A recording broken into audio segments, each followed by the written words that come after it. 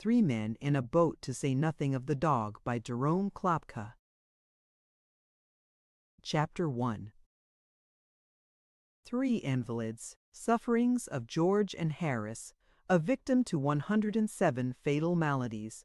Useful Prescriptions. Cure for Liver Complaint in Children. We agree that we are overworked and need rest. A week on the rolling deep. George suggests the river. Montmorency lodges an objection.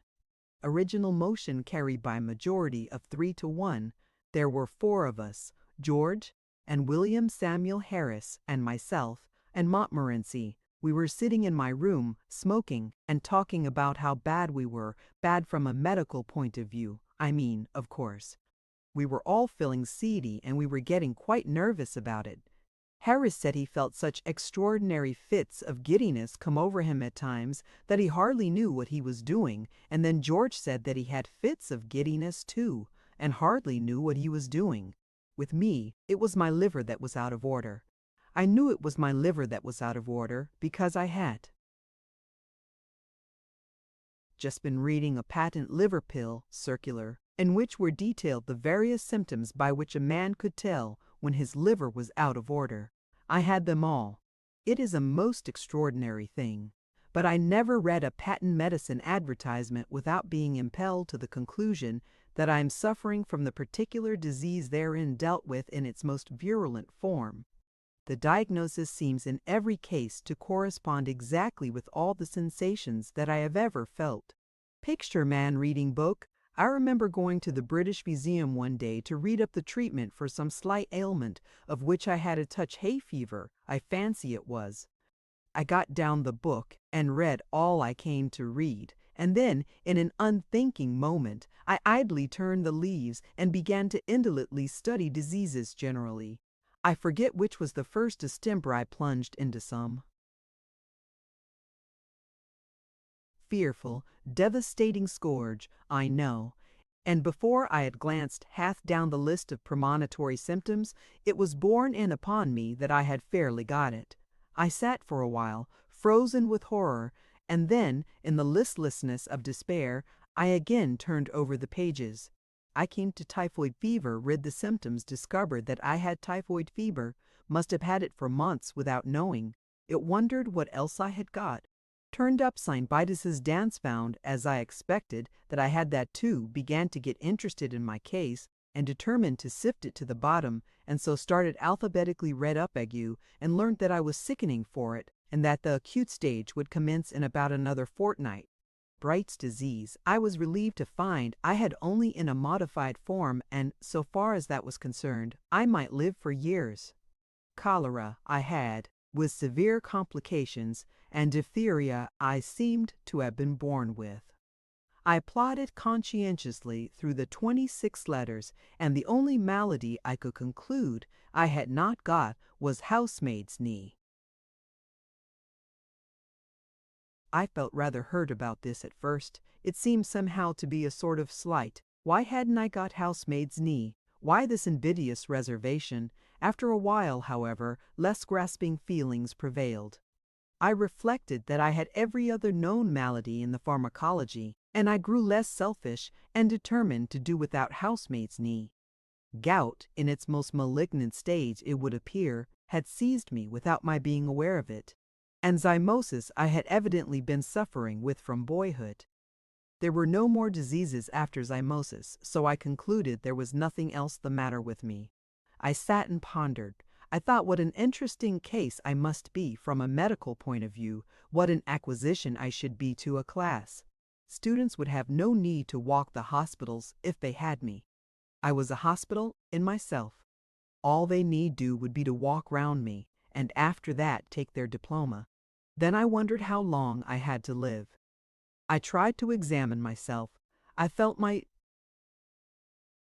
pulse. I could not at first feel any pulse at all. Then, all of a sudden, it seemed to start off. I pulled out my watch and timed it. I made it 147 to the minute. I tried to feel my heart. I could not feel my heart. It had stopped beating. I have since been induced to come to the opinion that it must have been there all the time, and must have been beating, but I cannot account for it. I patted myself all over my front, from what I call my waist up to my head, and I went a bit round each side and a little way up the back. But I could not feel or hear anything. I tried to look at my tongue. I stuck it out as far as ever it would go, and I shut one eye and tried to examine it with the other. I could only see the tip, and the only thing that I could gain from that was to feel more certain than before that I had scarlet fever. Picture: man with walking stick. I had walked into that reading room a happy, healthy man. I crawled out a decrepit wreck. I went to my medical man. He is an old chum of mine and feels my pulse and looks at my tongue and talks about the weather, all for nothing when I fancy I'm ill. So I thought I would do him a good turn by going to him now. What a doctor wants, I said, is practice. He shall have me. He will get more practice out of me than out of 1,700 of your ordinary commonplace patients with only 1 or 2 diseases each. So I went straight up and saw him. And he said, "Well, what's the matter with you?"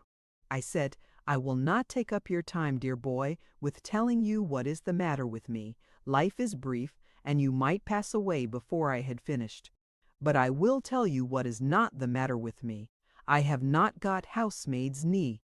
Why I have not got housemaid's knee I cannot tell you, but the fact remains that I have not got it. Everything else, however, I have got." And I told him how I came to discover it all. Then he opened me and looked down me and clutched hold of my wrist, and then he hit me over the chest when I wasn't expecting it, a cowardly thing to do, I call it, and immediately afterwards butted me with the side of his head. After that, he sat down and wrote out a prescription and folded it up and gave it me, and I put it in my pocket and went out. I did not open it. I took it to the nearest chemist's and handed it in. The man read it and then handed it back. He said he didn't keep it. I said he didn't keep it. I said, "You are a chemist," he said. "I am a chemist. If I was a cooperative stores and family hotel combined, I might be able to oblige you. Being only a chemist hampers me." I read the prescription. It ran 1 lb, beefsteak with 1 pt, bitter beer every 6 hours, 1 10-mile walk every morning, 1 bed at 11 sharp every night. And don't stuff up your head with things you don't understand. I followed the directions, with the happy result speaking for myself that my life was preserved and is still going on. In the present instance, going back to the liver pill circular, I had the symptoms, beyond all mistake, the chief among them being a general disinclination to work of any kind. What I suffer in that way no tongue can tell. From my earliest infancy I have been a martyr to it. As a boy the disease hardly ever left me for a day. They did not know then that it was my liver. Medical science was in a far less advanced state than now, and they used to put it down to laziness. "Why, you skulking little devil, you," they would say, "get up and do something for your living, can't you?" Not knowing, of course, that I was ill. And they didn't give me pills. They gave me clumps on the side of the head. And, strange as it may appear, those clumps on the head often cured me for the time being. I have known 1 clump on the head have more effect upon my liver and make me feel more anxious to go straight away then and there and do what was wanted to be done without further loss of time than a whole box of pills does now. You know it often is so. Those simple old-fashioned remedies are sometimes more efficacious than all the dispensary stuff. We sat there for half an hour describing to each other our maladies. I explained to George and William Harris how I felt when I got up in the morning, and William Harris told us how he felt when he went to bed. And George stood on the hearth rug and gave us a clever and powerful piece of acting, illustrative of how he felt in the night. George fancies he is ill, but there's never anything really the matter with him. You know. At this point Mrs. Poppets knocked at the door to know if we were ready for supper. We smiled sadly at one another and said we supposed we had better try to swallow a bit.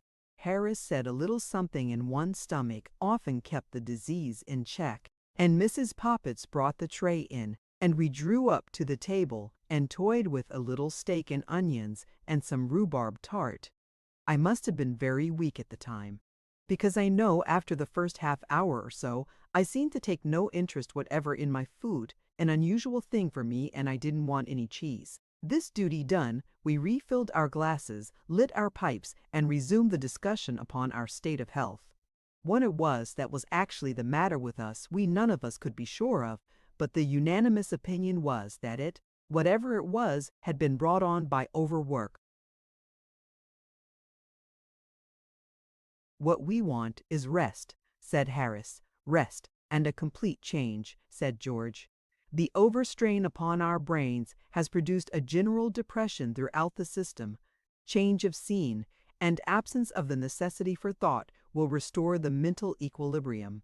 George has a cousin who is usually described in the charge sheet as a medical student, so that he naturally has a somewhat family physicianary way of putting things. I agreed with George and suggested that we should seek out some retired and old-world spot far from the madding crowd and dream away a sunny week among its drowsy lanes, some half-forgotten nook, hidden away by the fairies, out of reach of the noisy world, some quaint perched eyrie on the cliffs of time, from whence the surging waves of the 19th century would sound far off and faint. Harris said he thought it would be humpy. He said he knew the sort of place I meant, where everybody went to bed at 8 o'clock and you couldn't get a referee for love or money and had to walk 10 miles to get your backseat. "No," said Harris. "If you want rest and change, you can't be a sea trip." I objected to the sea trip strongly. A sea trip does you good when you are going to have a couple of months of it, but, for a week, it is wicked.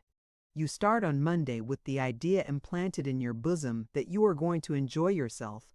You wave an airy adieu to the boys on shore, light your biggest pipe, and swagger about the deck as if you were Captain Cook, Sir Francis Drake, and Christopher Columbus, all rolled into one. On Tuesday you wish you hadn't come. On Wednesday, Thursday, and Friday you wish you were dead. On Saturday you are able to swallow a little beef tea and to sit up on deck and answer with a wan, sweet smile when kind-hearted people ask you how you feel. Now, on Sunday, you begin to walk about again and take solid food, and on Monday morning, as with your bag and umbrella in your hand, you stand by the gunwale waiting to step ashore, you begin to thoroughly like it.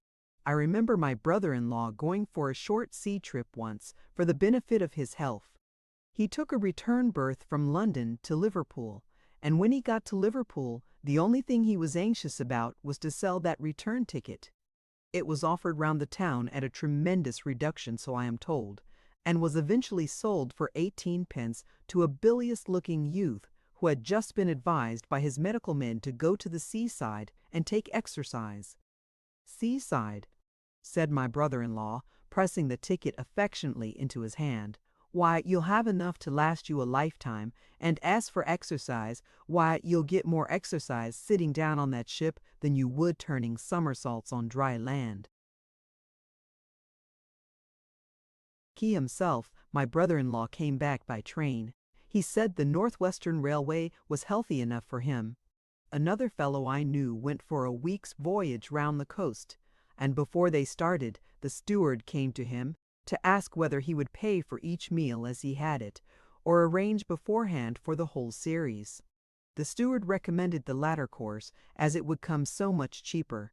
He said they would do him for the whole week at £2.5. He said for breakfast there would be fish, followed by a grill. Lunch was at 1 and consisted of 4 courses. Dinner at 6, soup, fish, entree, joint, poultry, salad, sweets, cheese, and dessert, and the light meat supper at 10. My friend thought he would close on the £2.5 job. He is a hearty eater and did so. Lunch came just as they were off Sheerness. He didn't feel so hungry as he thought he should, and so contented himself with a bit of boiled beef and some strawberries and cream.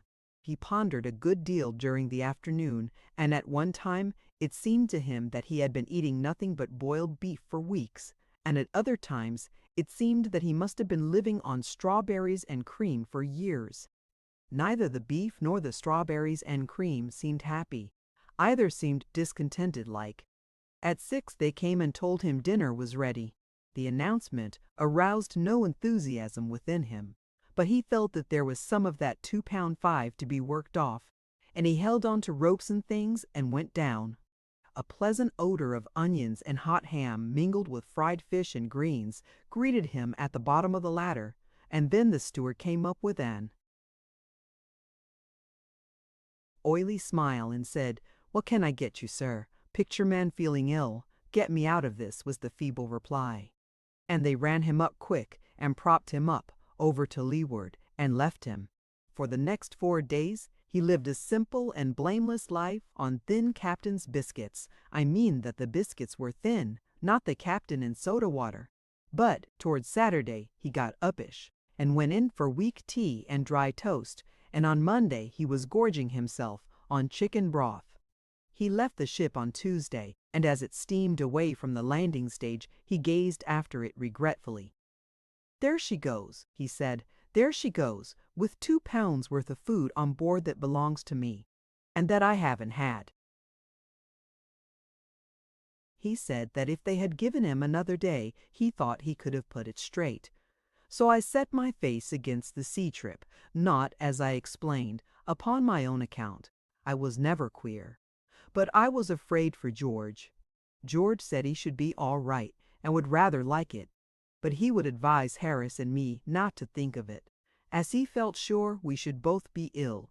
Harris said that to himself. It was always a mystery how people managed to get sick at sea. Said he thought people must do it on purpose, from affectation. Said he had often wished to be, but had never been able.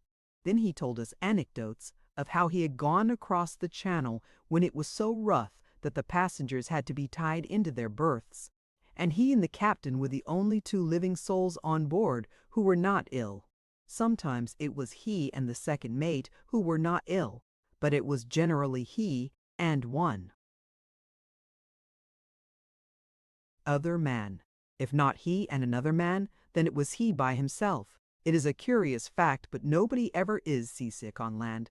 At sea you come across plenty of people very bad indeed, whole boatloads of them, but I never met a man yet on land who had ever known at all what it was to be seasick. Where the thousands upon thousands of bad sailors that swarm in every ship hide themselves when they are on land is a mystery. If most men were like a fellow I saw on the Yarmouth boat one day, I could account for the seeming enigma easily enough. It was just off Southend Pier, I recollect, and he was leaning out through one of the portholes in a very dangerous position. I went up to him to try and save him. "Hi, come further in," I said, shaking him by the shoulder. "You'll be overboard." "Oh my, I wish I was the only answer I could get, and there I had to leave him. 3 weeks afterwards, I met him in the coffee room of a Bath hotel, talking about his voyages, and explaining with enthusiasm how he loved the sea. "Good sailor," he replied in answer to a mild young man's envious query. "Well, I did feel a little queer once, I confess. It was off Cape Horn. The vessel was wrecked the next morning." I said, "Weren't you a little shaky by Southend Pier one day and wanted to be thrown overboard?" "Southend Pier," he replied with a puzzled expression. "Yes, going down to Yarmouth last Friday, 3 weeks." "Oh, yes," he answered, brightening up. "I remember now. I did have a headache that afternoon. It was the pickles, you know. They were the most disgraceful pickles I ever tasted in a respectable boat. Did you have any?" For myself, I have discovered an excellent preventive against seasickness in balancing myself. You stand in the center of the deck, and as the ship heaves and pitches, you move your body about so as to keep it always straight. When the front of the ship rises, you lean forward till the deck almost touches your nose, and when its back end gets up, you lean backwards. This is all very well for an hour or 2, but you can't balance yourself for a week. George said, "Let's go up the river." He said we should have fresh air, exercise, and quiet. The constant change of scene would occupy our minds, including what there was of Harris's, and the hard work would give us a good appetite and make us sleep well. Harris said he didn't think George ought to do anything that would have a tendency to make him sleepier than he always was, as it might be dangerous.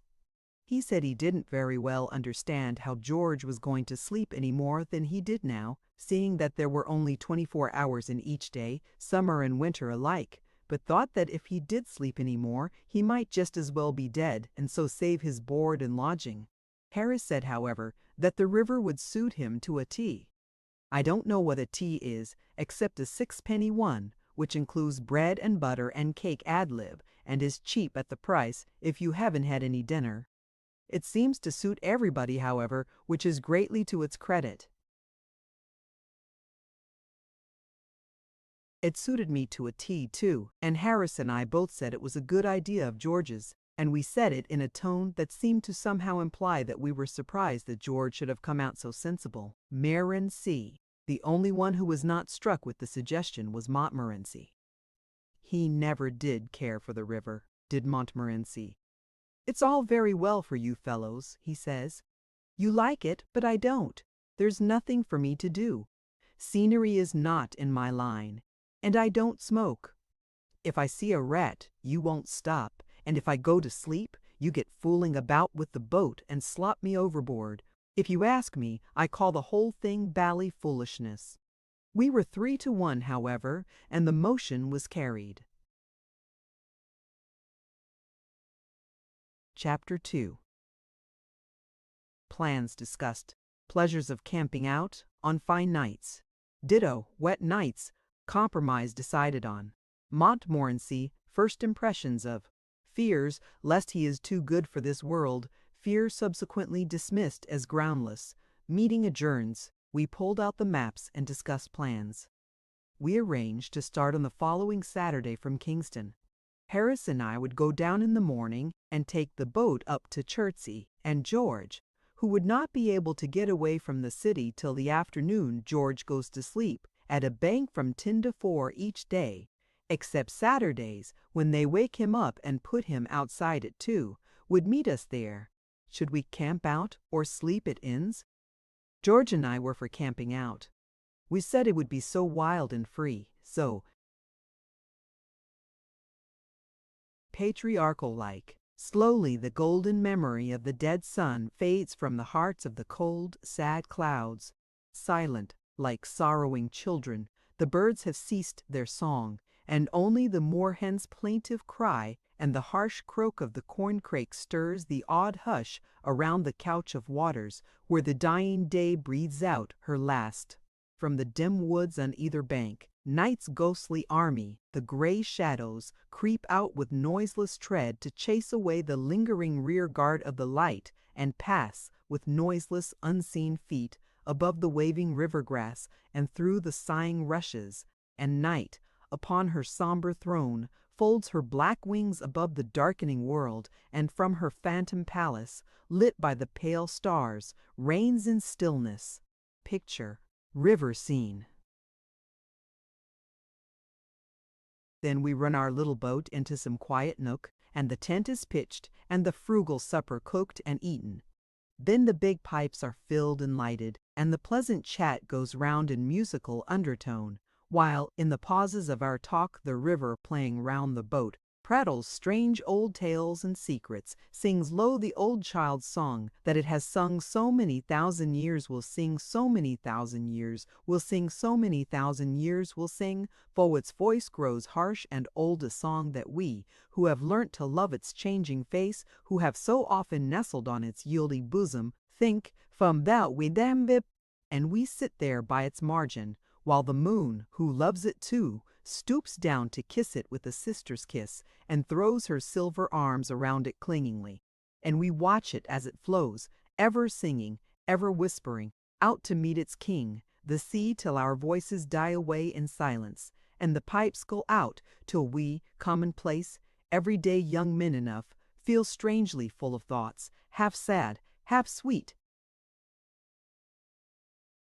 And the ready the hebt stod to the scardager. In the car then dream that the world cheese we fall asleep beneath the great still stars and dream that the world is young again, young and sweet as she used to be ere the centuries of fret and care had furrowed her fair face, ere her children's sins and follies has made, old her all hubrols, and the poison schultershable palsied, her so subly hebel set it up to day and bad made it. Harris said, how about when it rained? You can never rouse Harris. There is no poetry about Harris, no wild yearning for the unattainable. Harris never weeps, he knows not why. If Harris's eyes fill with tears, you can bet it is because Harris has been eating raw onions or has put too much Worcester over his chop. Picture, mermaid, if you were to stand at night by the seashore with Harris and say, hark, do you not hear? Is it but the mermaid singing deep below the waving waters, or sad spirits chanting dirges for white corpses held by seaweed? Harris would take you by the arm and say, I know what it is, old man. You've got a chill. Now, you come along with me. I know a place round the corner here where you can get a drop of the finest Scotch whiskey you ever tasted, put you right in less than no time. Harris always does know a place round the corner where you can get something brilliant in the drinking line. I believe that if you met Harris up in paradise, supposing such a thing likely, he would immediately greet you with, so glad you've come, old fellow. I've found a nice place round the corner here where you can get some really first-class nectar. In the present instance, however, as regarded the camping out, his practical view of the matter came as a very timely hint. Camping out in rainy weather is not pleasant. It is evening. You are wet through, and there is a good 2 inches of water in the boat, and all the things are damp. You find a place on the banks that is not quite so puddly as other places you have seen, and you land and lug out the tent, and 2 of you proceed to fix it. It is soaked and heavy, and it flops about and tumbles down on you and clings round your head and makes you mad. The rain is pouring steadily down all the time. It is difficult enough to fix a tent in dry weather. In wet, the task becomes Herculean. Instead of helping you, it seems to you that the other man is simply playing the fool. Just as you get your side beautifully fixed, he gives it a hoist from his end and spoils it all. Here, what are you up to? You call out. What are you up to? He retorts. Lego, can't you? Don't pull it. You've got it all wrong, you stupid ass, you shout. No, I haven't, he yells back. Let go your side. I tell you, you've got it all wrong. You roar, wishing that you could get at him, and you give your ropes a lung that pulls all his pegs out. Ah, the bally idiot, you hear him mutter to himself, and then comes a savage haul, and away goes your side. You lay down the mallet and start to go round and tell him what you think about the whole business, and, at the same time, he starts round in the same direction to come and explain his views to you. And you follow each other round and round, swearing at one another, until the tent tumbles down in a heap and leaves you looking at each other across its ruins, when you both indignantly exclaim, in the same breath, there you are, what did I tell you? Meanwhile, the third man, who has been bailing out the boat, and who has spilled the water down his sleeve, and has been cursing away to himself steadily for the last 10 minutes, wants to know what the thundering blazes you're playing at, and why the blarmed tent isn't up yet. At last, somehow or other, it does get up, and you land the things. It is hopeless attempting to make a wood fire, so you light the methylated spirit stove and crowd round that. Rainwater is the chief article of diet at supper. The bread is 2/3 rainwater, the beefsteak pie is exceedingly rich in it, and the jam, and the butter, and the salt, and the coffee have all combined with it to make soup.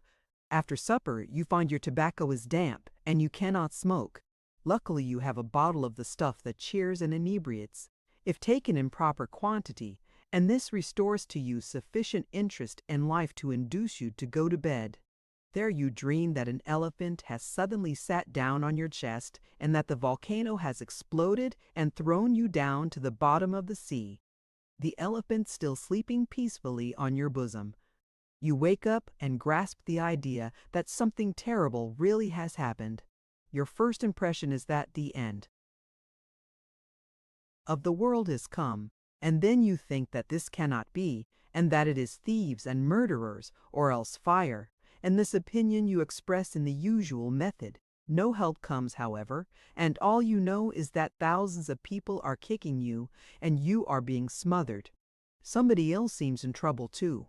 You can hear his faint cries coming from underneath your bed.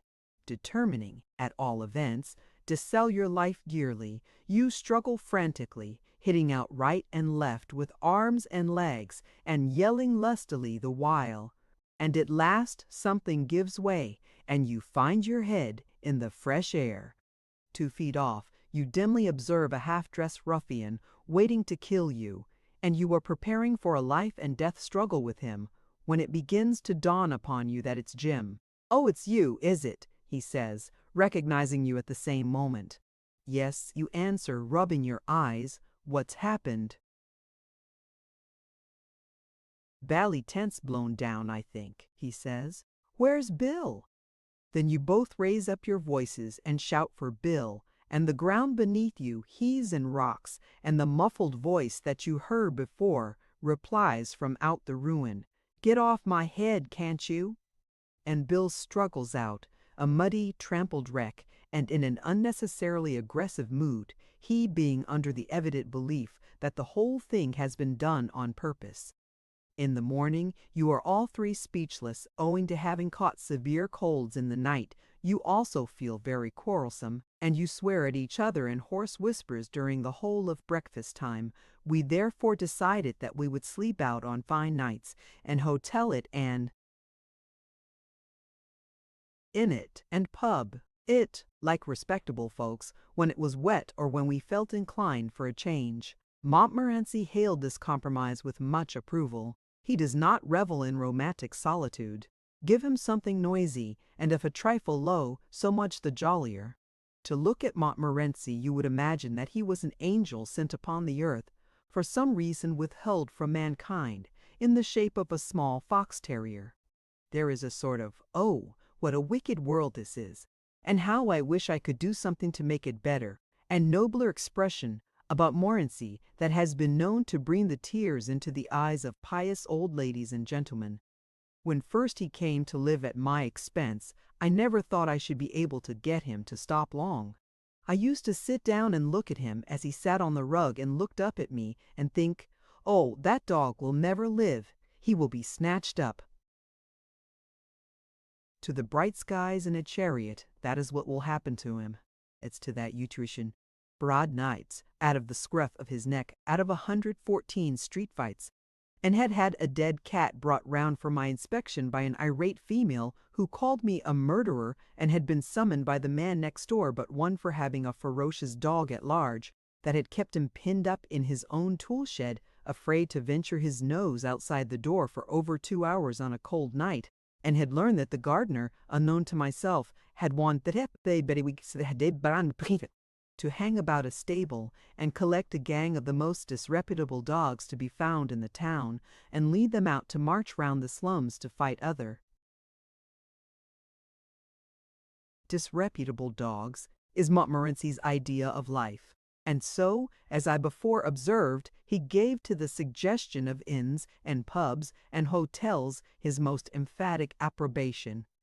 Having thus settled the sleeping arrangements to the satisfaction of all four of us, the only thing left to discuss was what we should take with us.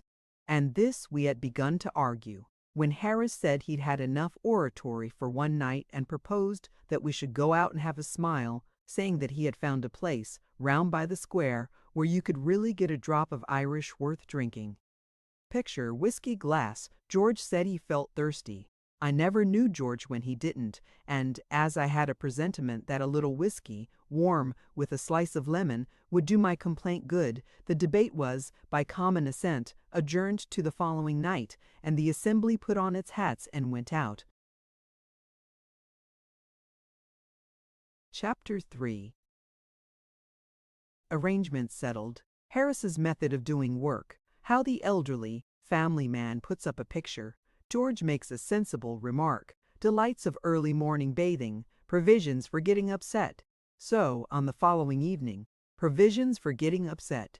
So, on the following evening, we again assembled to discuss and arrange our plans. Harris said, "Now the first thing to settle is what to take with us. Now you get a bit of paper and write down, Jay, and you get the grocery catalog, George, and somebody give me a bit of pencil, and then I'll make out a list." That's Harris all over, so ready to take the burden of everything himself and put it on the backs of other people. He always reminds me of my poor Uncle Podger. You never saw such a commotion up and down a house, in all your life, as when my Uncle Podger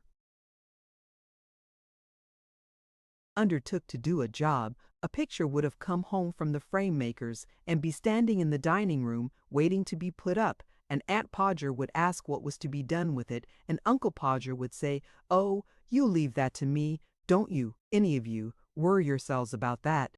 I'll do all that." And then he would take off his coat and begin. He would send the girl out for 6 penn'orth of nails, and then one of the boys after her to tell her what size to get. And from that he would gradually work down and start the whole house. "Picture candle, now you go and get me my hammer, Will," he would shout. "And you bring me the rule, Tom, and I shall want the step-ladder. And I had better have a kitchen chair, too. And, Jim, you run round to Mr. Goggles and tell him Pa's kind regards and hopes his leg's better, and will he lend him his spirit level? And don't you go, Maria, because I shall want somebody to hold me the light. And when the girl comes back, she must go out again for a bit of picture cord. And Tom, where's Tom? Tom, you come here. I shall want you to hand me up the picture." And then he would lift up the picture and drop it, and it would come out of the frame, and he would try to save the glass and cut himself, and then he would spring round the room looking for his handkerchief. He could not find his handkerchief because it was in the pocket of the coat he had taken off, and he did not know where he had put the coat, and all the house had to leave off looking for his tools and start looking for his coat, while he would dance round and hinder them. Picture, nails, etc. Doesn't anybody in the whole house know where my coat is?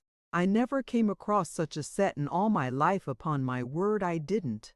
6 of you, and you can't find a coat that I put down, not 5 minutes ago. Well, of all then he'd get up and find that he had been sitting on it and would call out, "Oh, you can give it up. I've found it myself now.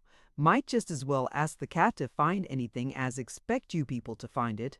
And when half an hour had been spent in tying up his finger, and a new glass had been got, and the tools, and the ladder, and the chair, and the candle had been brought, he would have another go, the whole family, including the girl and the charwoman, standing round in a semicircle, ready to help. 2 people would have to hold the chair, and a third would help him up on it and hold him there, and a fourth would hand him a nail, and a fifth would pass him up the hammer, and he would take hold of the nail and drop it. "There," he would say in an injured tone, "now the nail's gone." And we would all have to go down on our knees and grovel for it, while he would stand on the chair and grunt and want to know if he was to be kept there all the evening. The nail would be found at last, but by that time he would have lost the hammer. "Where's the hammer? What did I do with the hammer? Great heavens, 7 of you gaping round there, and you don't know what I did with the hammer." We would find the hammer for him, and then he would have lost sight of the mark he had made on the wall, where the nail was to go in, and each of us had to get up on the chair beside him and see if we could find it, and we would each discover it in a different place, and he would call us all fools one after another and tell us to get down. And he would take the rule and remeasure and find that he wanted half 31 3/8 inches from the corner, and would try to do it in his head and go mad. And we would all try to do it in our heads and all arrive at different results and sneer at one another, and in the general row, the original number would be forgotten, and Uncle Podger would have to measure it again.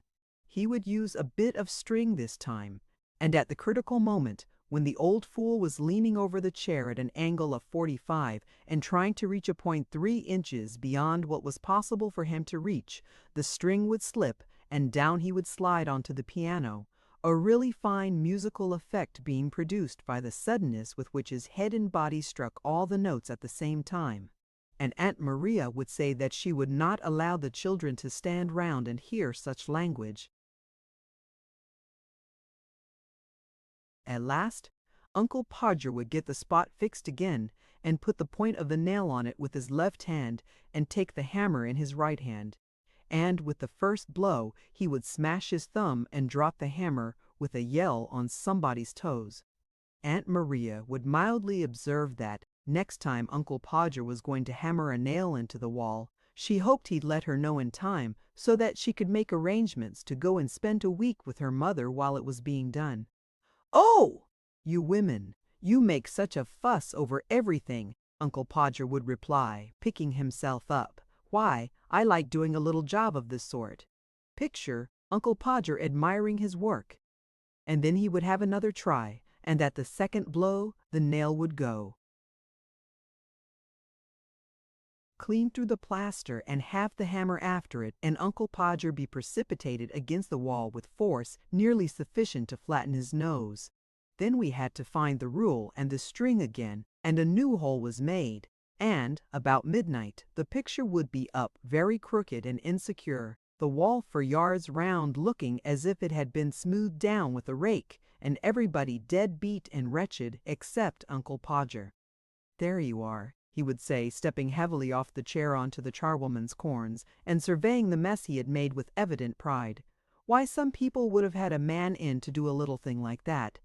Harris will be just that sort of man when he grows up, I know, and I told him so.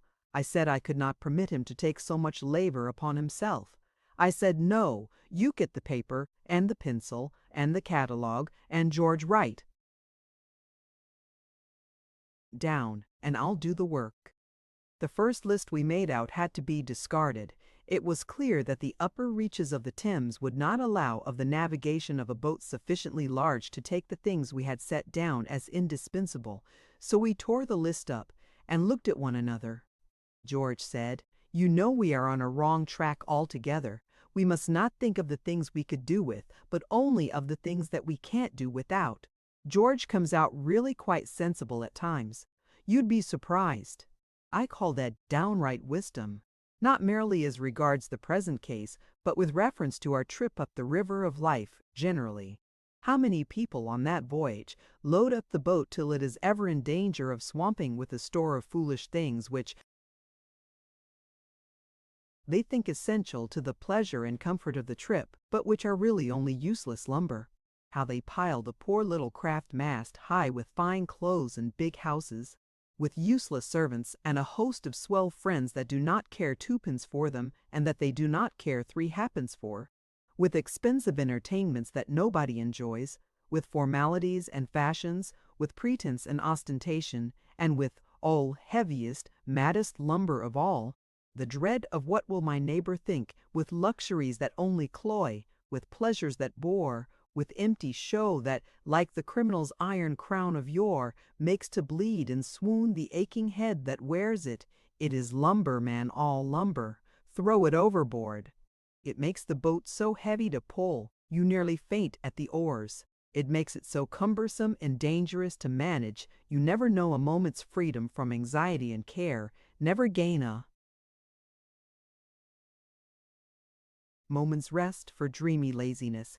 No time to watch the windy shadows skimming lightly o'er the shallows, or the glittering sunbeams flitting in and out among the ripples, or the great trees by the margin looking down at their own image, or the woods all green and golden, or the lilies white and yellow, or the somber waving rushes, or the sedges, or the orchis, or the blue forget-me-nots.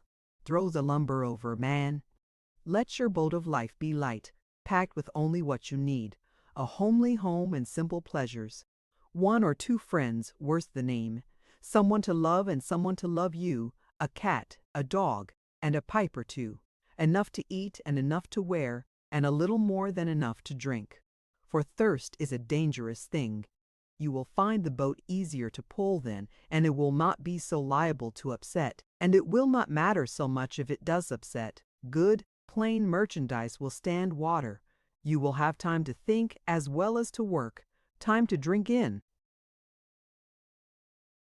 Life, sunshine, time to listen to the Aeolian music that the wind of God draws from the human heartstrings around us.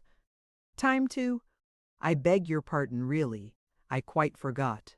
Well, we left the list to George, and he began it.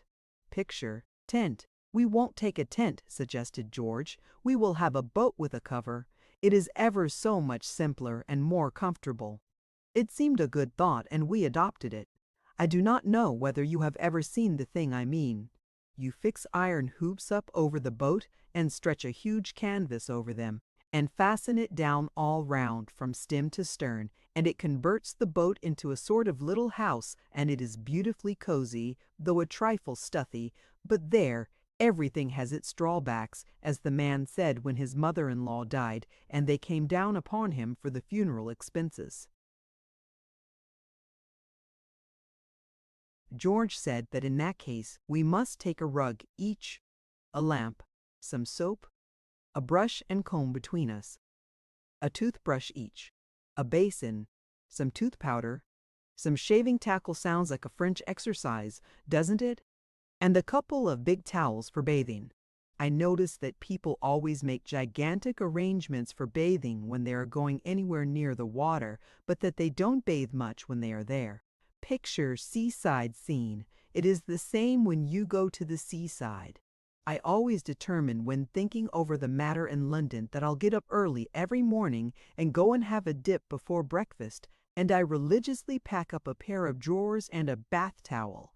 I always get red bathing drawers. I rather fancy myself in red drawers. They suit my complexion so. But when I get to the sea, I don't feel somehow that I want that early morning bathe nearly so much as I did when I was in town.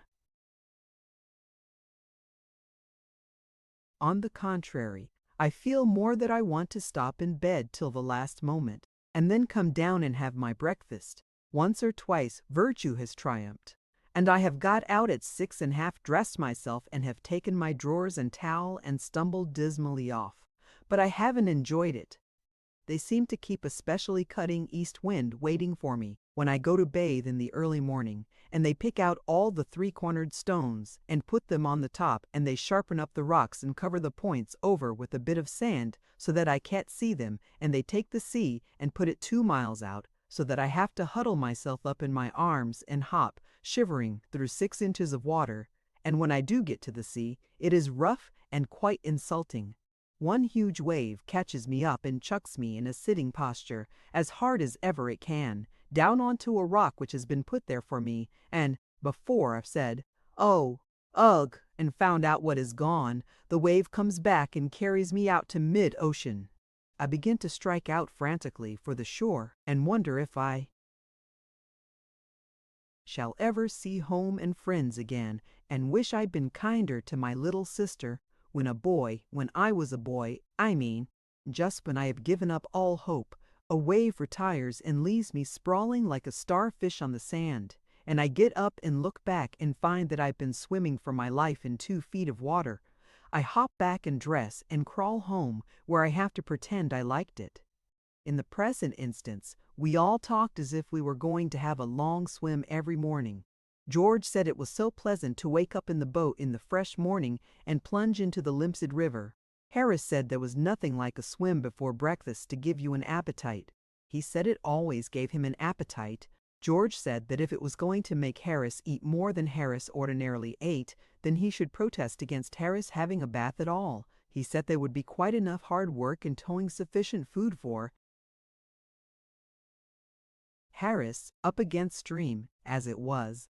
I urged upon George, however, how much pleasanter it would be to have Harris clean and fresh about the boat, even if we did have to take a few more hundredweight of provisions, and he got to see it in my light, and withdrew his opposition to Harris's bath. agreed finally that we should take 3 bath towels so as not to keep each other waiting. For clothes, George said 2 suits of flannel would be sufficient, as we could wash them ourselves in the river when they got dirty. We asked him if he had ever tried washing flannels in the river, and he replied, no, not exactly himself like, but he knew some fellows who had, and it was easy enough. And Harris and I were weak enough to fancy he knew what he was talking about, and that 3 respectable young men, without position or influence, and with no experience in washing, could really clean their own shirts and trousers in the River Thames with a bit of soap. We were to learn in the days to come, when it was too late, that George was a miserable impostor who could evidently have known nothing whatever about the matter. If you had seen these clothes after, but, as the shilling shockers say, we anticipate, George impressed upon us to take a change of underthings and plenty of socks in case we got upset and wanted a change, also plenty of handkerchiefs as they would do to wipe things, and a pair of leather boots as well as our boating shoes, as we should want them if we got upset.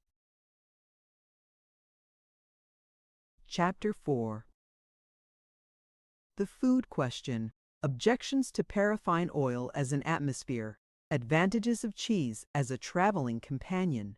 A married woman deserts her home. Further provision for getting upset. I pack. Cussedness of toothbrushes. George and Harris pack. Awful behavior of Montmorency. We retire to rest. Then we discussed the food question.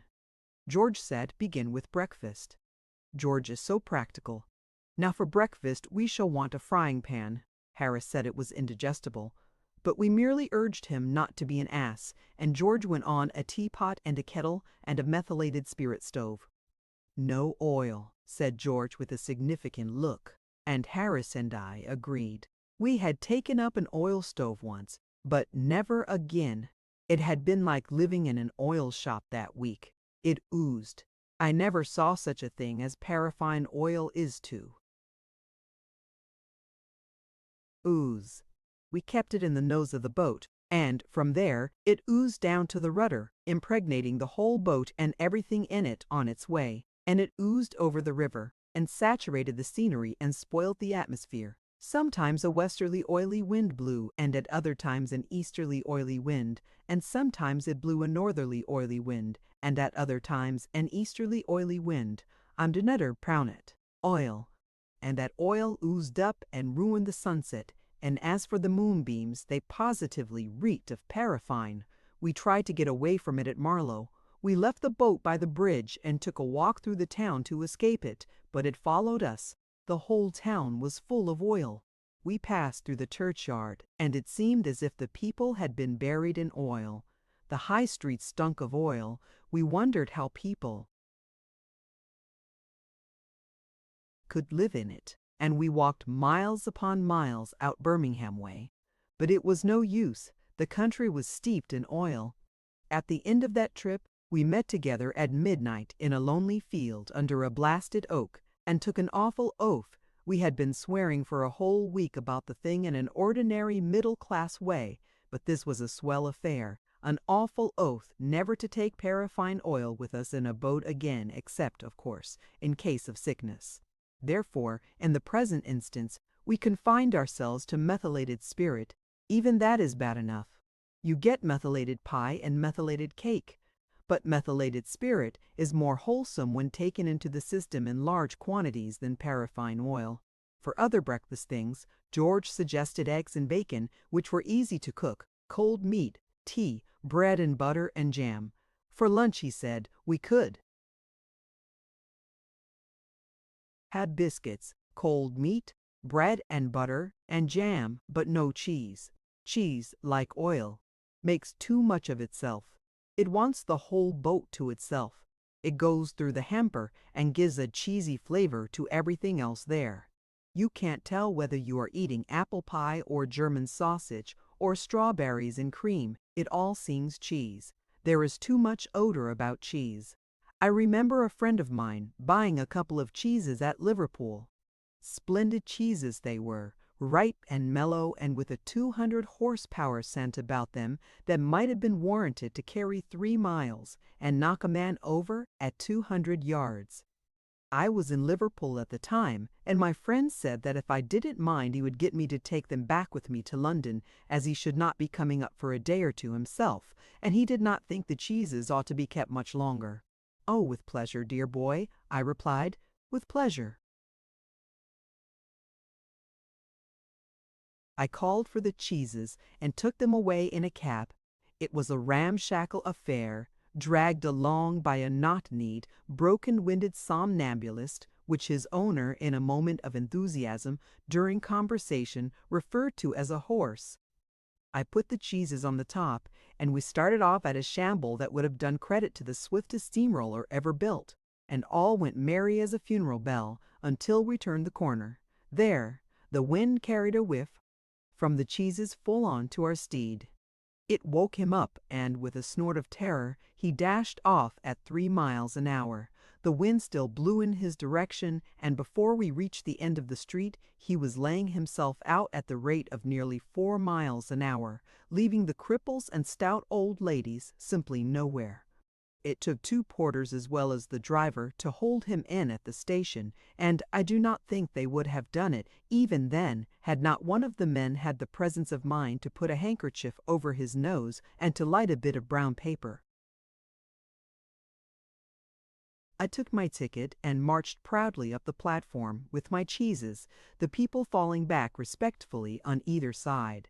The train was crowded, and I had to get into a carriage where there were already 7 other people.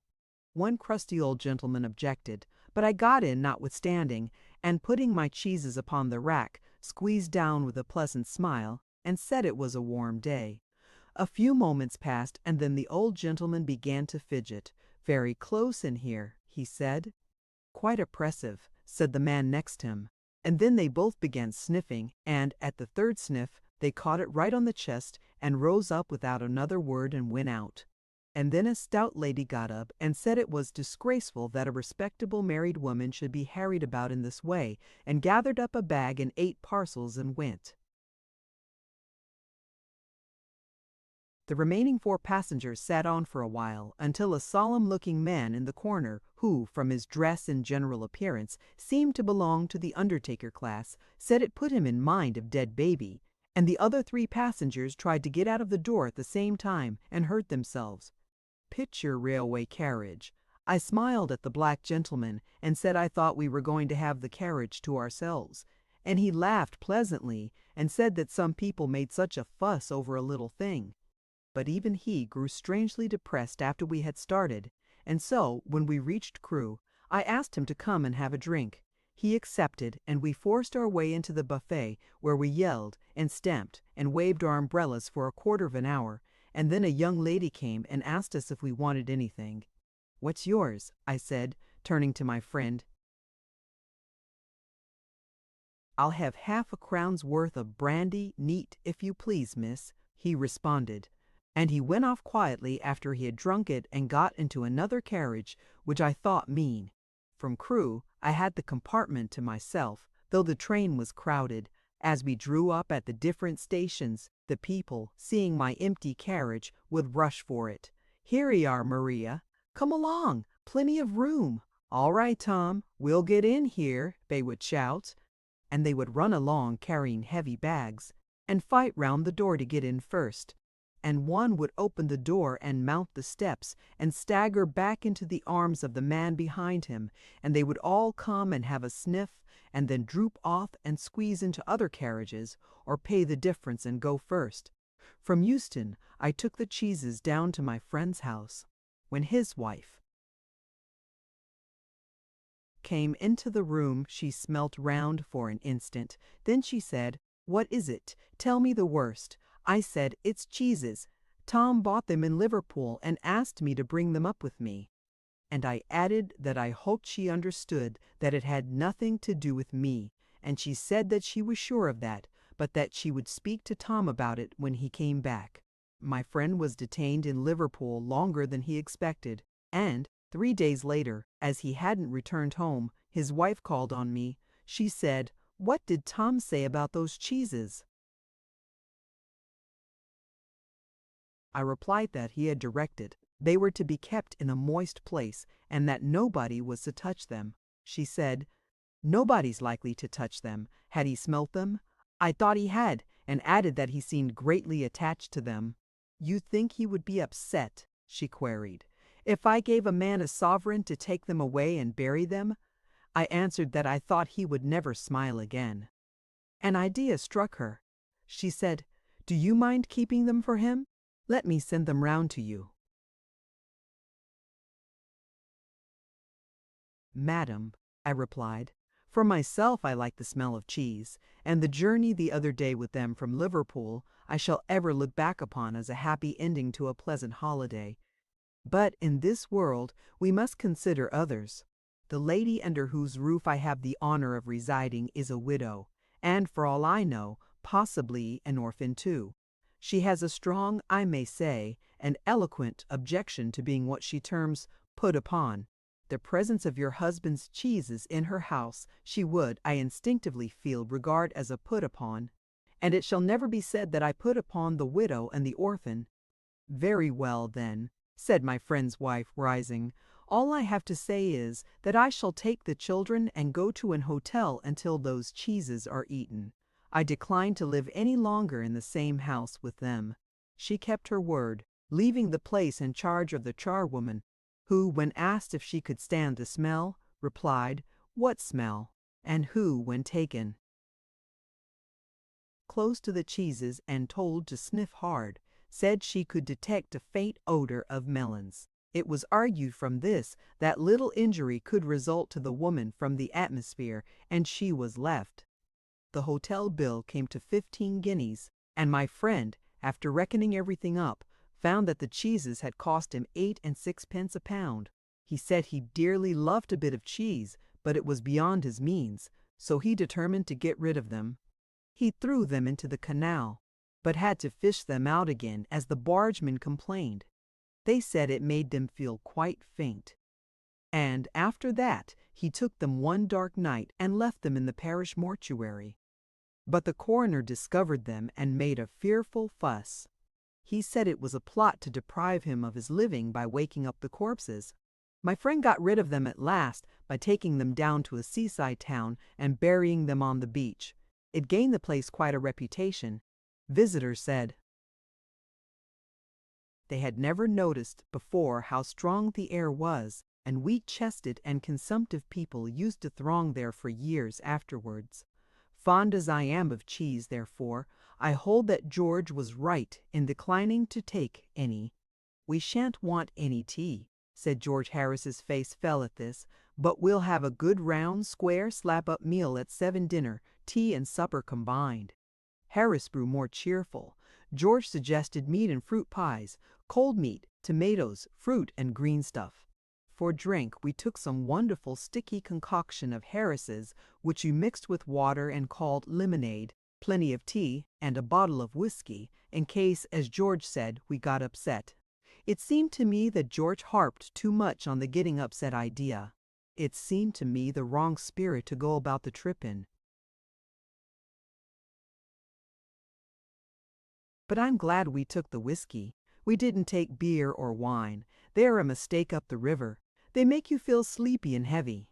A glass in the evening when you are doing a moosh round the town and looking at the girls is all right enough, but don't drink when the sun is blazing down on your head and you've got hard work to do.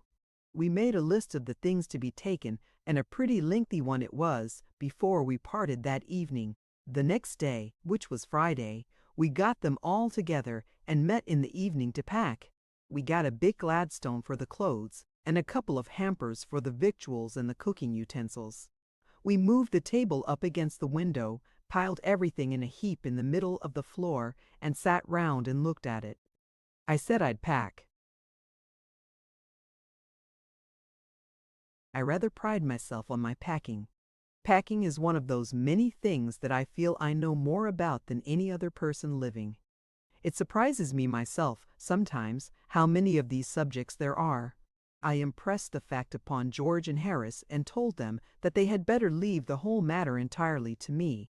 They fell into the suggestion with a readiness that had something uncanny about it.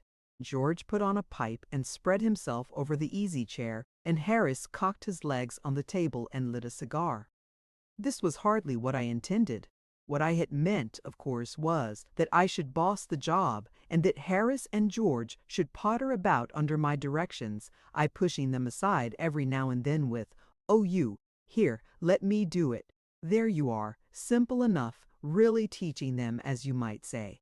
Their taking it in the way they did irritated me. There is nothing does irritate me more than seeing other people sitting about doing nothing when I'm working.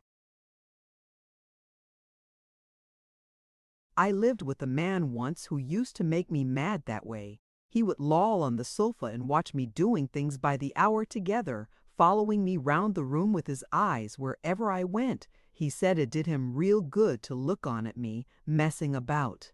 He said it made him feel that life was not an idle dream to be gaped and yawned through, but a noble task, full of duty and stern work.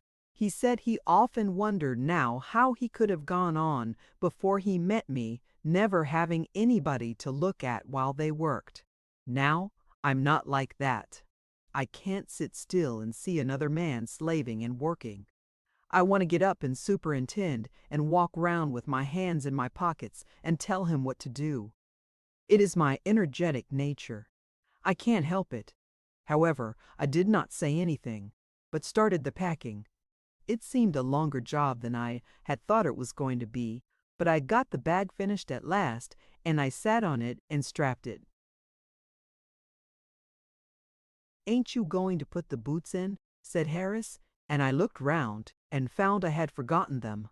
That's just like Harris. He couldn't have said a word until I'd got the bag shut and strapped, of course, and George laughed one of those irritating, senseless, chuckle-headed, crack-jawed laughs of his.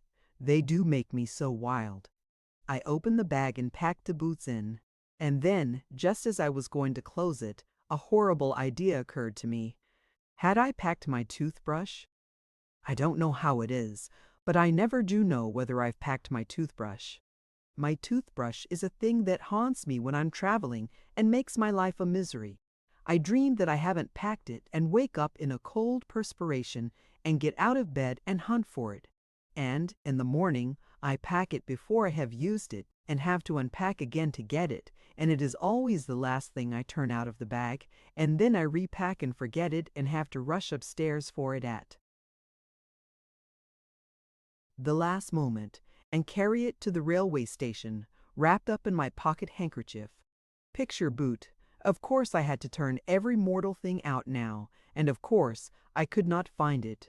I rummaged the things up into much the same state that they must have been before the world was created and when chaos reigned. Of course, I found George's and Harris's 18 times over, but I couldn't find my own.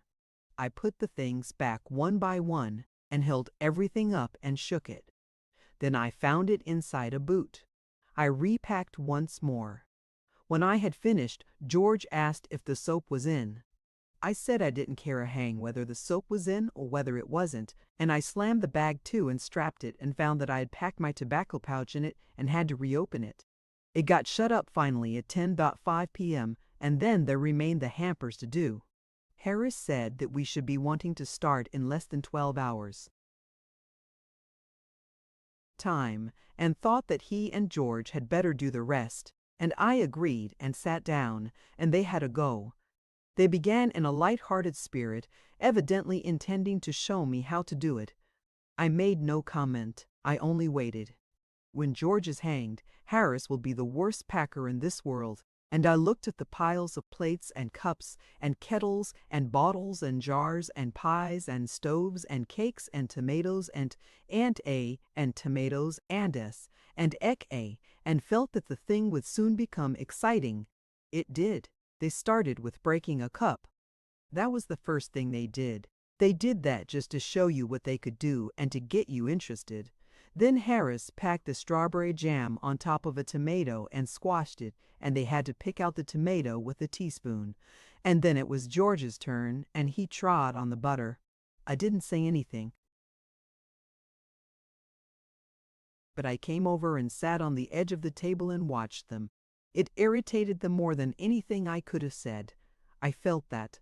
It made them nervous and excited, and they stepped on things and put things behind them and then couldn't find them when they wanted them. And they packed the pies at the bottom and put heavy things on top and smashed the pies in. They upset salt over everything, and as for the butter, I never saw two men do more with 1.2 worth of butter in my whole life than they did. After George had got it off his slipper, they tried to put it in the kettle. It wouldn't go in, and what was in wouldn't come out. They did scrape it out at last and put it down on a chair, and Harris sat on it, and it stuck to him, and they went looking for it all over the room. "I'll take my oath I put it down on that chair," said George, staring at the empty seat.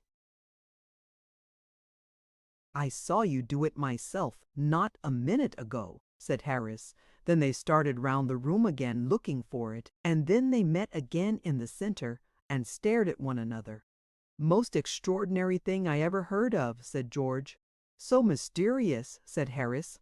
Then George got round at the back of Harris and saw it. "Why, here it is, all the time!" he exclaimed indignantly.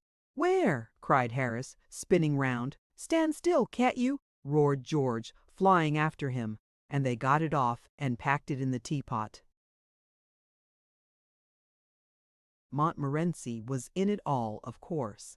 Montmorency's ambition in life is to get in the way and be sworn at. If he can squirm in anywhere where he particularly is not wanted, and be a perfect nuisance, and make people mad, and have things thrown at his head, then he feels his day has not been wasted. To get somebody to stumble over him and curse him steadily for an hour is his highest aim and object, and when he has succeeded in accomplishing this, his conceit becomes quite unbearable. He came and sat down on things just when they were wanted to be packed, and he labored under the fixed belief that whenever Harris or George reached out their hand for anything, it was his cold, damp nose that they wanted. He put his leg into the jam, and he worried the teaspoons, and he pretended that the lemons were rats, and got into the hamper and killed 3 of them before Harris could land him with the frying pan. Harris said I encouraged him. I didn't encourage him. A dog like that don't want any encouragement. It's the natural, original sin that is born in him that makes him do things like that. The packing was done at 12:50, and Harris sat on the big hamper and said he hoped nothing would be found broken. George said that if anything was broken, it was broken, which reflection seemed to comfort him. He also said he was ready for bed. We were all ready for bed. Harris was to sleep with us that night, and we went upstairs. We tossed for beds, and Harris had to sleep with me. He said, "Do you prefer the inside or the outside, Jay?" I said I generally preferred to sleep inside a bed. Harris said it was old. George said, "What time shall I wake you, fellows?" Harris said, 7. I said, "No 6, because I wanted to write some letters." Harris and I had a bit of a row over it, but at last split the difference and said 6:30. "Wake us at 6:30, George," we said. George made no answer, and we found, on going over, that he had been asleep for some time, so we placed the bath where he could tumble into it on getting out in the morning and went to bed ourselves. Picture luggage with dog on top. Chapter 5. Mrs. P. arouses us. George, the sluggard, the weather forecast swindle. Our luggage. Depravity of the small boy. The people gather round us. We drive off in great style, and arrive at Waterloo. Innocence of southwestern officials concerning such worldly things as trains. We are afloat in an open boat. Picture Mrs. Poppets. It was Mrs. Poppets that woke me up next morning. She said, "Do you know that it's nearly 9 o'clock, sir?" "What?" I cried, starting up. 9 o'clock, she replied, through the keyhole. "I thought you was oversleeping yourselves." I woke Harris and told him. He said,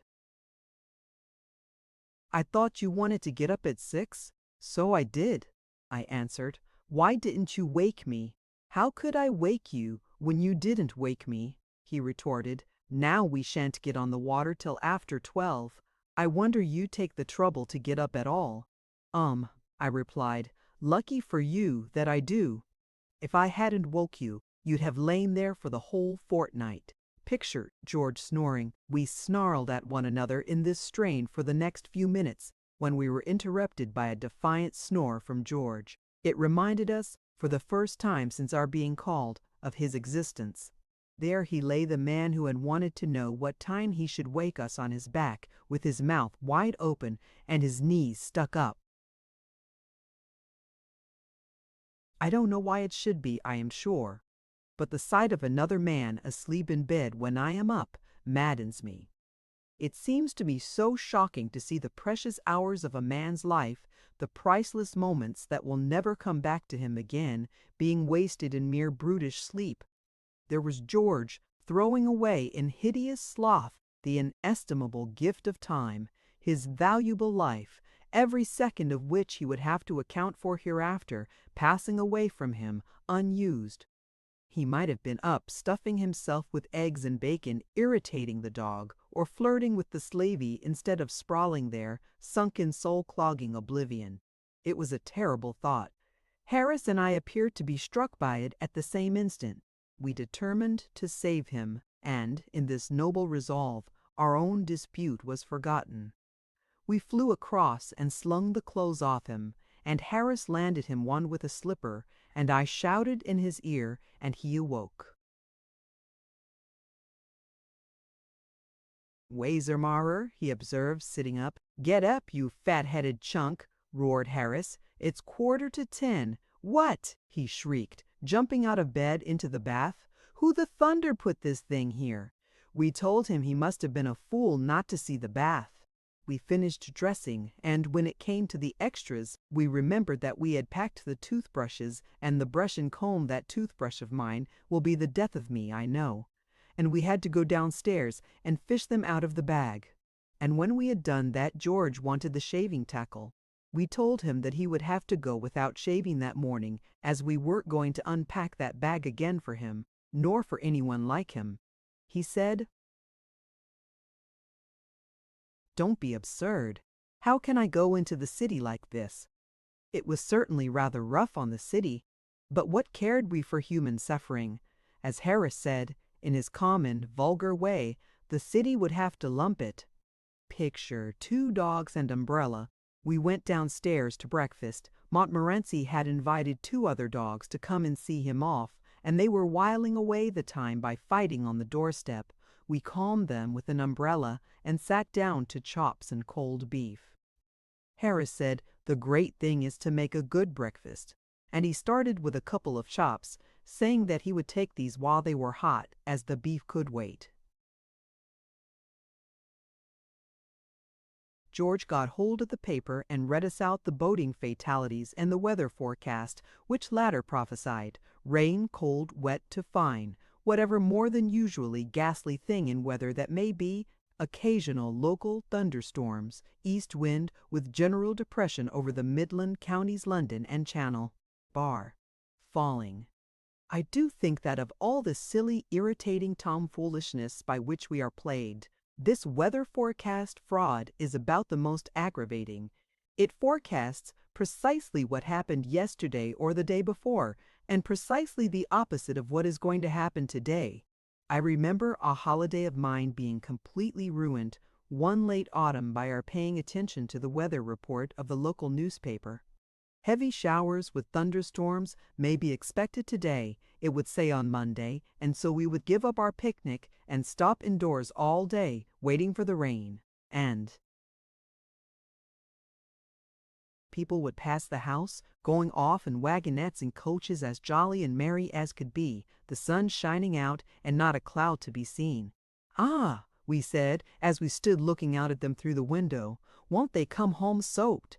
And we chuckled to think how wet they were going to get, and came back and stirred the fire and got our books and arranged our specimens of seaweed and cockle shells.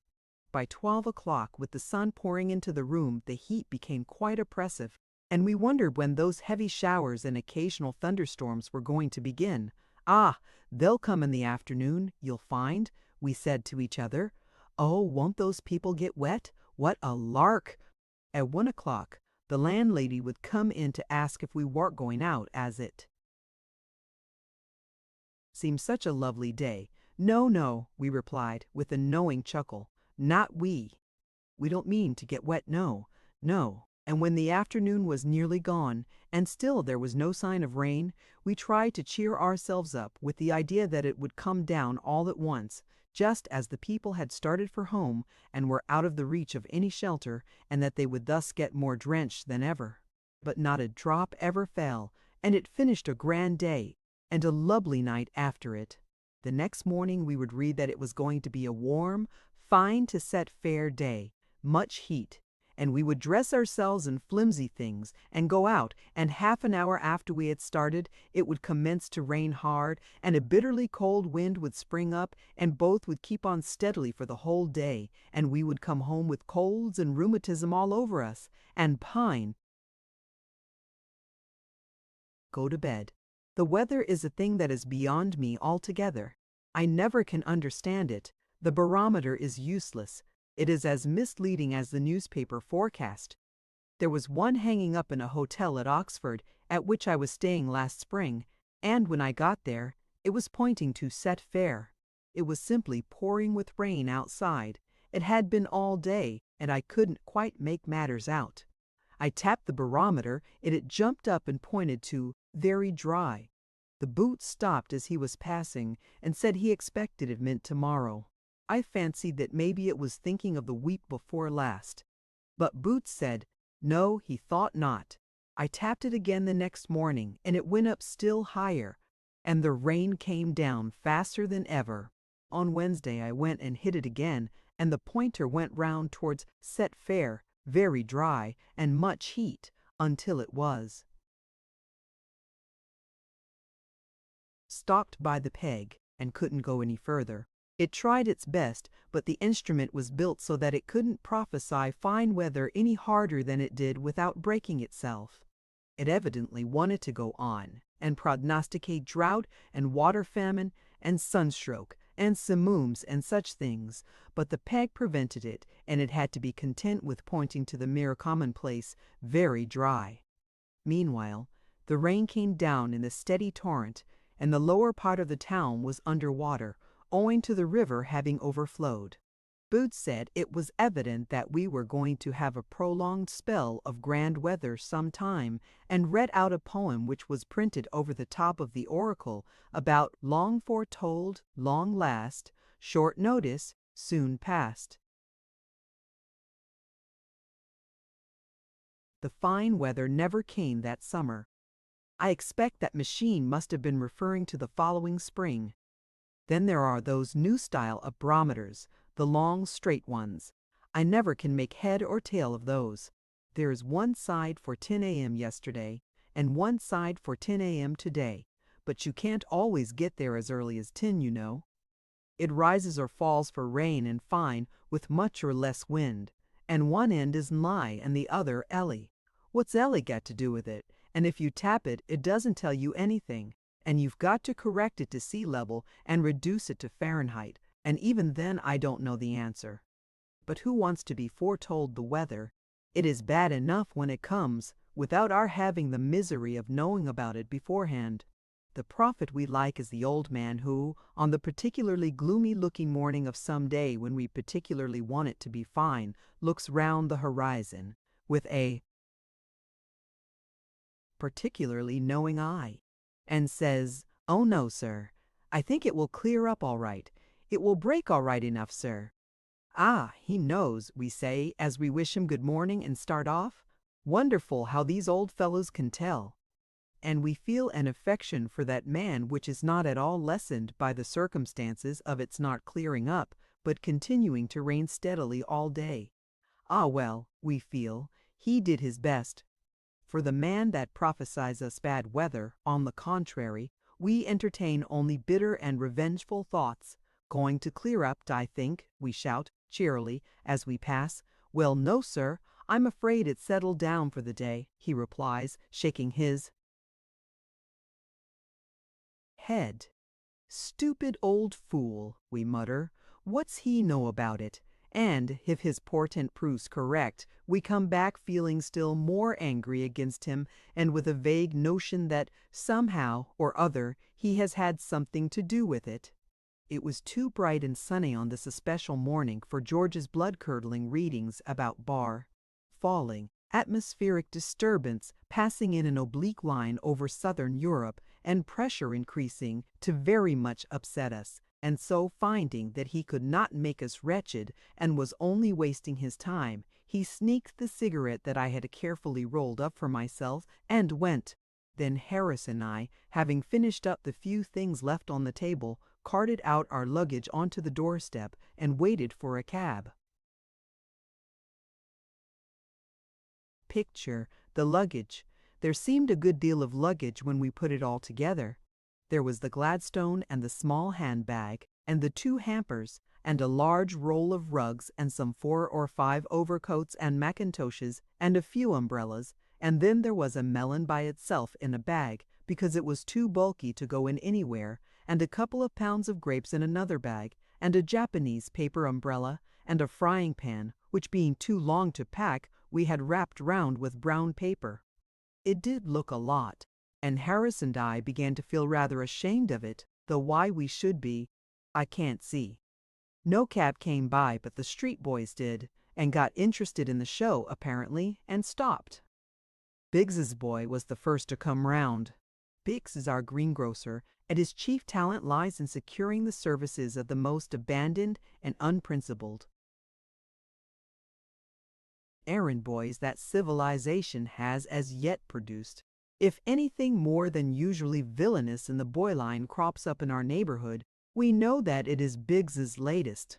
I was told that at the time of the great Coram Street murder, it was promptly concluded by our street that Biggs's boy for that period was at the bottom of it, and had he not been able, in reply to the severe cross-examination to which he was subjected by number 19 when he called there for orders the morning after the crime, assisted by number 21, who happened to be on the step at the time, to prove a complete alibi, it would have gone hard with him.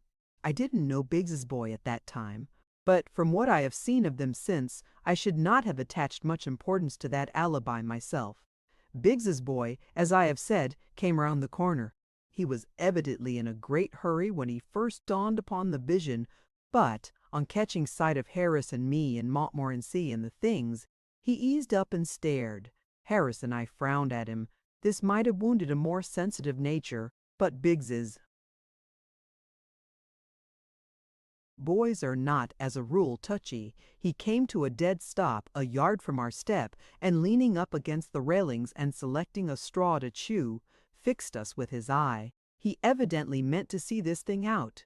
In another moment, the grocer's boy passed on the opposite side of the street. Biggs's boy hailed him. "Hi, ground floor of 42's a-moving." The grocer's boy came across and took up a position on the other side of the step. Then the young gentleman from the boot shop stopped and joined Biggs's boy, while the empty can superintendent from the Blue Posts took up an independent position on the curb. "They ain't a-going to starve, are they?" said the gentleman from the boot shop. "Ah, you'd want to take a thing or two with you," retorted the Blue Posts. "If you was a-going to cross the Atlantic in a small boat. They ain't a-gonna cross the Atlantic," struck in Biggs's boy. "They're a-gonna find Stanley." By this time, quite a small crowd had collected, and people were asking each other what was the matter. One party, the young and giddy portion of the crowd, held that it was a wedding, and pointed out Harris as the bridegroom, while the elder and more thoughtful among the populace inclined to the idea that it was a funeral, and that I was probably the corpse's brother. At last, an empty cab turned up. It is a street where, as a rule, and when they are not wanted, empty cabs pass at the rate of 3 a minute, and hang about, and get in your way, and packing ourselves and our belongings into it, and shooting out a couple of Montmorency's friends, who had evidently sworn never to forsake him, we drove away amidst the cheers of the crowd, Biggs's boy shying a carrot after us for luck. We got to Waterloo at 11 and asked where the 11.5 started from.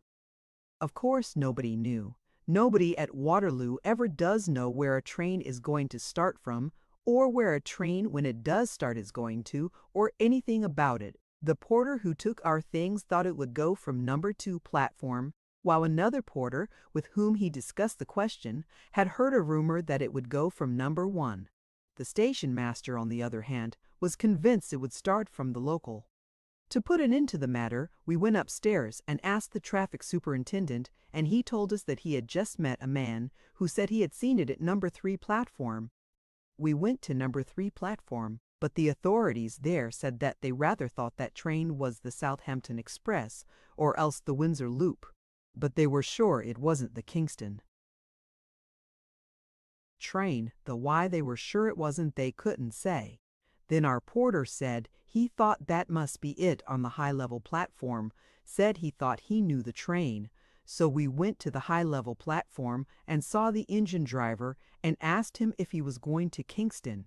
He said he couldn't say for certain, of course, but that he rather thought he was. Anyhow, if he wasn't the 11.5 for Kingston, he said he was pretty confident he was the 9.32 for Virginia Water, or the 10 a.m. express for the Isle of Wight, or somewhere in that direction, and we should all know when we got there. We slipped half a crown into his hand and begged him to be the 11.5 for Kingston. Nobody will ever know, on this line, we said, what you are, or where you're going. You know the way. You slip off quietly and go to Kingston. Well, I don't know, gents, replied the noble fellow, but I suppose some train's got to go to Kingston, and I'll do it. Gimme the half-crown. Thus we got to Kingston by the London and South Western Railway. We learnt afterwards that the train we had come by was really the Exeter Mail, and that they had spent hours at Waterloo looking for it, and nobody knew what had become of it. Our boat was waiting for us at Kingston, just below bridge, and to it we wended our way, and round it we stored our luggage, and into it we stepped. "Are you all right, sir?" said the man. "Right it is," we answered, and with Harris at the sculls and I at the tiller lines, and Montmorency, unhappy and deeply suspicious, in the prow, out we shot onto the waters which for a fortnight were to be our home. Chapter 6. Kingston Instructive Remarks on Early English History. Instructive. Observations on carved oak and life in general. Sad case of Stithings Jr. Musings on antiquity. I forget that I am steering. Interesting result. Hampton Court Maze. Harris as a guide. It was a glorious morning, late spring or early summer, as you care to take it, when the dainty sheen of grass and leaf is blushing to a deeper green, and the year seems like a fair young maid, trembling with strange wakening pulses on the brink of womanhood. The quaint back streets of Kingston, where they came down to the water's edge, looked quite picturesque in the flashing sunlight, the glinting river with its drifting barges, the wooded towpath, the trim-kept villas on the other side, Harris, in a red and orange blazer, grunting away at the sculls, the distant glimpses of the gray old palace of the Tudors, all made a sunny picture, so bright but calm, so full of life, and yet so peaceful, that early in the day though it was, I felt myself being dreamily lulled off into a musing fit. I mused on Kingston, or Kyningastun, as it was once called in the days when Saxon kinges were crowned there. Great Cesar crossed the river there, and the Roman legions camped upon its sloping uplands. Cesar, like in later years, Elizabeth, seems to have stopped everywhere, only he was more respectable than good Queen Bess. He didn't put up at the public houses. She was nuts on public houses, was England's virgin queen. There's scarcely a pub of any attractions within 10 miles of London that she does not seem to have looked in at, or stopped at, or slept at, some time or other. I wonder now, supposing Harris, say, turned over a new leaf and became a great and good man and got to be Prime Minister and died, if they would put up signs over the public houses that he had patronized. Harris had a glass of bitter in this house. Harris had a glass of bitter in this house. Harris had 2 of Scotch cold here in the summer of '88. Harris was chucked from here in December 1886. No, there would be too many of them. It would be the houses that he had never entered that would become famous. Only house in South London that Harris never had a drink in. The people would flock to it to see what could have been the matter with it. How poor weak-minded King Edwy must have hated Kennigeston. The coronation feast had been too much for him. Maybe boar's head stuffed with sugar plums did not agree with him. It wouldn't with me, I know, and he had had enough of sack and mead. So he slipped from the noisy revel to steal a quiet moonlight hour with his beloved Elgiva. Perhaps from the casement, standing hand in hand, they were watching the calm moonlight on the river, while from the distant halls the boisterous revelry floated in broken bursts of faint-heard din and tumult. Then brutal Odo and St. Dunstan forced their rude way into the quiet room, and hurled coarse insults at the sweet-faced queen, and dragged poor Edwy back to the loud clamor of the drunken brawl. Years later, to the crash of battle music, Saxon kings and Saxon revelry were buried side by side, and Kingston's greatness passed away for a time, to rise once more when Hampton Court became the palace of the Tudors and the Stuarts, and the royal barges strained at their moorings on the river's bank, and bright-cloaked gallants swaggered down the water steps to cry, "What fairy ho gadzooks, gramercy!" Many of the old houses round about speak very plainly of those days when Kingston was a royal borough, and nobles and courtiers lived there, near their king, and the long road to the palace gates was gay all day with clanking steel and prancing palfreys, and rustling silks and velvets, and fair faces. The large and spacious houses, with their oriel, latticed windows, their huge fireplaces, and their gabled roofs, breathe of the days of hose and doublet, of pearl-embroidered stomatures and complicated oaths. They were upraised in the days when men knew how to build. The hard red bricks have only grown more firmly set with time, and their oak stairs do not creak and grunt when you try to go down them quietly. Speaking of oak staircases reminds me that there is a magnificent carved oak staircase in one of the houses in Kingston. It is a shop now, in the marketplace, but it was evidently once the mansion of some great personage. A friend of mine, who lives at Kingston, went in there to buy a hat one day, and, in a thoughtless moment, put his hand in his pocket and paid for it then and there. The shopman, he knows. My friend was naturally a little staggered at first, but quickly recovering himself, and feeling that something ought to be done to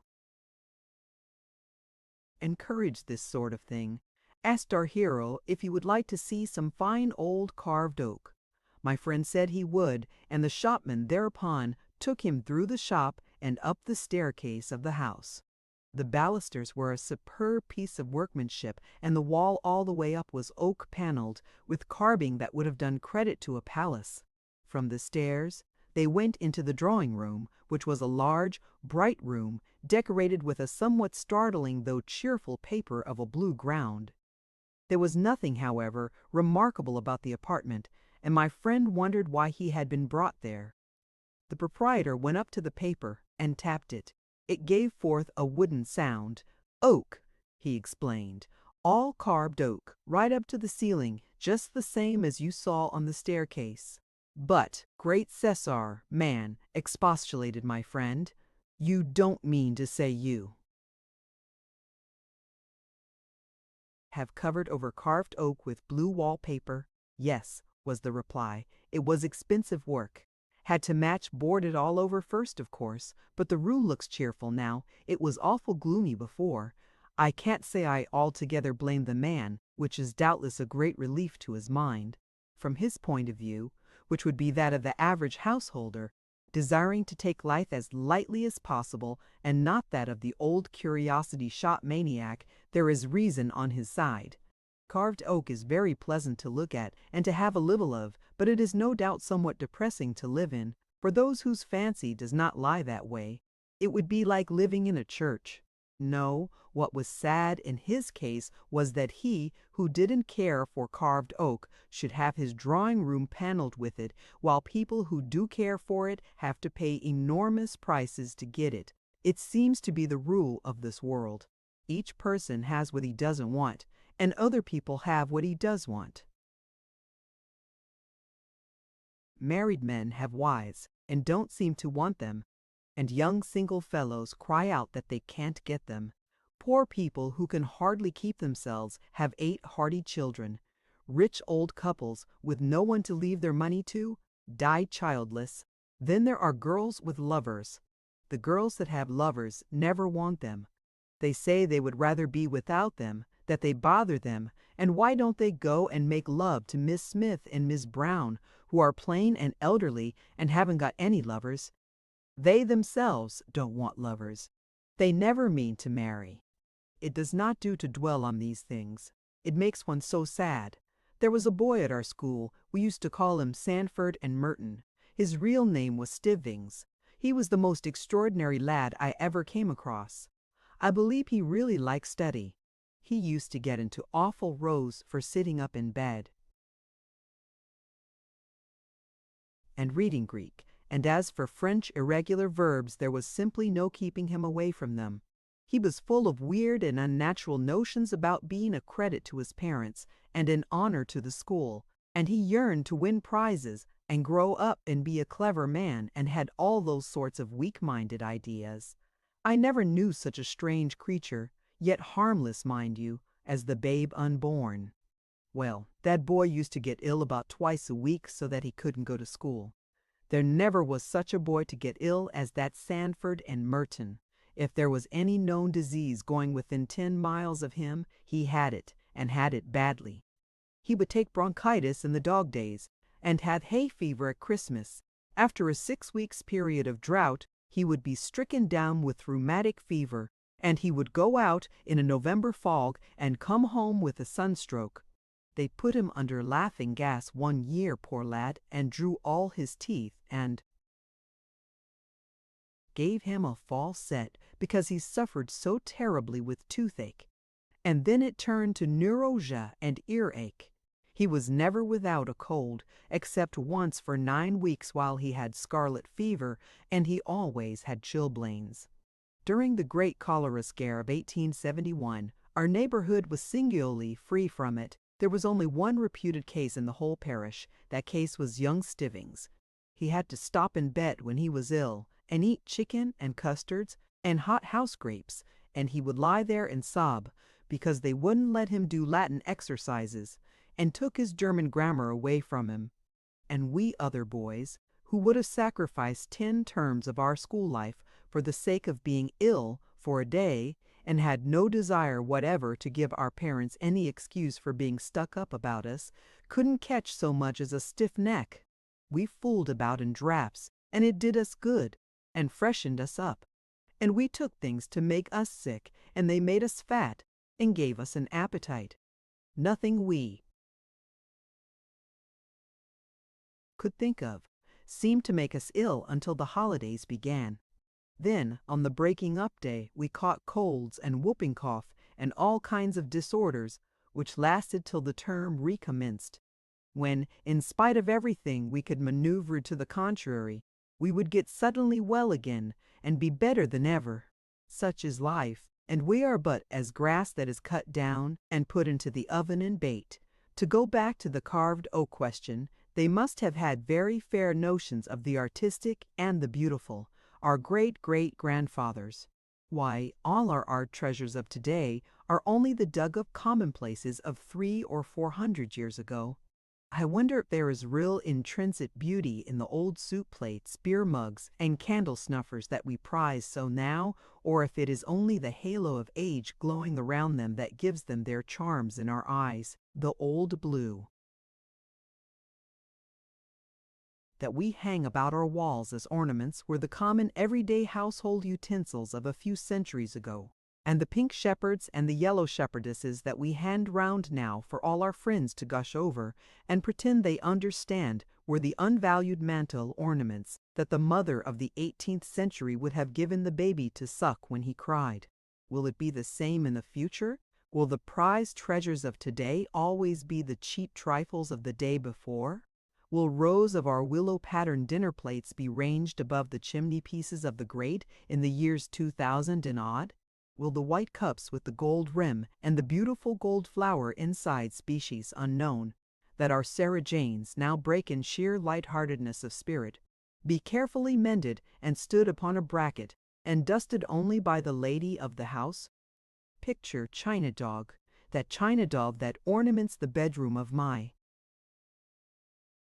furnished lodgings. It is a white dog, its eyes blue, its nose is a delicate red with spots, its head is painfully erect, its expression is amiability carried to verge of imbecility. I do not admire it myself. Considered as a work of art, I may say it irritates me. Thoughtless friends jeer at it, and even my landlady herself has no admiration for it and excuses its presence by the circumstance that her aunt gave it to her. But in 200 years' time it is more than probable that that dog will be dug up from somewhere or other, minus its legs, and with its tail broken, and will be sold for old china, and put in a glass cabinet, and people will pass it round and admire it. They will be struck by the wonderful depth of the color on the nose, and speculate as to how beautiful the bit of the tail that is lost no doubt was. We in this age do not see the beauty of that dog. We are too familiar with it. It is like the sunset and the stars. We are not awed by their loveliness because they are common to our eyes. So it is with that China dog. In 2208 people will gush over it. The making of such dogs will have become a lost art. Our descendants will wonder how we did it and say how clever we were. We shall be referred to lovingly as those grand old artists that flourished in the 19th century and produced those China dogs. The sampler that the eldest daughter did at school will be spoken of as tapestry of the Victorian-era and be almost priceless. The blue and white mugs of the present-day roadside inn will be hunted up, all cracked and chipped, and sold for their weight in gold, and rich people will use them for claret cups, and travelers from Japan will buy up all the presents from Ramsgate and souvenirs of Margate that may have escaped destruction and take them back to Jado as ancient English curios. At this point, Harris threw away the sculls, got up and left his seat, and sat on his back and stuck his legs in the air. Montmorency howled and turned a somersault, and the top hamper jumped up and all the things came out. I was somewhat surprised, but I did not lose my temper. I said pleasantly enough, "Hulloa, what's that for? What's that for?" Why, no, on second thoughts I will not repeat what Harris said. I may have been to blame, I admit it, but nothing excuses violence of language and coarseness of expression, especially in a man who has been carefully brought up, as I know Harris has been. I was thinking of other things, and forgot, as anyone might easily understand, that I was steering, and the consequence was that we had got mixed up a good deal with the towpath. It was difficult to say, for the moment, which was us and which was the Middlesex bank of the river, but we found out after a while and separated ourselves. Harris, however, said he had done enough for a bit, and proposed that I should take a turn, so as we were in, I got out and took the tow line, and ran the boat on past Hampton Court. What a dear old wall that is, that runs along by the river there. I never pass it without feeling better for the sight of it. Such a mellow, bright, sweet old wall. What a charming picture it would make, with the lichen creeping here and the moss growing there, a shy young vine peeping over the top at the spot to see what is going on upon the busy river, and the sober old ivy clustering a little farther down. There are 50 shades and tints and hues in every 10 yards of that old wall. If I could only draw and knew how to paint, I could make a lovely sketch of that old wall, I'm sure. I've often thought I should like to live at Hampton Court. It looks so peaceful and so quiet, and it is such a dear old place to ramble round in the early morning before many people are about. But there, I don't suppose I should really care for it when it came to actual practice. It would be so ghastly dull and depressing in the evening when your lamp cast uncanny shadows on the paneled walls, and the echo of distant feet rang through the cold stone corridors, and now drew nearer, and now died away, and all was death-like silence, save the beating of one's own heart. We are creatures of the sun, we men and women. We love light and life. That is why we crowd into the towns and cities, and the country grows more and more deserted every year. In the sunlight in the daytime, when nature is alive and busy all around us, we like the open hillsides and the deep woods well enough, but in the night, when our Mother Earth has gone to sleep and left us waking, oh, the world seems so lonesome, and we get frightened, like children in a silent house. Then we sit and sob, and long for the gaslit streets, and the sound of human voices, and the answering throb of human life. We feel so helpless and so little in the great stillness, when the dark trees rustle in the night wind. There are so many ghosts about, and their silent sighs make us feel so sad. Let us gather together in the great cities and light huge bonfires of 1,000,000 gas jets, and shout and sing together and feel brave. Picture people at Hampton Maze. Harris asked me if I'd ever been in the maze at Hampton Court. He said he went in once to show somebody else the way. He had studied it up in a map, and it was so simple that it seemed foolish, hardly worth the tuppence charged for admission. Harris said he thought that map must have been got up as a practical joke because it wasn't a bit like the real thing, and only misleading. It was a country cousin that Harris took in. He said, "We'll just go in here so that you can say you've been, but it's very simple. It's absurd to call it a maze. You keep on taking the first turning to the right. We'll just walk round for 10 minutes and then go and get some lunch." They met some people soon after they had got inside who said they had been there for 3/4 of an hour and had had about enough of it. Harris told them they could follow him if they liked. He was just going in and then should turn round and come out again. They said it was very kind of him and fell behind and followed. They picked up various other people who wanted to get it over as they went along, until they had absorbed all the persons in the maze. People who had given up all hopes of ever getting either in or out, or of ever seeing their home and friends again, plucked up courage at the sight of Harris and his party and joined the procession, blessing him. Harris said he should judge there must have been 20 people following him in all, and one woman with a baby who had been there all the morning insisted on taking his arm for fear of losing him. Harris kept on turning to the right, but it seemed a long way, and his cousin said he supposed it was a very big maze.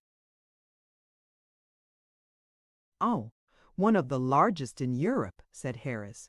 "Yes, it must be," replied the cousin, "because we've walked a good 2 miles already."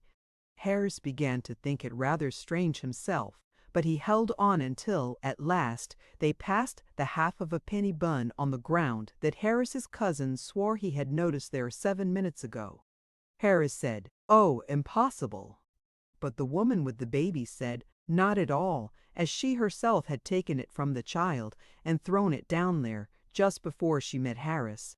She also added that she wished she never had met Harris and expressed an opinion that he was an impostor. That made Harris mad, and he produced his map and explained his theory. "The map may be all right enough," said one of the party, "if you know whereabouts in it we are now." Harris didn't know, and suggested that the best thing to do would be to go back to the entrance and begin again. For the beginning again part of it, there was not much enthusiasm. But with regard to the advisability of going back to the entrance, there was complete unanimity, and so they turned and trailed after Harris again in the opposite direction. About 10 minutes more passed, and then they found themselves in the center. Harris thought at first of pretending that that was what he had been aiming at, but the crowd looked dangerous, and he decided to treat it as an accident. Anyhow, they had got something to start from then. They did know where they were, and the map was once more consulted, and the thing seemed simpler than ever, and off they started for the 3rd time. And 3 minutes later, they were back in the center again. After that, they simply couldn't get anywhere else. Whatever way they turned brought them back to the middle. It became so regular at length that some of the people stopped there and waited for the others to take a walk round and come back to them. Harris drew out his map again, after a while, but the sight of it only infuriated the mob, and they told him to go and curl his hair with it. Harris said that he couldn't help feeling that, to a certain extent, he had become unpopular. They all got crazy at last, and sang out for the keeper, and the man came and climbed up the ladder outside and shouted out directions to them. But all their heads were, by this time, in such a confused whirl that they were incapable of grasping anything. And so the man told them to stop where they were, and he would come to them. They huddled together and waited, and he climbed down and came in. He was a young keeper, as luck would have it, and new to the business, and when he got in, he couldn't find them, and he wandered about, trying to get to them, and then he got lost. They caught sight of him, every now and then, rushing about the other side of the hedge, and he would see them and rush to get to them, and they would wait there for about 5 minutes, and then he would reappear again in exactly the same spot, and ask them where they had been. They had to wait till one of the old keepers came back from his dinner before they got out. Harris said he thought it was a very fine maze so far as he was a judge, and we agreed that we would try to get George to go into it on our way back. Chapter 7. The river in its Sunday garb. Dress on the river. A chance for the men. Absence of taste in Harris. George's blazer. A day with the fashion plate young lady. Mrs. Thomas's tomb. The man who loves not graves and coffins and skulls. Harris mad. His views on George and Banks and lemonade. He performs tricks. It was while passing through Molesey Lock that Harris told me about his maze experience. It took us some time to pass through, as we were the only boat, and it is a big lock. I don't think I ever remember to have seen Molesey Lock before, with only one boat in it. It is, I suppose, Bolter's not even excepted, the busiest lock on the river. I've stood and watched it sometimes, when you could not see any water at all, but only a brilliant tangle of bright blazers and gay caps and saucy hats and many-colored parasols and silken rugs and cloaks and streaming ribbons and dainty whites. When looking down into the lock from the quay, you might fancy it was a huge box into which flowers of every hue and shade had been thrown pell-mell and lay piled up in a rainbow heap that covered every corner. On a fine Sunday, it presents this appearance nearly all day long, while up the stream and down the stream lie, waiting their turn, outside the gates, long lines of still more boats, and boats are drawing near and passing away, so that the sunny river from the palace up to Hampton Church is dotted and decked with yellow and blue and orange and white and red and pink. All the inhabitants of Hampton and Molesey dress themselves up in boating costume and come and mouch round the lock with their dogs and flirt and smoke and watch the boats, and altogether, what with the caps and jackets of the men, the pretty colored dresses of the women, the excited dogs, the moving boats, the white sails, the pleasant landscape, and the sparkling water, it is one of the gayest sights I know of near this dull old London town. The river affords a good opportunity for dress. For once in a way, we men are able to show our taste in colors, and I think we come out very natty, if you ask me. I always like a little red in my things, red and black. You know my hair is a sort of golden brown, rather a pretty shade I've been told, and a dark red matches it beautifully. And then I always think a light blue necktie goes so well with it, and a pair of those Russian leather shoes and a red silk handkerchief round the waist, a handkerchief round the waist, a handkerchief round the waist, a handkerchief, looks so much better than a belt. Harris always keeps to shades or mixtures of orange or yellow, but I don't think he is at all wise in this. His complexion is too dark for yellows. Yellows don't suit him, there can be no question about it. I want him to take to blue as a background, with white or cream for relief. But, there! The less taste a person has in dress, the more obstinate he always seems to be. It is a great pity, because he will never be a success as it is, while there are one or two colors in which he might not really look so bad, with his hat on. George has bought some new things for this trip, and I'm rather vexed about them. The blazer is loud. I should not like George to know that I thought so, but there really is no other word for it. He brought it home and showed it to us on Thursday evening. We asked him what color he called it, and he said he didn't know. He didn't think there was a name for the color. The man had told him it was an Oriental design. George put it on and asked us what we thought of it. Harris said that, as an object to hang over a flower bed in early spring to frighten the birds away, he should respect it, but that, considered as an article of dress for any human being except a Margate nigger, it made him ill. George got quite huffy, but as Harris said, if he didn't want his opinion, why did he ask for it? What troubles Harris and myself, with regard to it, is that we are afraid it will attract attention to the boat.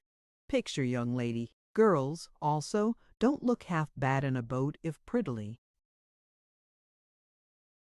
dressed. Nothing is more fetching, to my thinking, than a tasteful boating costume. But a boating costume, it would be as well if all ladies would understand, ought to be a costume that can be worn in a boat and not merely under a glass case. It utterly spoils an excursion if you have folk in the boat who are thinking all the time a good deal more of their dress than of the trip. It was my misfortune once to go for a water picnic with two ladies of this kind. We did have a lively time. They were both beautifully got up, all lace and silky stuff, and flowers and ribbons and dainty shoes and light gloves. But they were dressed for a photographic studio, not for a river picnic. They were the boating costumes of a French fashion plate. It was ridiculous, fooling about in them anywhere near real earth, air, and water. The first thing was that they thought the boat was not clean. We dusted all the seats for them, and then assured them that it was, but they didn't believe us. One of them rubbed the cushion with the forefinger of her glove and showed the result to the other, and they both sighed and sat down, with the air of early Christian martyrs, trying to make themselves comfortable up against the stake. You are liable to occasionally splash a little when sculling, and it appeared that a drop of water ruined those costumes. The mark never came out, and a stain was left on the dress forever. I was stroke. I did my best. I feathered some 2 feet high, and I paused at the end of each stroke to let the blades drip before returning them, and I picked out a smooth bit of water to drop them into again each time. Bow said after a while that he did not feel himself a sufficiently accomplished oarsman to pull with me, but that he would sit still if I would allow him and study my stroke. He said it interested him. But, notwithstanding all this, and try as I would, I could not help an occasional flicker of water from going over those dresses. The girls did not complain, but they huddled up close together and set their lips firm, and every time a drop touched them, they visibly shrank and shuddered. It was a noble sight to see them suffering thus in silence, but it unnerved me altogether. I am too sensitive. I got wild and fitful in my rowing, and splashed more and more, the harder I tried not to. I gave it up at last. I said I'd row bow. Beau thought the arrangement would be better too, and we changed places. The ladies gave an involuntary sigh of relief when they saw me go, and quite brightened up for a moment. Poor girls, they had better have put up with me. The man they had got now was a jolly, light-hearted, thick-headed sort of a chap, with about as much sensitiveness in him as there might be in a Newfoundland puppy. You might look daggers at him for an hour and he would not notice it, and it would not trouble him if he did. He set a good rollicking, dashing stroke that sent the spray playing all over the boat like a fountain and made the whole crowd sit up straight in no time. When he spread more than pint of water over one of those dresses, he would give a pleasant little laugh and say, "I beg your pardon, I'm sure," and offer them his handkerchief to wipe it off with.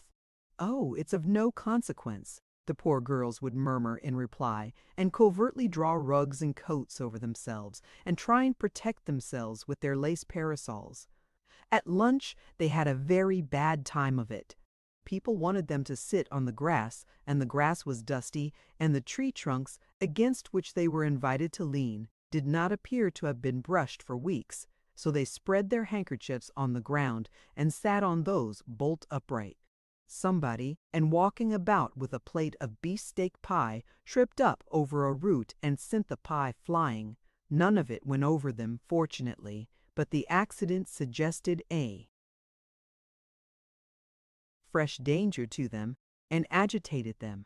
And whenever anybody moved about, after that, with anything in his hand that could fall and make a mess, they watched that person with growing anxiety until he sat down again. Picture washing up. "Now then, you girls," said our friend Bow to them cheerily, after it was all over, "come along, you've got to wash up." They didn't understand him at first. When they grasped the idea, they said they feared they did not know how to wash up. "Oh, I'll soon show you," he cried. "It's rare fun. You lie down on you lean over the bank, you know, and slouch the things about in the water." The elder sister said that she was afraid that they hadn't got on dresses suited to the work. "Oh, they'll be all right," said he lightheartedly. "Tuck 'em up." And he made them do it too. He told them that that sort of thing was half the fun of a picnic. They said it was very interesting. Now I come to think it over. Was that young man as dense-headed as we thought? Or was he? No, impossible. There was such a simple, childlike expression about him. Harris wanted to get out at Hampton Church to go and see Mrs. Thomas's tomb. "Who is Mrs. Thomas?" I asked. "How should I know?" replied Harris. "She's a lady that's got a funny tomb, and I want to see it. She's a lady that's got a funny tomb, and I want to see it." I objected. "I don't know whether it is that I am built wrong, but I never did seem to hanker after tombstones myself.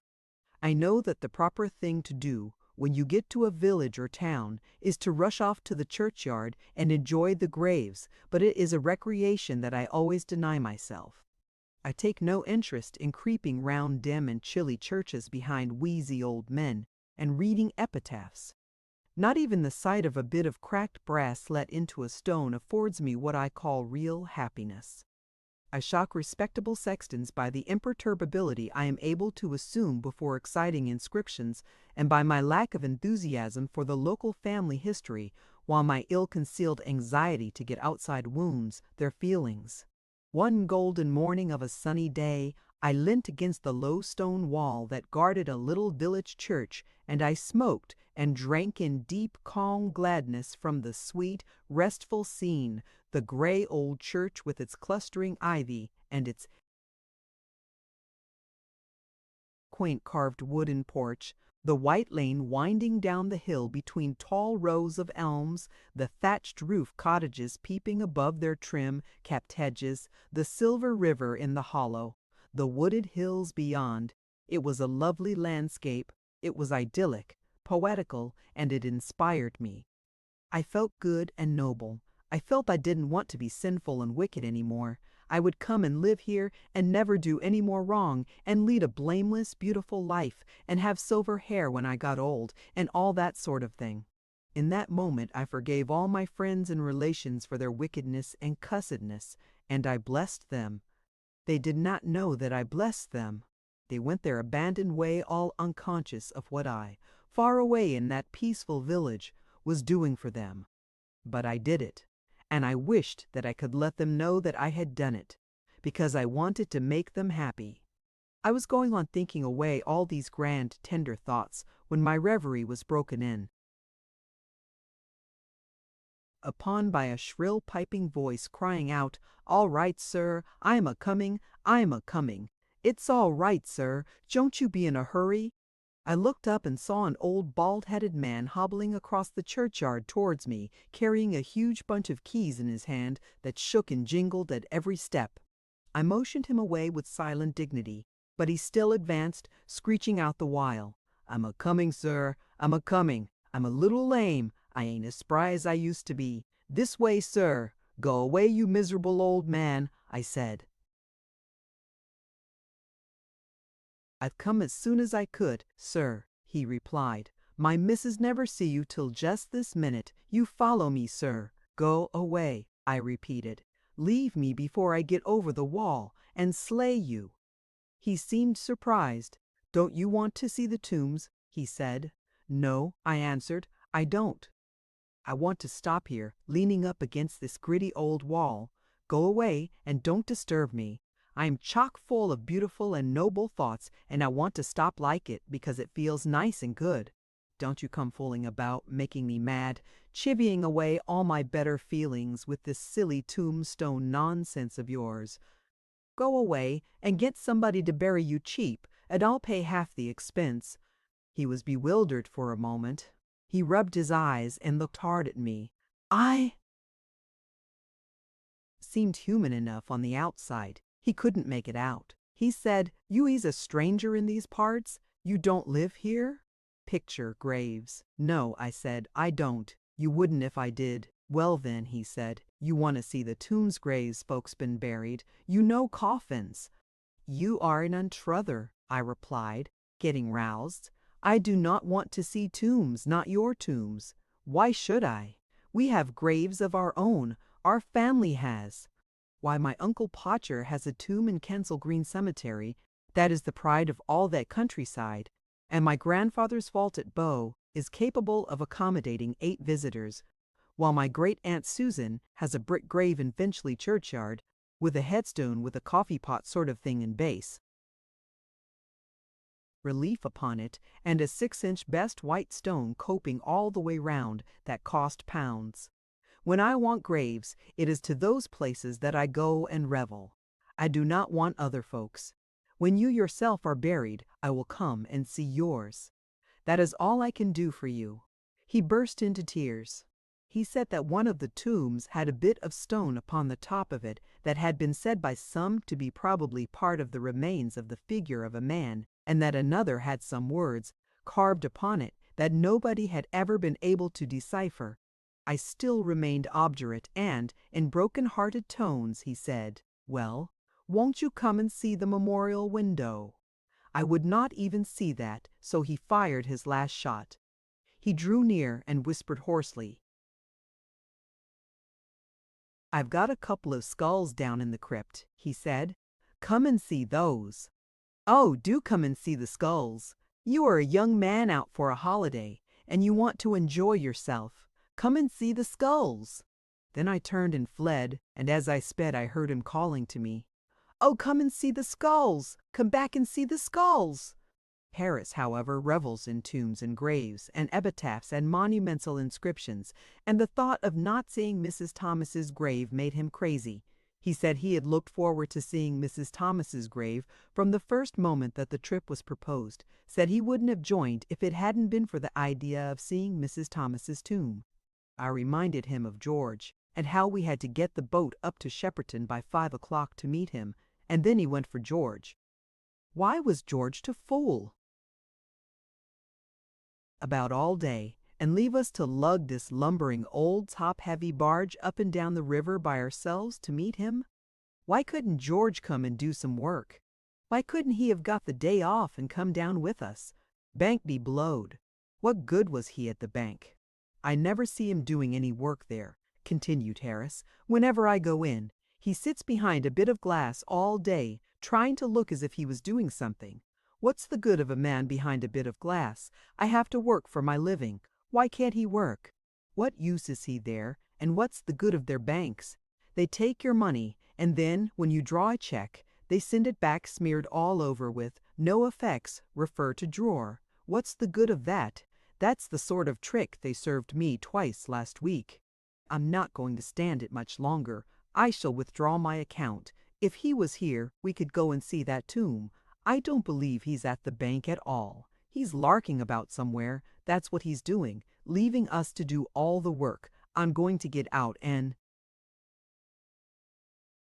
have a drink. I pointed out to him that we were miles away from a pub, and then he went on about the river, and what was the good of the river, and was everyone who came on the river to die of thirst? It is always best to let Harris have his head when he gets like this. Then he pumps himself out and is quiet afterwards. I reminded him that there was concentrated lemonade in the hamper and a gallon jar of water in the nose of the boat, and that the two only wanted mixing to make a cool and refreshing beverage. Then he flew off about lemonade and such like Sunday school slops, as he termed them, ginger beer, raspberry syrup, and C&S. He said they all produced dyspepsia and ruined body and soul alike, and were the cause of half the crime in England. He said he must drink something, however, and climbed upon the seat and leant over to get the bottle. It was right at the bottom of the hamper and seemed difficult to find, and he had to lean over further and further and, in trying to steer at the same time from a topsy-turvy point of view, he pulled the wrong line and sent the boat into the bank, and the shock upset him, and he dived down right into the hamper and stood there on his head, holding on to the sides of the boat like grim death, his legs sticking up into the air. He dared not move for fear of going over, and had to stay there till I could get hold of his legs and haul him back, and that made him madder than ever. Chapter 8. Blackmailing, the proper course to pursue. Selfish boorishness of riverside landowner, notice boards, unchristian-like feelings of Harris, how Harris sings a comic song, a high-class party, shameful conduct of two abandoned young men, some useless information, George buys a banjo. We stopped under the willows by Kempton Park and lunched. It is a pretty little spot there. A pleasant grass plateau, running along by the water's edge and overhung by willows. We had just commenced the third course, the bread and jam, when a gentleman in shirt sleeves and the short pike came along, and wanted to know if we knew that we were trespassing. We said we hadn't given the matter sufficient consideration as yet to enable us to arrive at a definite conclusion on that point, but that if he assured us on his word as a gentleman that we were trespassing, we would, without further hesitation, believe it. He gave us the required assurance, and we thanked him, but he still hung about and seemed to be dissatisfied, so we asked him if there was anything further that we could do for him. And Harris, who was of a chummy disposition, offered him a bit of bread and jam. I fancy he must have belonged to some society sworn to abstain from bread and jam, for he declined it quite gruffly, as if he were vexed at being tempted with it, and he added that it was his duty to turn us off. Harris said that if it was a duty it ought to be done, and asked the man what was his idea with regard to the best means for accomplishing it. Harris is what you would call a well-made man of about number 1 size, and looks hard and bony, and the man measured him up and down, and said he would go and consult his master, and then come back and chuck us both into the river. Of course, we never saw him any more, and of course all he really wanted was a shilling.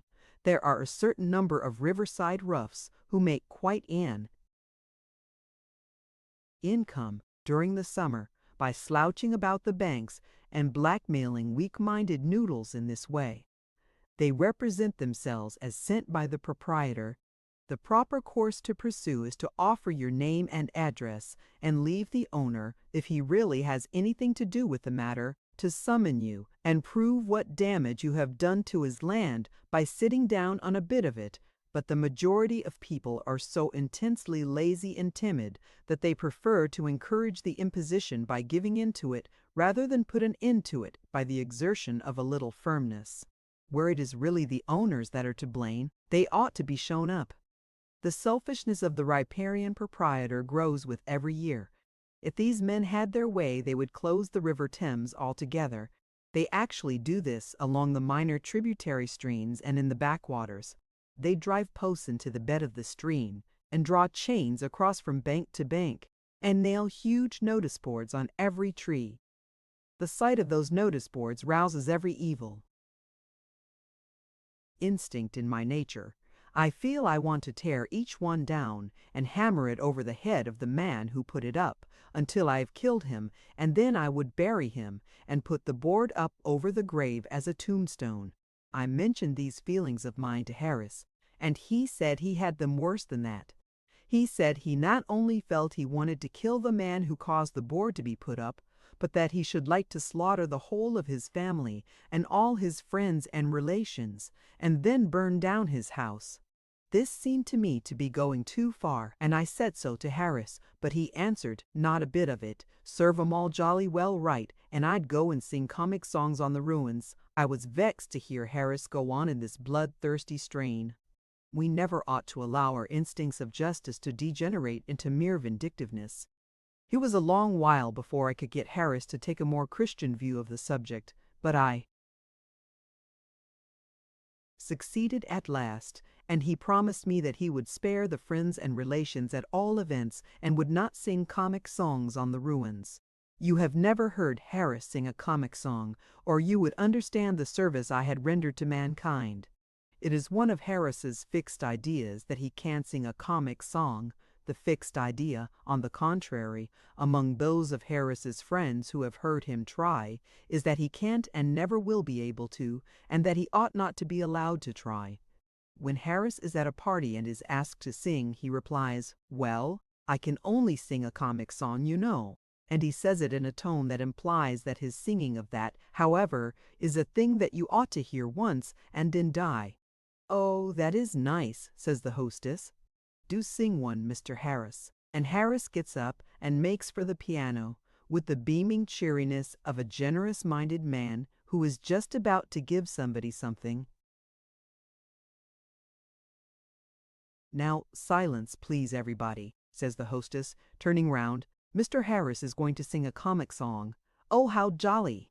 They murmur, and they hurry in from the conservatory and come up from the stairs and go and fetch each other from all over the house and crowd into the drawing-room and sit round, all smirking in anticipation. Then Harris begins.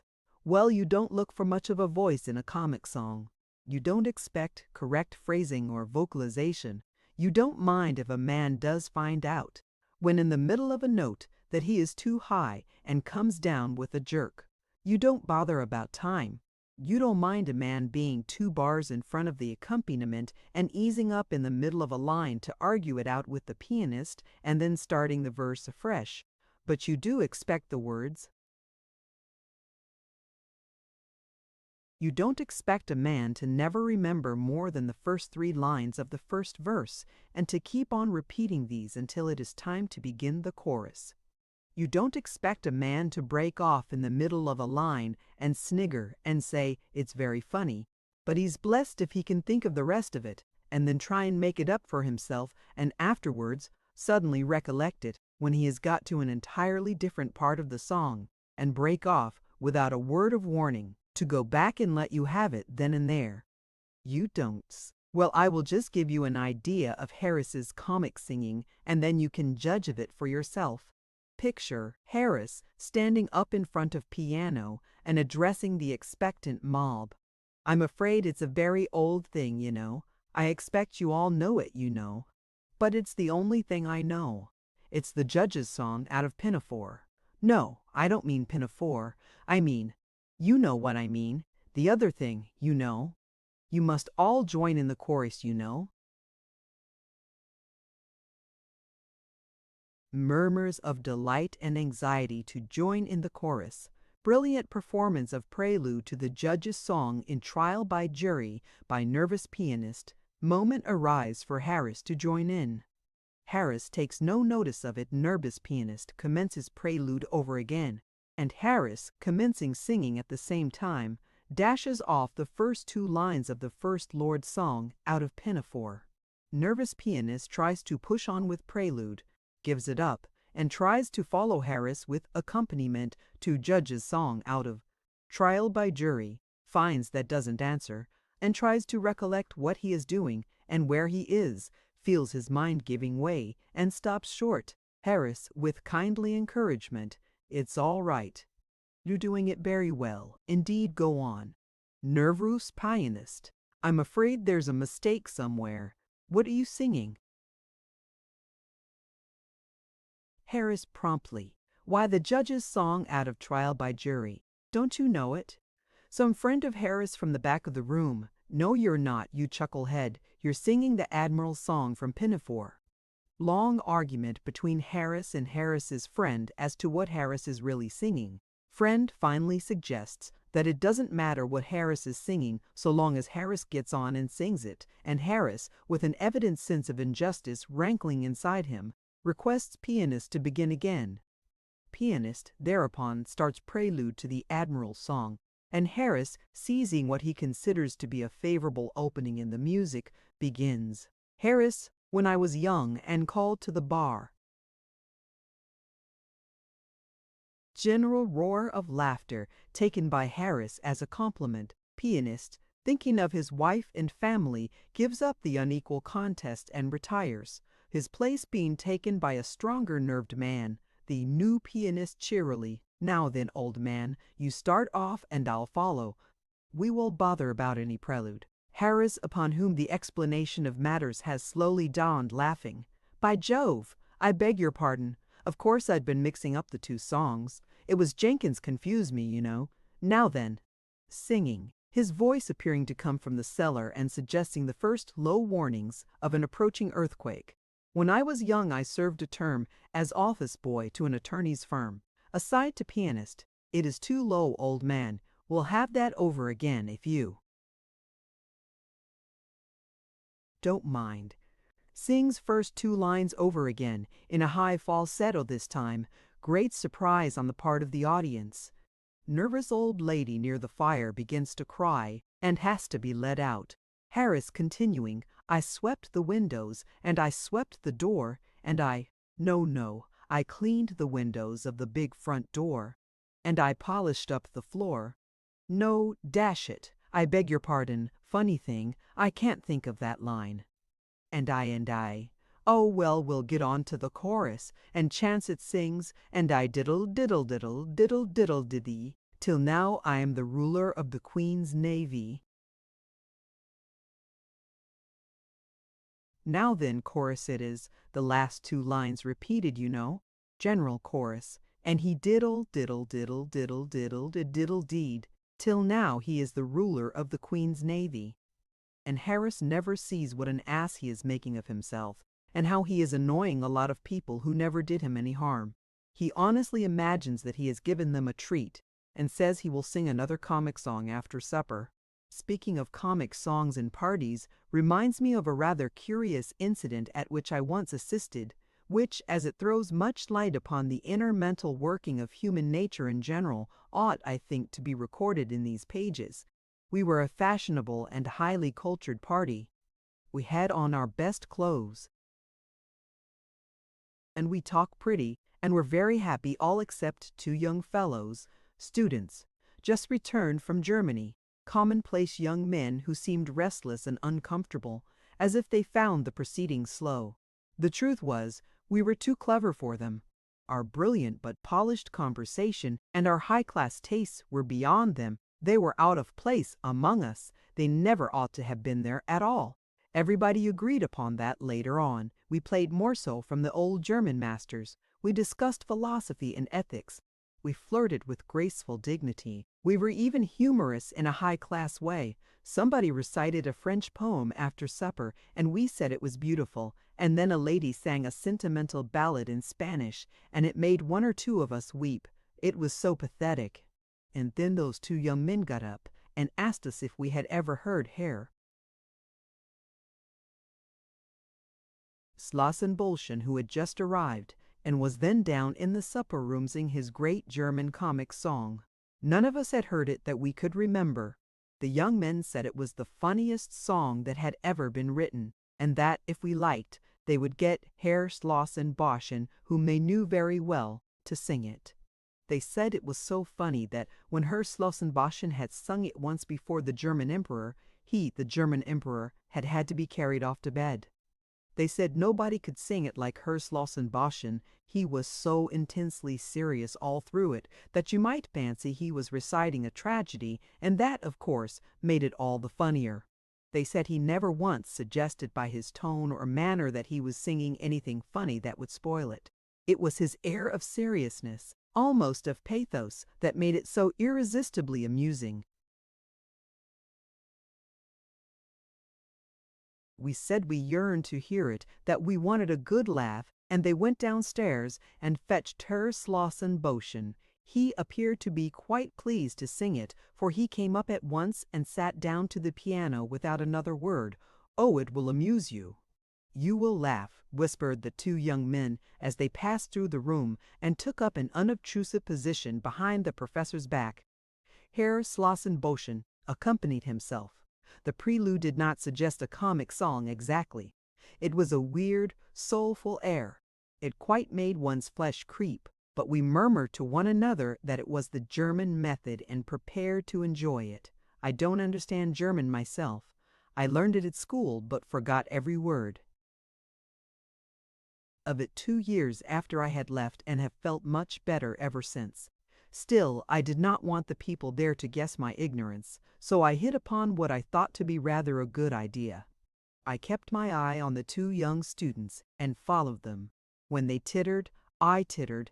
I tittered. When they roared, I roared, and I also threw in a little snigger all by myself now and then, as if I had seen a bit of humor that had escaped the others.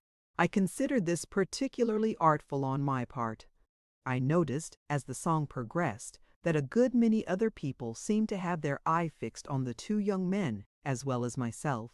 These other people also tittered when the young men tittered, and roared when the young men roared, and as the two young men tittered and roared and exploded with laughter pretty continuously all through the song, it went exceedingly well. And yet that German professor did not seem happy. At first, when we began to laugh, the expression of his face was one of intense surprise, as if laughter were the very last thing he had expected to be greeted with. We thought this very funny. We said his earnest manner was half the humor. The slightest hint on his part that he knew how funny he was would have completely ruined it all. As we continued to laugh, his surprise gave way to an air of annoyance and indignation, and he scowled fiercely round upon us all except upon the two young men who, being behind him, he could not see. That sent us into convulsions. We told each other that it would be the death of us, this thing. The words alone, we said, were enough to send us into fits, but added to his mock seriousness, oh, it was too much. In the last verse he surpassed himself. He glowered round upon us with a look of such concentrated ferocity that, but for our being forewarned as to the German method of comic singing, we should have been nervous, and he threw such a wailing note of agony into the weird music that, if we had not known it was a funny song, we might have wept. He finished amid a perfect shriek of laughter. We said it was the funniest thing we had ever heard in all our lives. We said how strange it was that, in the face of things like these, there should be a popular notion that the Germans hadn't any sense of humor. And we asked the professor why he didn't translate the song into English so that the common people could understand it and hear what a real comic song was like. Then Herr Slossenn got up and went on awful. He swore at us in German, which I should judge to be a singularly effective language for that purpose, and he danced and shook his fists and called us all the English he knew. He said he had never been so insulted in all his life. It appeared that the song was not a comic song at all.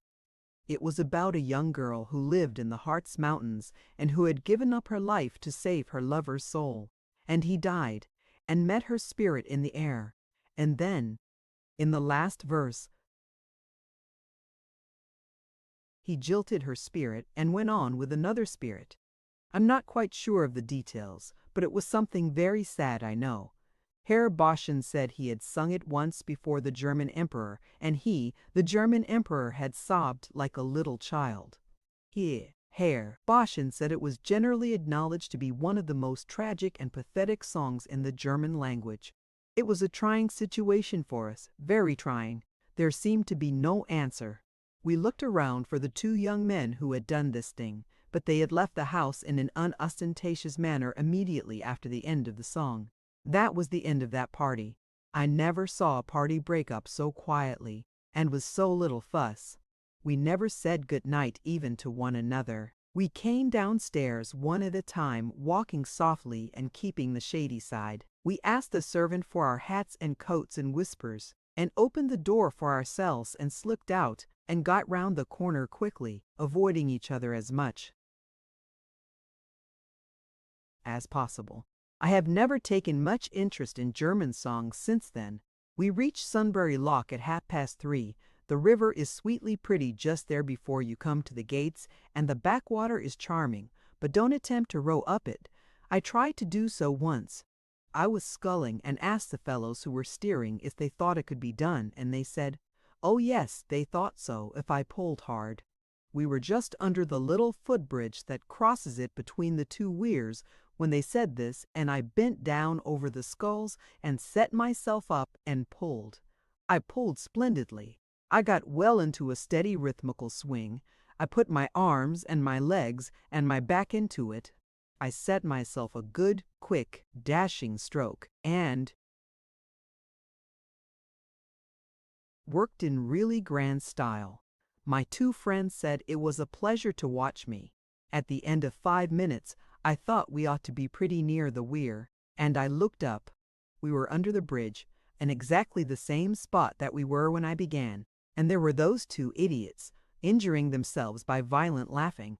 I had been grinding away like mad to keep that boat stuck still under that bridge. I let other people pull up backwaters against strong streams now. We sculled up to Walton, a rather large place for a riverside town. As with all riverside places, only the tiniest corner of it comes down to the water, so that from the boat you might fancy it was a village of some half-dozen houses, all told. Windsor and Abingdon are the only towns between London and Oxford that you can really see anything of from the stream. All the others hide round corners and merely peep at the river down one street, my thanks to them for being so considerate and leaving the river banks to woods and fields and waterworks. Even reading, though it does its best to spoil and sully and make hideous as much of the river as it can reach, is good-natured enough to keep its ugly face a good deal out of sight. Cesar, of course, had a little place at Walton, a camp, or an entrenchment or something of that sort. Cesar was a regular upriver man. Also, Queen Elizabeth, she was there too. You can never get away from that woman, go where you will. Cromwell and Bradshaw, not the guide man, but the King Charles's head man likewise sojourned here. They must have been quite a pleasant little party altogether. There is an iron scold's bridle in Walton Church. They used these things in ancient days for curbing women's tongues. They have given up the attempt now. I suppose iron was getting scarce, and nothing else would be strong enough. There are also tombs of note in the church, and I was afraid I should never get. Harris passed them, but he didn't seem to think of them, and we went on. Above the bridge, the river winds tremendously. This makes it look picturesque, but it irritates you from a towing or sculling point of view, and causes argument between the man who is pulling and the man who is steering. You pass Oatlands Park on the right bank here. It is a famous old place. Henry VIII stole it from someone or the other, I forget whom now, and lived in it. There is a grotto in the park which you can see for a fee, and which is supposed to be very wonderful, but I cannot see much in it myself. The late Duchess of York, who lived at Oatlands, was very fond of dogs, and kept an immense number. She had a special graveyard made in which to bury them when they died, and there they lie, about 50 of them, with a tombstone over each, and an epitaph inscribed thereon. Well, I dare say they deserve it quite as much as the average Christian does. At Corway Stakes, the first bend above Walton Bridge, was fought a battle between Cesar and Cassivlonis. Cassivlonis had prepared the river for Cesar by planting it full of stakes and had, no doubt, put up a notice board, but Cesar crossed in spite of this. You couldn't choke Cesar off that river. He is the sort of man we want round the backwaters now. Holliford and Shepperton are both pretty little spots where they touch the river, but there is nothing remarkable about either of them.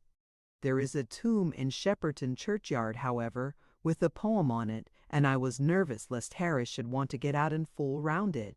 I saw him fix a longing eye on the landing stage as we drew near it, so I managed, by an adroit movement, to jerk his cap into the water, and in the excitement of recovering that and his indignation at my clumsiness, he forgot all about his beloved graves.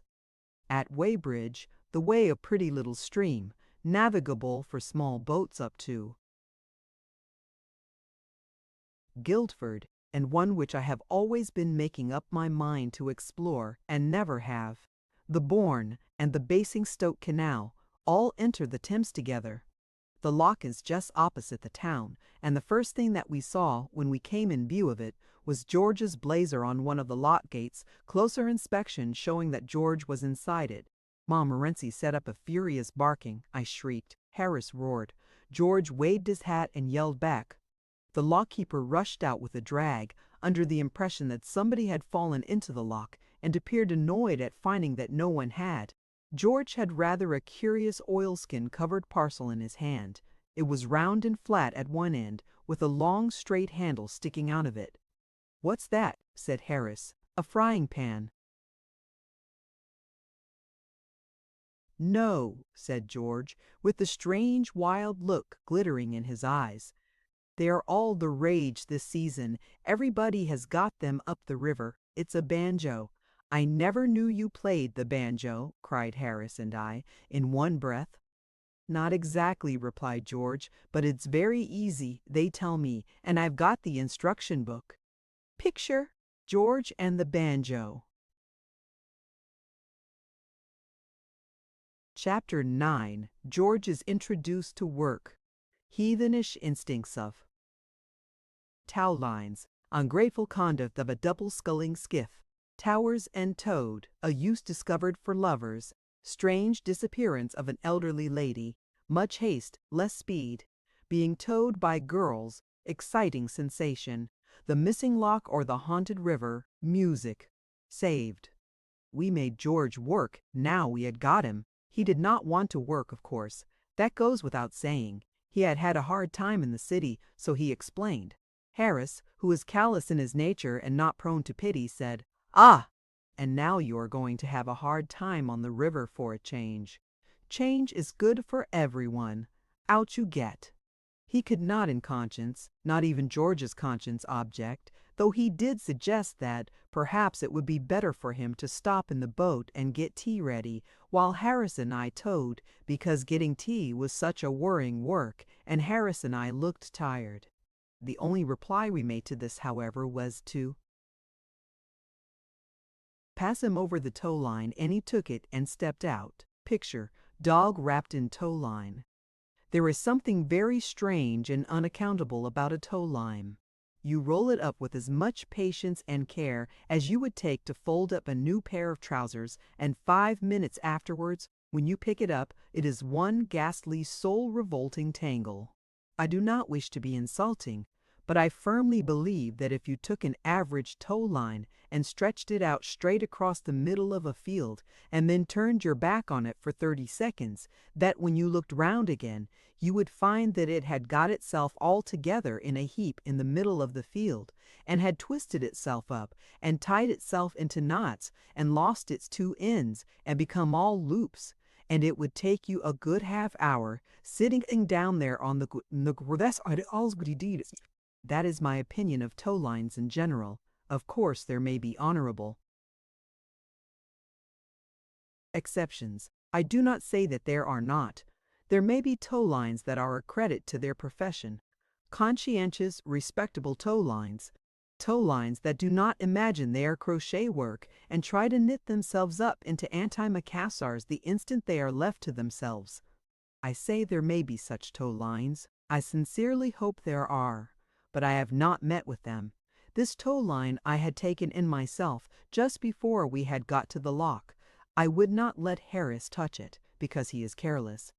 I had looped it round slowly and cautiously, and tied it up in the middle, and folded it in two, and laid it down gently at the bottom of the boat. Harris had lifted it up scientifically and had put it into George's hand. George had taken it firmly and held it away from him, and had begun to unravel it, as if he were taking the swaddling clothes off a newborn infant. And, Before he had unwound a dozen yards, the thing was more like a badly made doormat than anything else. It is always the same, and the same sort of thing always goes on in connection with it. The man on the bank, who is trying to disentangle it, thinks all the fault lies with the man who rolled it up, and when a man up the river thinks a thing, he says it. What have you been trying to do with it? Make a fishing net of it. You've made a nice mess, you have. Why couldn't you wind it up properly, you silly dummy? He grunts from time to time, as he struggles wildly with it and lays it out flat on the towpath and runs round and round it, trying to find the end. On the other hand, the man who wound it up thinks the whole cause of the muddle rests with the man who is trying to unwind it. It was all right when you took it, he exclaims indignantly. Why don't you think what you are doing? You go about things in such a slapdash style. You'd get a scaffolding pole entangled, you would. And they feel so angry with one another that they would like to hang each other with the thing. 10 minutes go by, and the first man gives a yell and goes mad, and dances on the rope, and tries to pull it straight by seizing hold of the first piece that comes to his hand and hauling at it. Of course, this only gets it into a tighter tangle than ever. Then the second man climbs out of the boat and comes to help him, and they get in each other's way and hinder one another. They both get hold of the same bit of line and pull at it in opposite directions and wonder where it is caught. In the end, they do get it clear, and then turn round and find that the boat has drifted off and is making straight for the weir.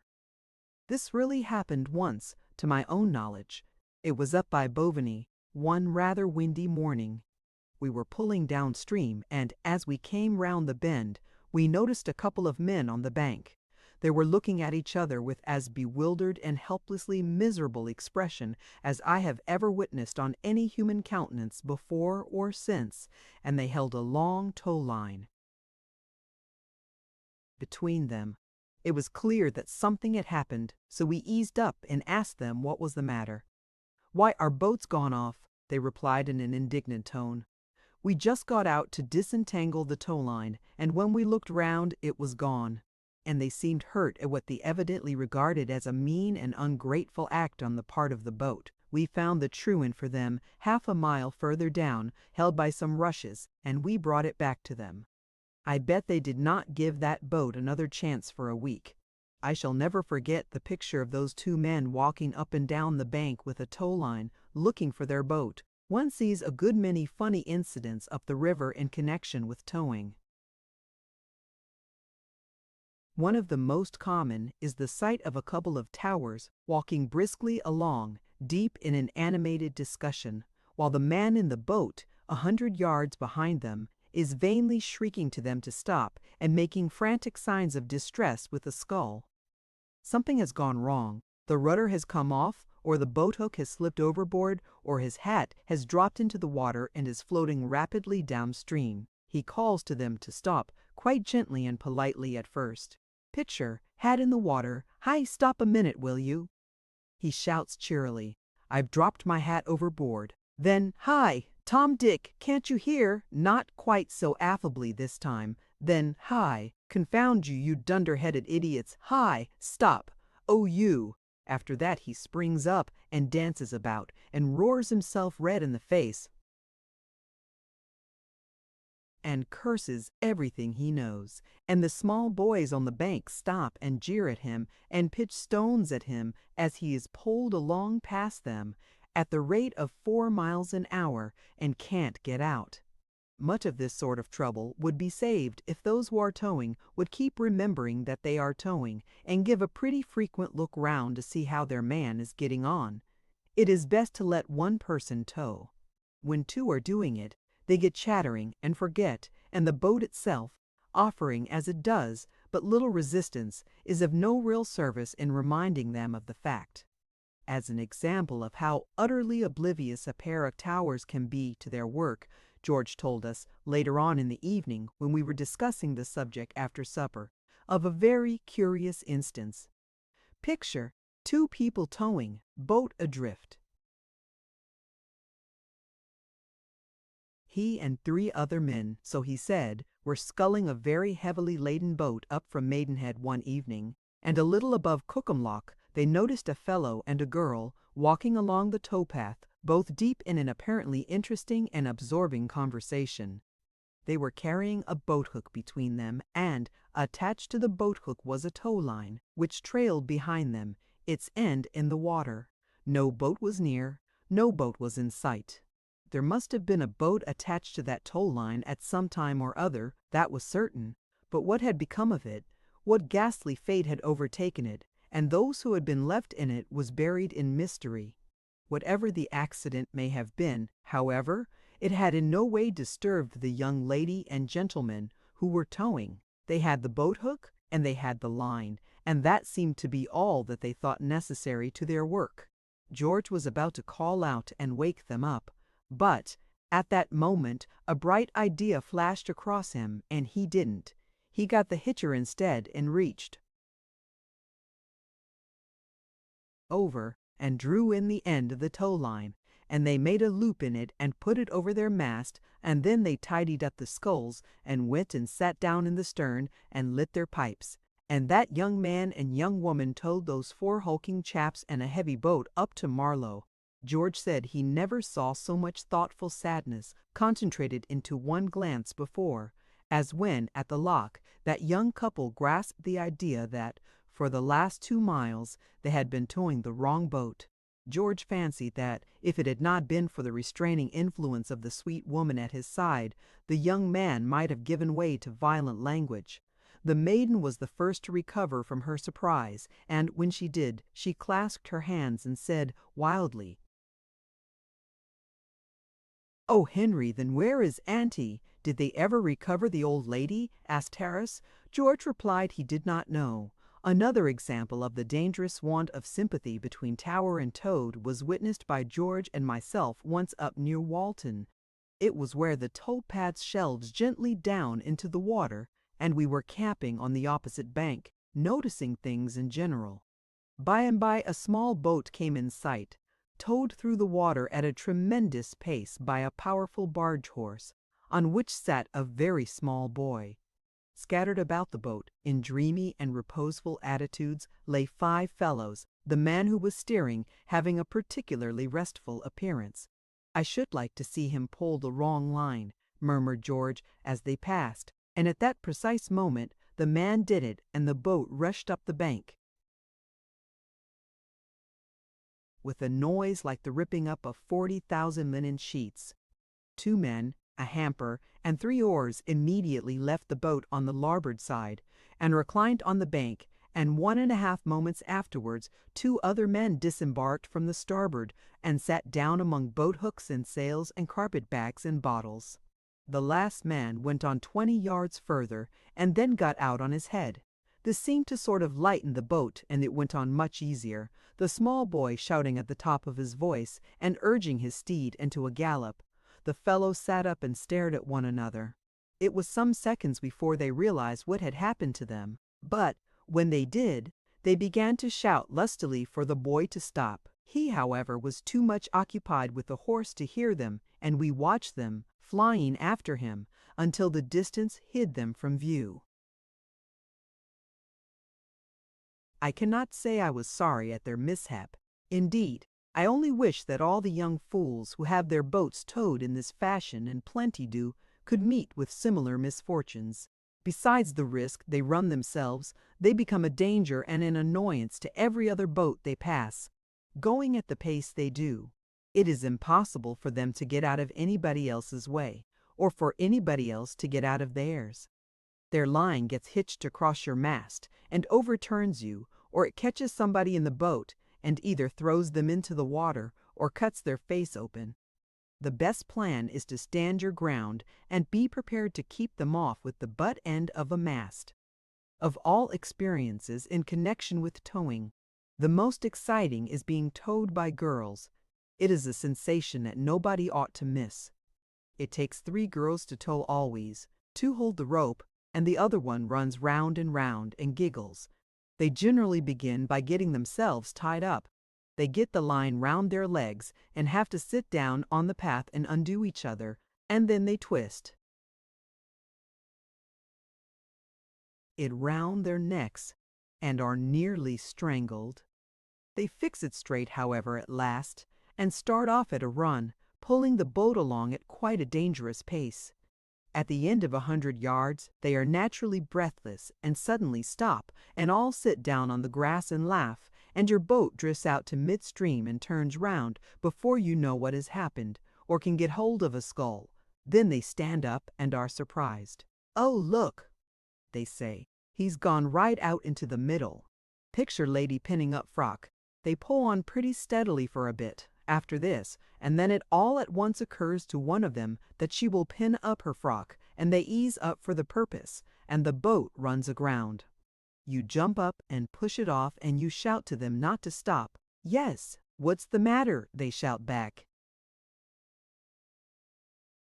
"Don't stop," you roar. "Don't what?" "Don't stop. Go on, go on, go on, go back, Emily, and see what it is they want," says one, and Emily comes back and asks what it is. "What do you want?" she says. "Anything happened?" "No," you reply. "It's all right. Only go on, you know, don't stop." "Why not?" "Why, we can't steer if you keep stopping. You must keep some way on the boat." "Keep some what?" "Some way you must keep the boat moving." "Oh, all right, I'll tell 'em." "Are we doing it all right?" "Oh yes, very nicely indeed. Only don't stop. It doesn't seem difficult at all. I thought it was so hard." "Oh, no, it's simple enough." You want to keep on steady at it, that's all. "I see. Give me out my red shawl. It's under the cushion." You find the shawl and hand it out, and by this time another one has come back and thinks she will have hers too, and they take Mary's on chance, and Mary does not want it, so they bring it back and have a pocket comb instead. It is about 20 minutes before they get off again, and at the next corner they see a cow, and you have to leave the boat to chivvy the cow out of their way. There is never a dull moment in the boat while girls are towing it. George got the line right after a while, and towed us steadily on to Penton Hook. There we discussed the important question of camping. We had decided to sleep on board that night, and we had either to lay up just about there or go on past Staines. It seemed early to think about shutting up then, however, with the sun still in the heavens, and we settled to push straight on for Runnymede, 3.5 miles further, a quiet wooded part of the river, and where there is good shelter. We all wished, however, afterward that we had stopped at Penton Hook. 3 or 4 miles upstream is a trifle early in the morning, but it is a weary pull at the end of a long day. You take no interest in the scenery during these last few miles. You do not chat and laugh. Every half mile you cover seems like 2. You can hardly believe you are only where you are, and you are convinced that the map must be wrong, and when you have trudged along for what seems to you at least 10 miles, and still the lock is not in sight, you begin to seriously fear that somebody must have sneaked it and run off with it. I remember being terribly upset once up the river, in a figurative sense, I mean. I was out with a young lady cousin on my mother's side, and we were pulling down to Goring. It was rather late, and we were anxious to get in. At least she was anxious to get in. At least she was anxious to get in. It was 6:30 when we reached Binson's Lock, and dusk was drawing on, and she began to get excited then. She said she must be in to supper. I said it was a thing I felt I wanted to be in at, too, and I drew out a map I had with me to see exactly how far it was. I saw it was just 1.5 miles to the next lock, Wallingford, and 5 on from there to Cleve. "Oh, it's all right," I said. "We'll be through the next lock before 7, and then there is only one more," and I settled down and pulled steadily away. We passed the bridge, and soon after that I asked if she saw the lock. She said no, she did not see any lock, and I said, "Oh," and pulled on. Another 5 minutes went by, and then I asked her to look again. "No," she said, "I can't see any signs of a lock." "You are sure you know a lock when you do see one?" I asked hesitatingly, not wishing to offend her. The question did offend her, however, and she suggested that I had better look for myself, so I laid down the sculls and took a view. The river stretched out straight before us in the twilight for about a mile. Not a ghost of a lock was to be seen. "You don't think we have lost our way, do you?" asked my companion. I did not see how that was possible, though, as I suggested, we might have somehow got into the Weir stream and be making for the falls. This idea did not comfort her in the least, and she began to cry. She said we should both be drowned, and that it was a judgment on her for coming out with me. It seemed an excessive punishment, I thought, but my cousin thought not, and hoped it would all soon be over. I tried to reassure her and to make light of the whole affair. I said that the fact evidently was that I was not rowing as fast as I fancied I was, but that we should soon reach the loch now, and I pulled on for another mile. Then I began to get nervous myself. I looked again at the map. There was Wallingford Loch, clearly marked, 1.5 miles below Benson's. It was a good,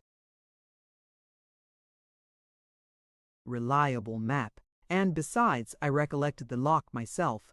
I had been through it twice. Where were we? What had happened to us? I began to think it must be all a dream, and that I was really asleep in bed, and should wake up in a minute and be told it was past 10. I asked my cousin if she thought it could be a dream, and she replied that she was just about to ask me the same question, and then we both wondered if we were both asleep, and if so, who was the real one that was dreaming, and who was the one that was only a dream. It got quite interesting. I still went on pulling, however, and still no loch came in sight, and the river grew more and more gloomy and mysterious under the gathering shadows of night, and things seemed to be getting weird and uncanny. I thought of hobgoblins and banshees, and will-o'-the-wisps, and those wicked girls who sit up all night on rocks and lure people into whirlpools and things, and I wished I had been a better man and knew more hymns. And in the middle of these reflections I heard the blessed strains of He's Got 'Em On played badly on a concertina, and knew that we were saved. I do not admire the tones of a concertina as a rule, but, oh, how beautiful the music seemed to us both, then far, far more beautiful than the voice of Orpheus or the lute of Apollo or anything of that sort could have sounded. Heavenly melody in our then state of mind would only have still further harrowed us. A soul-moving harmony, correctly performed, we should have taken as a spirit warning and have given up all hope.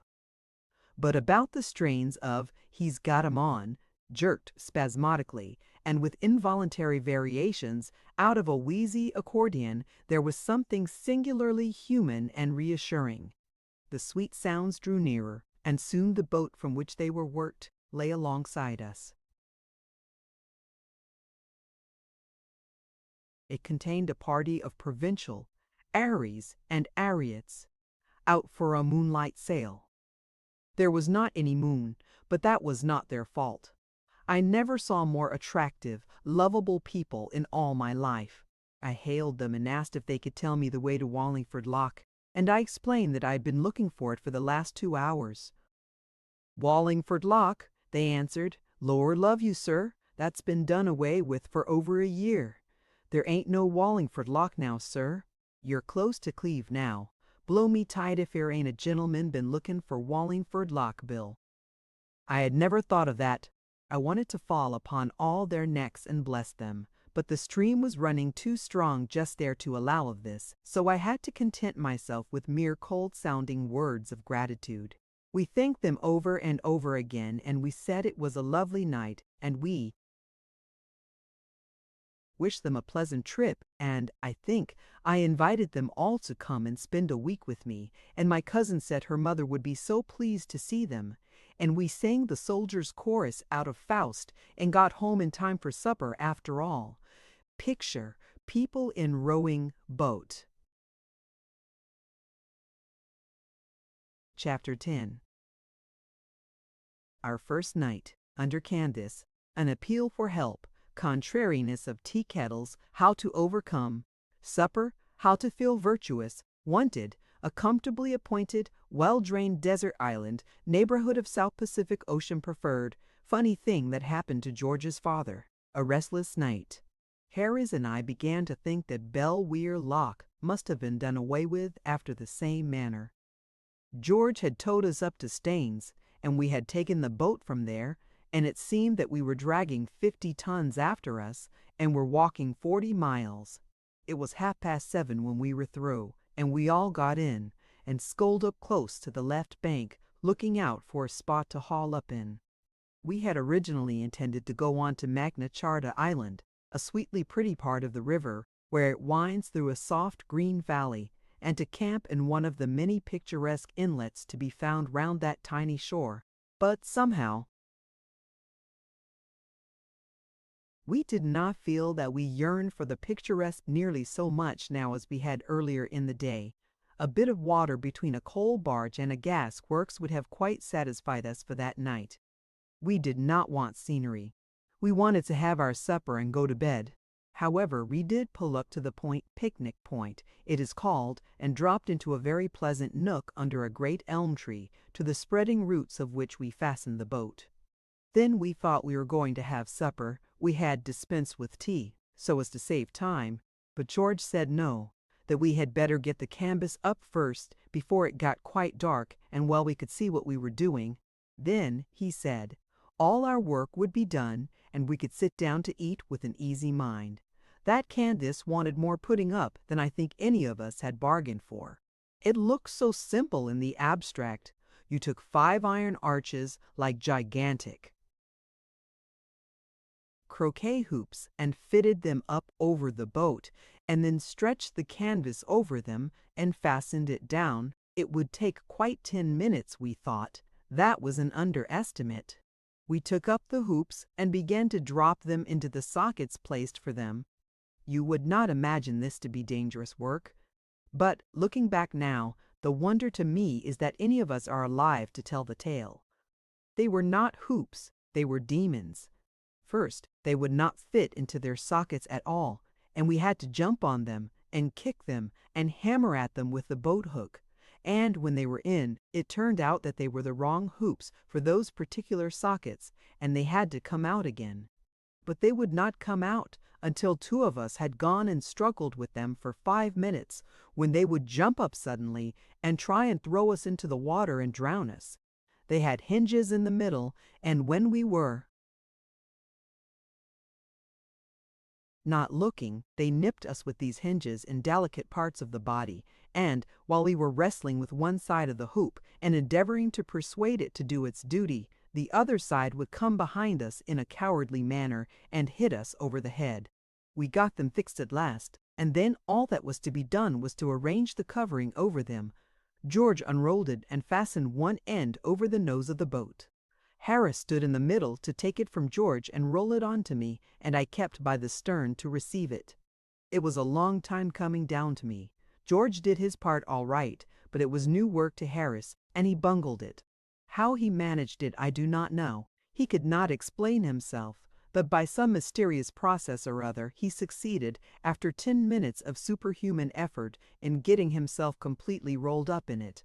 He was so firmly wrapped round and tucked in and folded over that he could not get out. He, of course,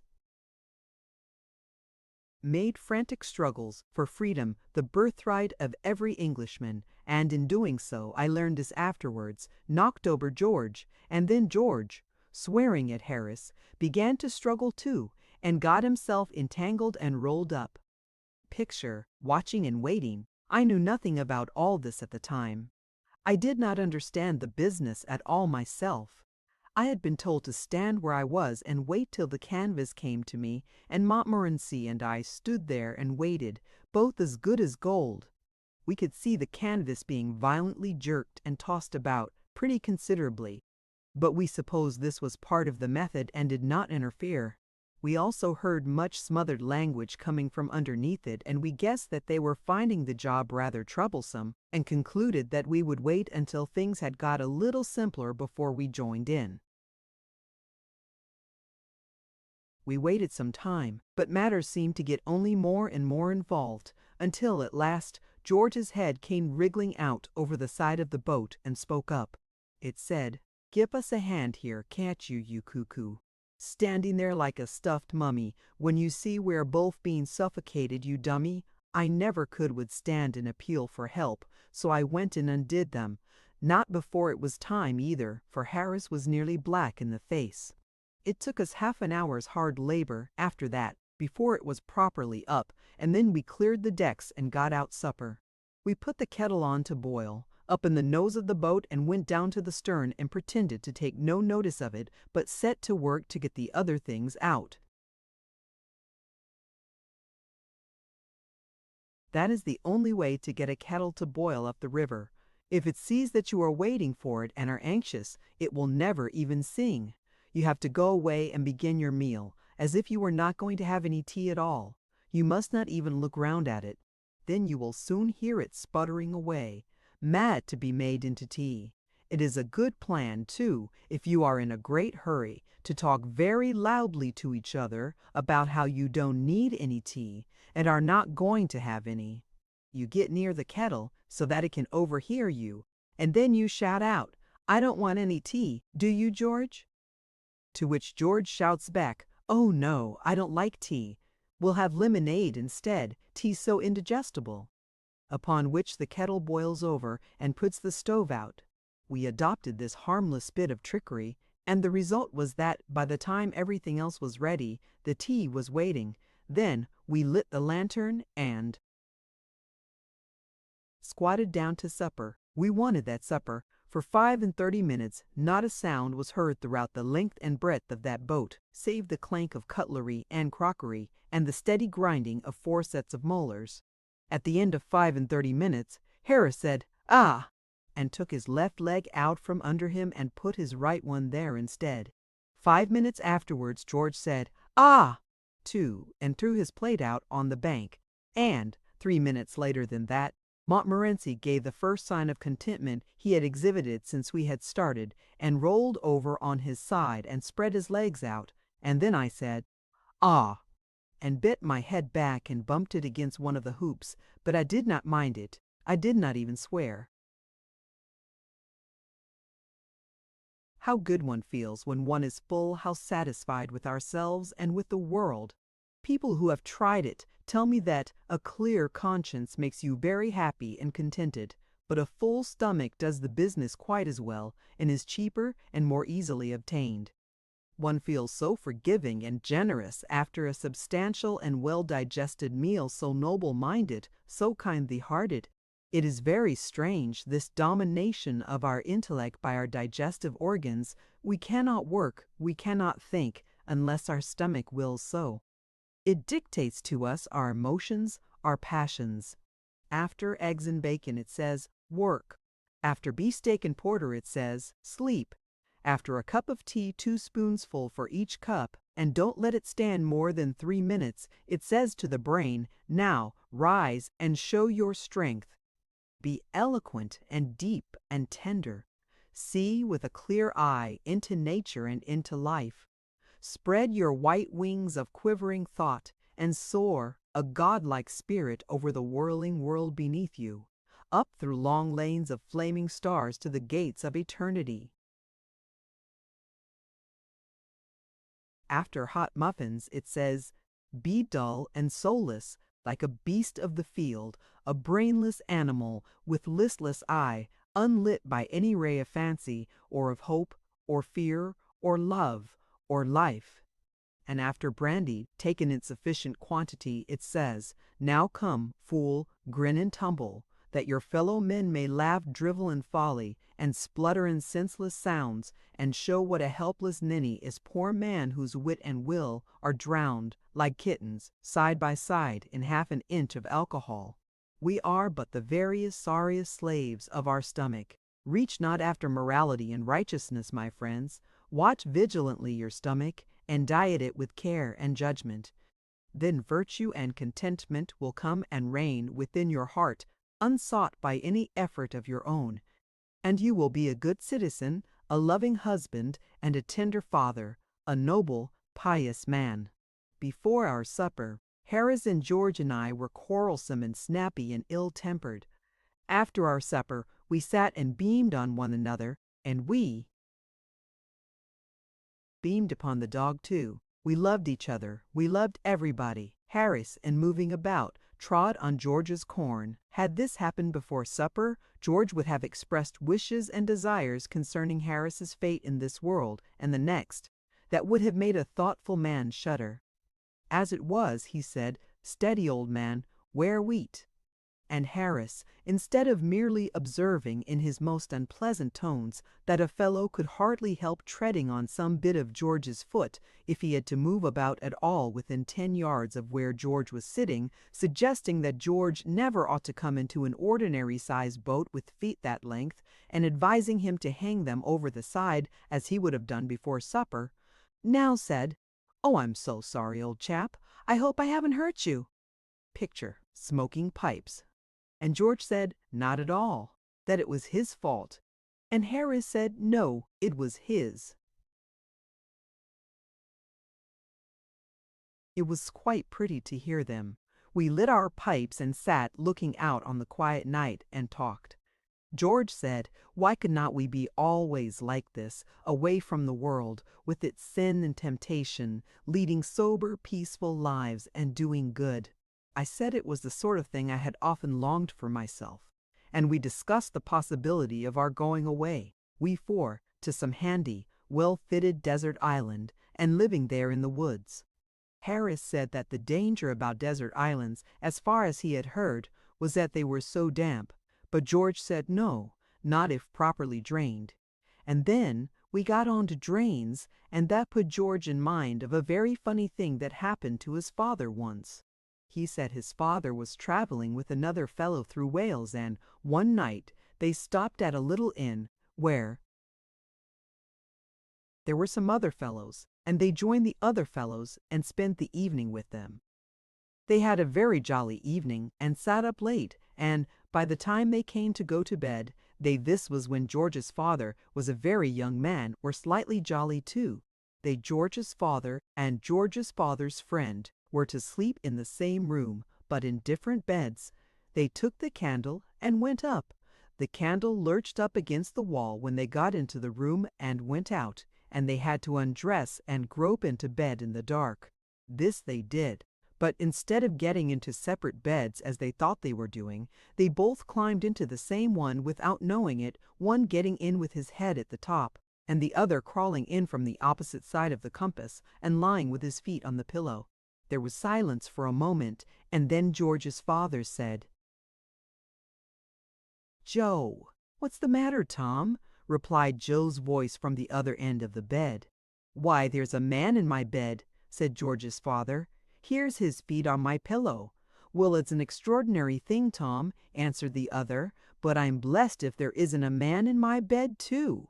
"What are you going to do?" asked George's father. "Well, I'm going to chuck him out," replied Joe. "So am I," said George's father valiantly. There was a brief struggle, followed by 2 heavy bumps on the floor, and then a rather doleful voice said,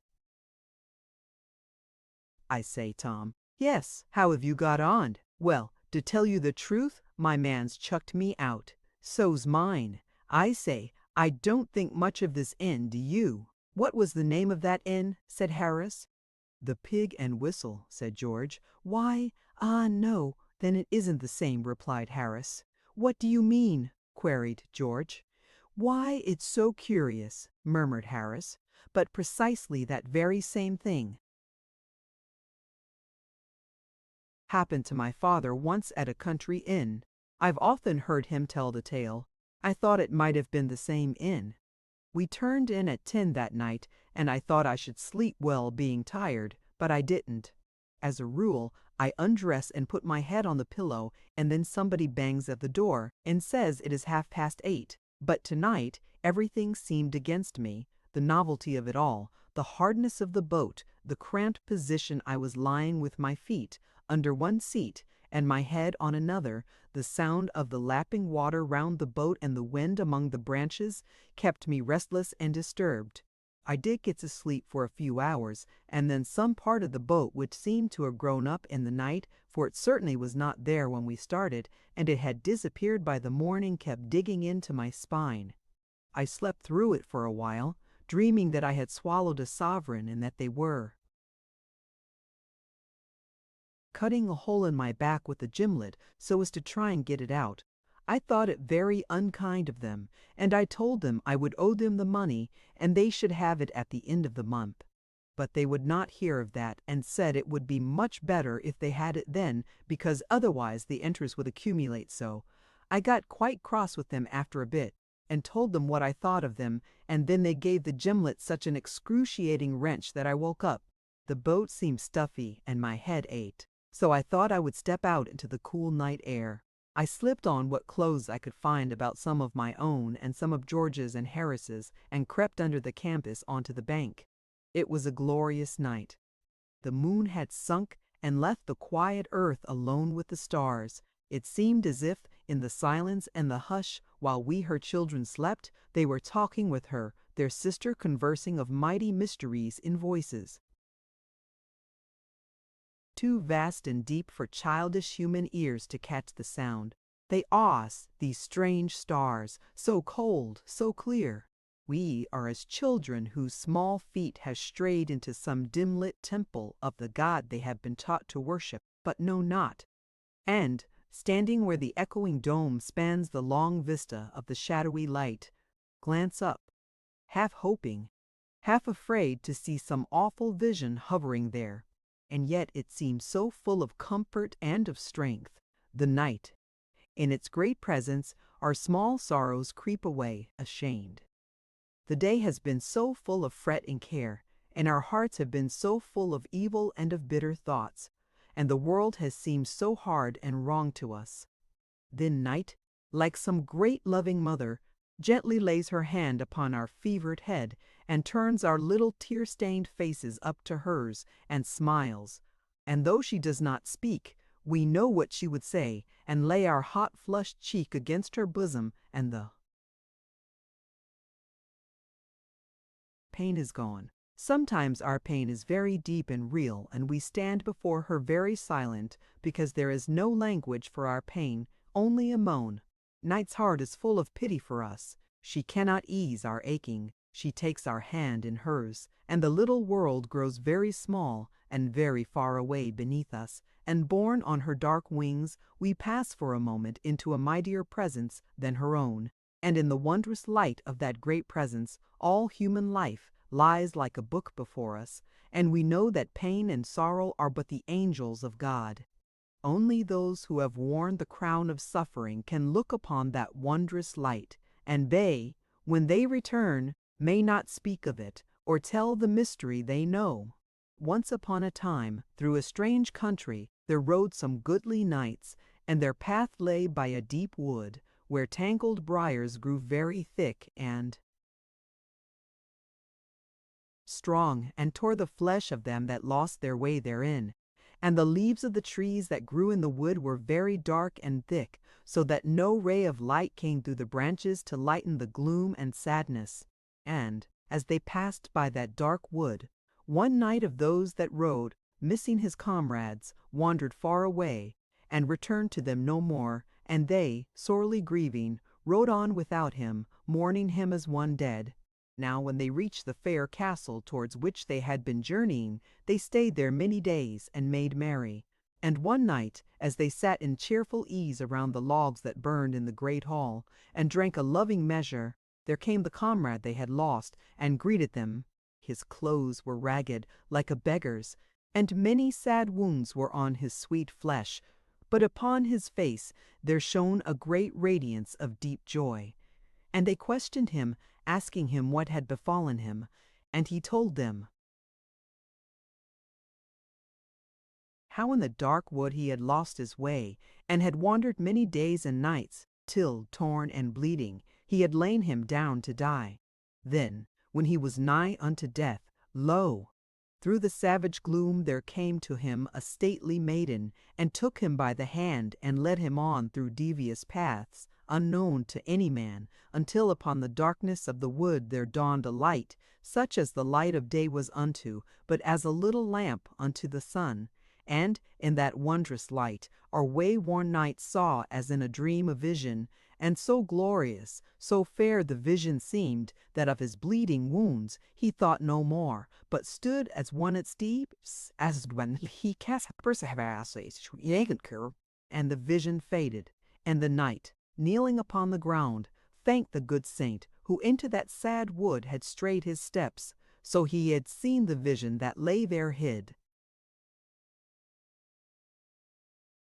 And the name of the dark forest was Sorrow, but of the vision that the good knight saw therein we may not speak nor tell.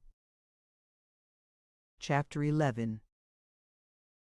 How George, once upon a time, got up early in the morning. George, Harris, and Montmorency do not like the look of the cold water. Heroism and determination on the part of J. George and his shirt, story with a moral. Harris as cook, historical retrospect, specially inserted for the use of schools. I woke at 6 the next morning, and found George awake too. We both turned round and tried to go to sleep again, but we could not. Had there been any particular reason why we should not have gone to sleep again, but have got up and dressed then and there, we should have dropped off while we were looking at our watches and have slept till 10.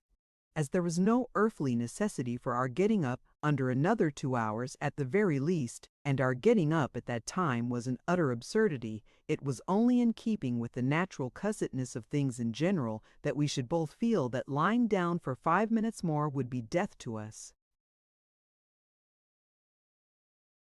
George said that the same kind of thing, only worse, had happened to him some 18 months ago when he was lodging by himself in the house of a certain Mrs. Gippings. He said his watch went wrong one evening and stopped at 8:15. He did not know this at the time because, for some reason or other, he forgot to wind it up when he went to bed, an unusual occurrence with him, and hung it up over his pillow without ever looking at the thing. It was in the winter when this happened, very near the shortest day, and a week of fog into the bargain, so the fact that it was still very dark when George woke in the morning was no guide to him as to the time. He reached up and hauled down his watch. It was 8:15. "Angels and ministers of grace defend us," exclaimed George, "and here have I got to be in the city by 9. Why didn't somebody call me? Oh, this is a shame." And he flung the watch down and sprang out of bed and had a cold bath and washed himself and dressed himself and shaved himself in cold water because there was not time to wait for the hot, and then rushed and had another look at the watch. Whether the shaking it had received in being thrown down on the bed had started it, or how it was, George could not say, but certain it was that from 8:15 it had begun to go, and now pointed to 20 minutes to 9. George snatched it up and rushed downstairs. In the sitting room all was dark and silent. There was no fire, no breakfast. George said it was a wicked shame of Mrs. G, and he made up his mind to tell her what he thought of her when he came home in the evening. Then he dashed on his great coat and hat, and, seizing his umbrella, made for the front door. The door was not even unbolted. George anathematized Mrs. G for a lazy old woman, and thought it was very strange that people could not get up at a decent, respectable time, unlocked and unbolted the door, and ran out. He ran hard for 1/4 of a mile, and at the end of that distance it began to be borne in upon him as a strange and curious thing that there were so few people about, and that there were no shops open. It was certainly a very dark and foggy morning, but still it seemed an unusual course to stop all business on that account. He had to go to business. Why should other people stop in bed merely because it was dark and foggy? At length he reached Holborn. Not a shutter was down. Not a bus was about.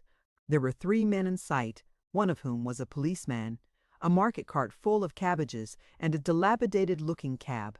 George pulled out his watch and looked at it. It was 5 minutes to 9. He stood still and counted his pulse. He stooped down and felt his legs. Then, with his watch still in his hand, he went up. to the policeman and asked him if he knew what the time was. "Picture George and the policeman. What's the time?" said the man, eyeing George up and down with evident suspicion. "Why, if you listen, you will hear it strike." George listened, and a neighboring clock immediately obliged. "But it's only gone 3, said George in an injured tone when it had finished. "Well, and how many did you want it to go?" replied the constable. "Why, 9, said George, showing his watch. "Do you know where you live?" said the guardian of public order severely. George thought and gave the address. "Oh, that's where it is it?" replied the man. "Well, you take my advice and go there quietly, and take that watch of yours with you, and don't let's have any more of it." And George went home again, musing as he walked along, and let himself in. At first, when he got in, he determined to undress and go to bed again. But when he thought of the redressing and rewashing and the having of another bath, he determined he would not, but would sit up and go to sleep in the easy chair. But he could not get to sleep. He never felt more wakeful in his life. So he lit the lamp and got out the chessboard and played himself a game of chess. But even that did not enliven him. It seemed slow somehow. So he gave chess up and tried to read. He did not seem able to take any sort of interest in reading either, so he put on his coat again and went out for a walk. It was horribly lonesome and dismal, and all the policemen he met regarded him with undisguised suspicion, and turned their lanterns on him, and followed him about, and this had such an effect upon him at last that he began to feel as if he really had done something, and he got to slinking down the by-streets and hiding in dark doorways when he heard the regulation flip-flop approaching. Of course, this conduct made the force only more distrustful of him than ever, and they would come and rout him out and ask him what he was doing there, and when he answered nothing, he had merely come out for a stroll.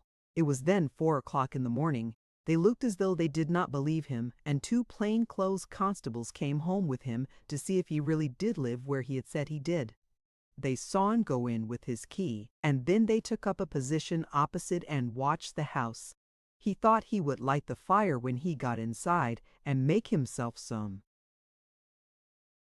breakfast, just to pass away the time, but he did not seem able to handle anything from a scuttleful of coals to a teaspoon without dropping it or falling over it and making such a noise that he was in mortal fear that it would wake Mrs. G. up and that she would think it was burglars and open the window and call police, and then these 2 detectives would rush in and handcuff him and march him off to the police court. He was in a morbidly nervous state by this time, and he pictured the trial and his trying to explain the circumstances to the jury and nobody believing him, and his being sentenced to 20 years penal servitude and his mother dying of a broken heart. So he gave up trying to get breakfast and wrapped himself up in his overcoat and sat in the easy chair till Mrs. G came down at 7:30. He said he had never got up too early since that morning. It had been such a warning to him. We had been sitting huddled up in our rugs while George had been telling me this true story, and on his finishing it I set to work to wake up Harris with a skull. The 3rd prod did it, and he turned over on the other side and said he would be down in a minute and that he would have his lace-up boots.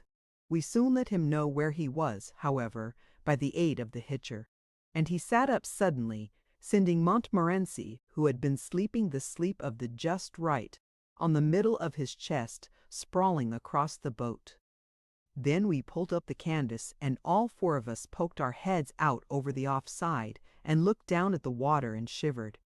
The idea, overnight, had been that we should get up early in the morning, fling off our rugs and shawls, and, throwing back the canvas, spring into the river with a joyous shout and revel in a long, delicious swim. Somehow, now the morning had come, the notion seemed less tempting. The water looked damp and chilly. The wind felt cold. "Well, who's going to be first in?" said Harris at last. There was no rush for precedence. George settled the matter so far as he was concerned by retiring into the boat and pulling on his socks.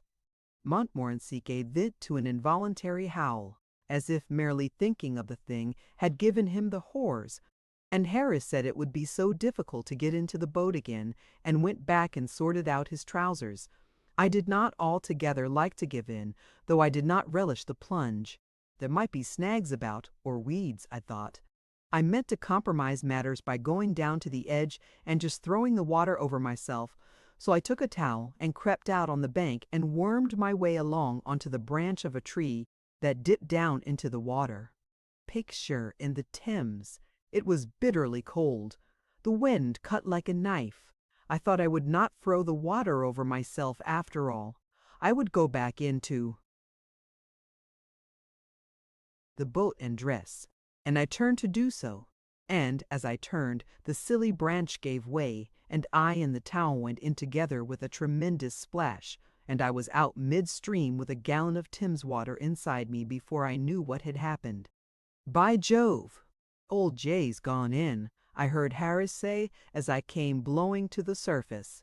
"I didn't think he'd have the pluck to do it, did you?" "Is it all right?" sung out George. "Lovely," I spluttered back. "You are duffers not to come in. I wouldn't have missed this for worlds. Why won't you try it?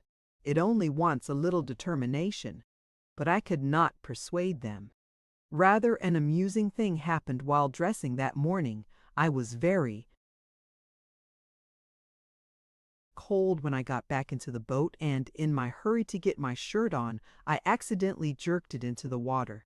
It made me awfully wild, especially as George burst out laughing. I could not see anything to laugh at, and I told George so, and he only laughed the more. I never saw a man laugh so much. I quite lost my temper with him at last, and I pointed out to him what a driveling maniac of an imbecile idiot he was, but he only roared the louder. And then, just as I was landing the shirt, I noticed that it was not my shirt at all, but George's, which I had mistaken for mine, whereupon the humor of the thing struck me for the first time, and I began to laugh. And the more I looked from George's wet shirt to George, roaring with laughter, the more I was amused, and I laughed so much that I had to let the shirt fall back into the water again. "Aren't you going to get it out?" said George, between his shrieks. I could not answer him at all for a while. I was laughing so, but at last, between my peels, I managed to jerk out, "It isn't my shirt, it's yours." I never saw a man's face change from lively to severe so suddenly in all my life before. "What?" he yelled, springing up. "You silly cuckoo! Why can't you be more careful what you're doing? Why the deuce don't you go and dress on the bank? You're not fit to be in a boat, you're not. Gimme the hitcher." I tried to make him see the fun of the thing, but he could not. George is very dense at seeing a joke sometimes. Harris proposed that we should have scrambled eggs for breakfast. He said he would cook them. It seemed, from his account, that he was very good at doing scrambled eggs. He often did them at picnics, and when out on yachts. He was quite famous for them. People who had once tasted his scrambled eggs, so we gathered from his conversation, never cared for any other food afterwards, but pined away and died when they could not get them. It made our mouths water to hear him talk about the things, and we handed him out the stove and the frying pan and all the eggs that had not smashed and gone over everything in the hamper, and begged him to begin. He had some trouble in breaking the eggs, or rather not so much trouble in breaking them exactly as in getting them into the frying pan when broken, and keeping them off his trousers, and preventing them from running up his sleeve. But he fixed some half a dozen into the pan at last, and then squatted down by the side of the stove and chivied them about with a fork. It seemed harassing work, so far as George and I could judge. Whenever he went near the pan he burned himself, and then he would drop everything and dance round the stove, flicking his fingers about and cursing the things. Indeed, every time George and I looked round at him, he was sure to be performing this feat. We thought at first that it was a necessary part of the culinary arrangements. We did not know what scrambled eggs were, and we fancied that it must be some Red Indian or Sandwich Islands sort of dish that required dances and incantations for its proper cooking. Montmorency went and put his nose over it once, and the fat spluttered up and scalded him, and then he began dancing and cursing. Altogether, it was one of the most interesting and exciting operations I have ever witnessed. George and I were both quite sorry when it was over. The result was not altogether the success that Harris had anticipated. There seemed so little to show for the business. 6 eggs had gone into the frying pan, and all that came out was a teaspoonful of burnt and unappetizing-looking mess. Harris said it was the fault of the frying pan, and thought it would have gone better if we had had a fish kettle and a gas stove, and we decided not to attempt the dish again until we had those aids to housekeeping by us. The sun had got more powerful by the time we had finished breakfast, and the wind had dropped, and it was as lovely a morning as one could desire. Little was in sight to remind us of the 19th century, and as we looked out upon the river in the morning sunlight, we could almost fancy that the centuries between us and that ever-to-be famous June morning of 1215 had been drawn aside, and that we, English yeomen's sons in homespun cloth, with dirk at belt, were waiting there to witness the writing of that stupendous page of history, the meaning whereof was to be translated to the common people, some 400-odd years later, by one Oliver Gore, who had deeply sight. It is a fine summer morning, sunny, soft, and still, but through the air there runs a thrill of coming stir. King John has slept at Duncroft Hall, and all the day before the little town of Staines has echoed to the clang of armed men, and the clatter of great horses over its rough stones, and the shouts of captains, and the grim oaths and surly jests of bearded bowmen, pikemen, and strange-speaking foreign spearmen. Gay-cloaked companies of knights and squires have ridden in, all travel-stained and dusty.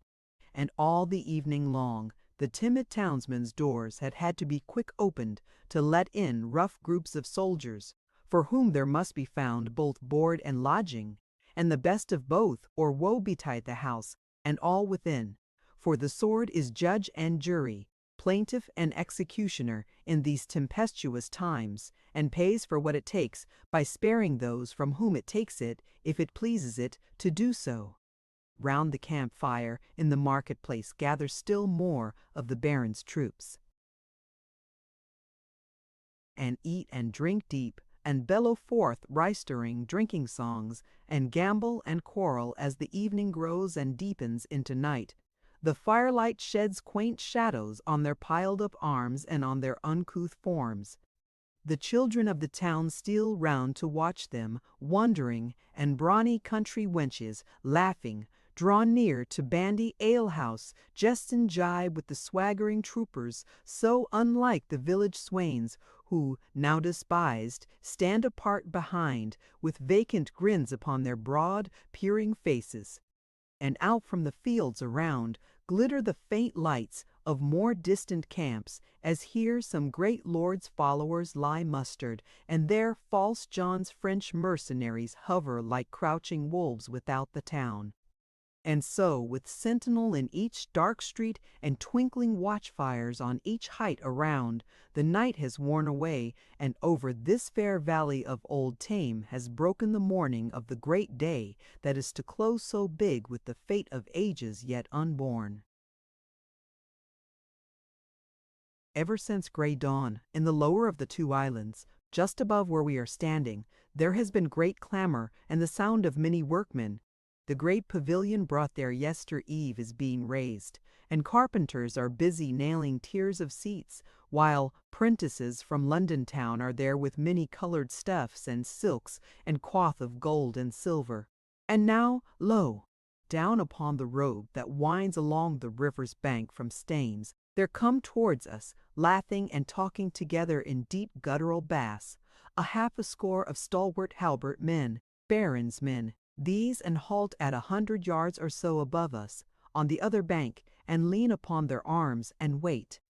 And so, from hour to hour, march up along the road ever-fresh groups in bands of armed men, their casques and breastplates flashing back the long low lines of morning sunlight, until, as far as I can reach, the way seems thick with glittering steel and prancing steeds, and shouting horsemen are galloping from group to group, and little banners are fluttering lazily in the warm breeze, and every now and then there's a deeper stir as the ranks make way on either side, and some great baron on his war-horse, with his guard of squires around him, passes along to take his station at the head of his serfs and vassals. And up the slope of Cooper's Hill, just opposite, are gathered the wondering rustics and curious townsfolk who have run from Staines, and none are quite sure what the bustle is about, but each one has a different version of the great event that they have come to see, and some say that much good to all the people will come from this day's work. But the old men shake their heads, for they have heard such tales before. And all the river down to Staines is dotted with small craft and boats and tiny coracles, which last are growing out of favor now, and are used only by they. Poorer folk.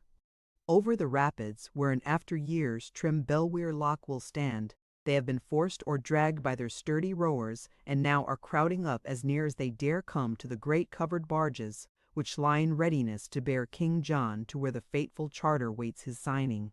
It is noon, and we and all the people have been waiting patient for many an hour, and the rumor has run round that slippery John has again escaped from the Baron's grasp, and has stolen away from Duncroft Hall with his mercenaries at his heels, and will soon be doing other work than signing charters for his people's liberty.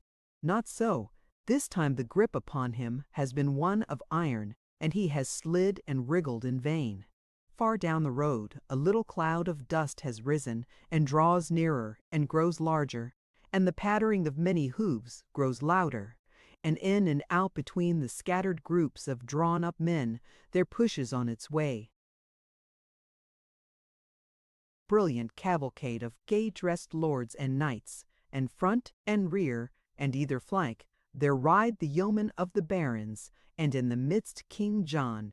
He rides to where the barges lie in readiness, and the great barons step forth from their ranks to meet him. He greets them with a smile and laugh, and pleasant honeyed words, as though it were some feast in his honor to which he had been invited. But as he rises to dismount, he casts one hurried glance from his own French mercenaries drawn up in the rear to the grim ranks of the baron's men that hem him in. Is it too late? One fierce blow at the unsuspecting horsemen at his side, one cry to his French troops, one desperate charge upon the unready lines before him, and these rebellious barons might rue the day they dared to thwart his plans. A bolder hand might have turned the game even at that point. Had it been a Richard there, the cup of liberty might have been dashed from England's lips, and the taste of freedom held back for 100 years. But the heart of King John sinks before the stern faces of the English fighting men, and the arm of King John drops back onto his rein, and he dismounts and takes his seat in the foremost barge. And the barons follow in, with each mailed hand upon the sword hilt, and the word is given to let go. Slowly the heavy, bright-decked barges leave the shore of Runningmead. Slowly against the swift current they work their ponderous way, till, with a low grumble, they grate against the bank of the little island that from this day will bear the name of Magna Charta Island. And King John has stepped upon the shore, and we wait in breathless silence till a great shout cleaves the air, and the great cornerstone in England's Temple of Liberty has, now we know, been firmly laid. Chapter 12. Henry VIII and Anne Boleyn, disadvantages of living in same house with pair of lovers. A trying time for the English nation. A night search for the picturesque. Homeless and houseless, Harris prepares to die. An angel comes along. Effect of sudden joy on Harris. A little supper, munch. High price for mustard. A fearful battle. Maidenhead. Sailing. 3 fishers. We are cursed. I was sitting on the bank, conjuring up this scene to myself, when George remarked that when I was quite rested, perhaps I would not mind helping to wash up, and, thus recalled from the days of the glorious past to the prosaic present with all its misery and sin, I slid down into the boat and cleaned out the frying pan with a stick of wood and a tuft of grass, polishing it up finally with George's wet shirt. We went over to Magna Charta Island and had a look at the stone which stands in the cottage there, and on which the Great Charter is said to have been signed. Though, as to whether it really was signed there, or, as some say, on the other bank at Runningmead, I decline to commit myself. As far as my own personal opinion goes, however, I am inclined to give weight to the popular island theory. Certainly, had I been one of the barons at the time, I should have strongly urged upon my comrades the advisability of our getting such a slippery customer as King John onto the island, where there was less chance of surprises and tricks. There are the ruins of an old priory in the grounds of Angerwyke House, which is close to Picnic Point, and it was round about the grounds of this old priory that Henry VIII is said to have waited for and met Anne Boleyn. He also used to meet her at Hever Castle in Kent, and also somewhere near St. Albans. It must have been difficult for the people of England in those days to have found a spot where these thoughtless young folk were not spooning. Have you ever been in a house where there are a couple courting? It is most trying. You think you will go and sit in the drawing room, and you march off there. As you open the door, you hear a noise as if somebody had suddenly recollected something, and, when you get in, Emily is over by the window, full of interest in the opposite side of the road, and your friend John Edward is at the other end of the room, with his whole soul held in thrall by photographs of other people's relatives. "Oh," you say, pausing at the door, "I didn't know anybody was here." "Oh, didn't you?" says Emily coldly, in a tone which implies that she does not believe you. You hang about for a bit, then you say, "It's very dark. Why don't you light the gas?" John Edward says, "Oh," he hadn't noticed it, and Emily says that Papa does not. Like the gas lit in the afternoon, you tell them one or two items of news and give them your views and opinions on the Irish question, but this does not appear to interest them. All they remark on any subject is, "Oh, is it? Did he? Yes, and you don't say so." And, after 10 minutes of such style of conversation, you edge up to the door and slip out, and are surprised to find that the door immediately closes behind you and shuts itself without your having touched it. Half an hour later, you think you will try a pipe in the conservatory. The only chair in the place is occupied by Emily, and John Edward, if the language of clothes can be relied upon, has evidently been sitting on the floor. They do not speak, but they give you a look that says all that can be said in a civilized community. And you back out promptly and shut the door behind you. You are afraid to poke your nose into any room in the house now. So, after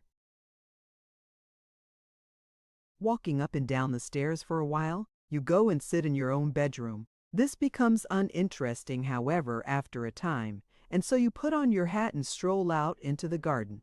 You walk down the path, and as you pass the summer house you glance in, and there are those two young idiots huddled up into one corner of it. And they see you, and are evidently under the idea that, for some wicked purpose of your own, you are following them about. "Why don't they have a special room for this sort of thing, and make people keep to it?" you mutter. And you rush back to the hall and get your umbrella and go out. It must have been much like this when that foolish boy, Henry VIII, was courting his little Anne. People in Buckinghamshire would have come upon them unexpectedly when they were mooning round Windsor and Wraysbury, and have exclaimed, "Oh, you here!" And Henry would have blushed and said, "Yes, he'd just come over to see a man." And Anne would have said, "Oh, I'm so glad to see you. Isn't it funny? I've just met Mr. Henry VIII in the lane, and he's going the same way I am." Then those people would have gone away and said to themselves, "Oh, we better get out of here while this billing and cooing is on. We'll go down to Kent." And they would go to Kent, and the first thing they would see in Kent, when they got there, would be Henry and Anne fooling round Hever Castle. "Oh, drat this," they would have said. "Here, let's go away. I can't stand any more of it. Let's go to St. Albans, nice quiet place, St. Albans." Picture river scene. And when they reached St. Albans, there would be that wretched couple kissing under the abbey walls. Then these folks would go and be pirates until the marriage was over. From Picnic Point to Old Windsor Loch is a delightful bit of the river.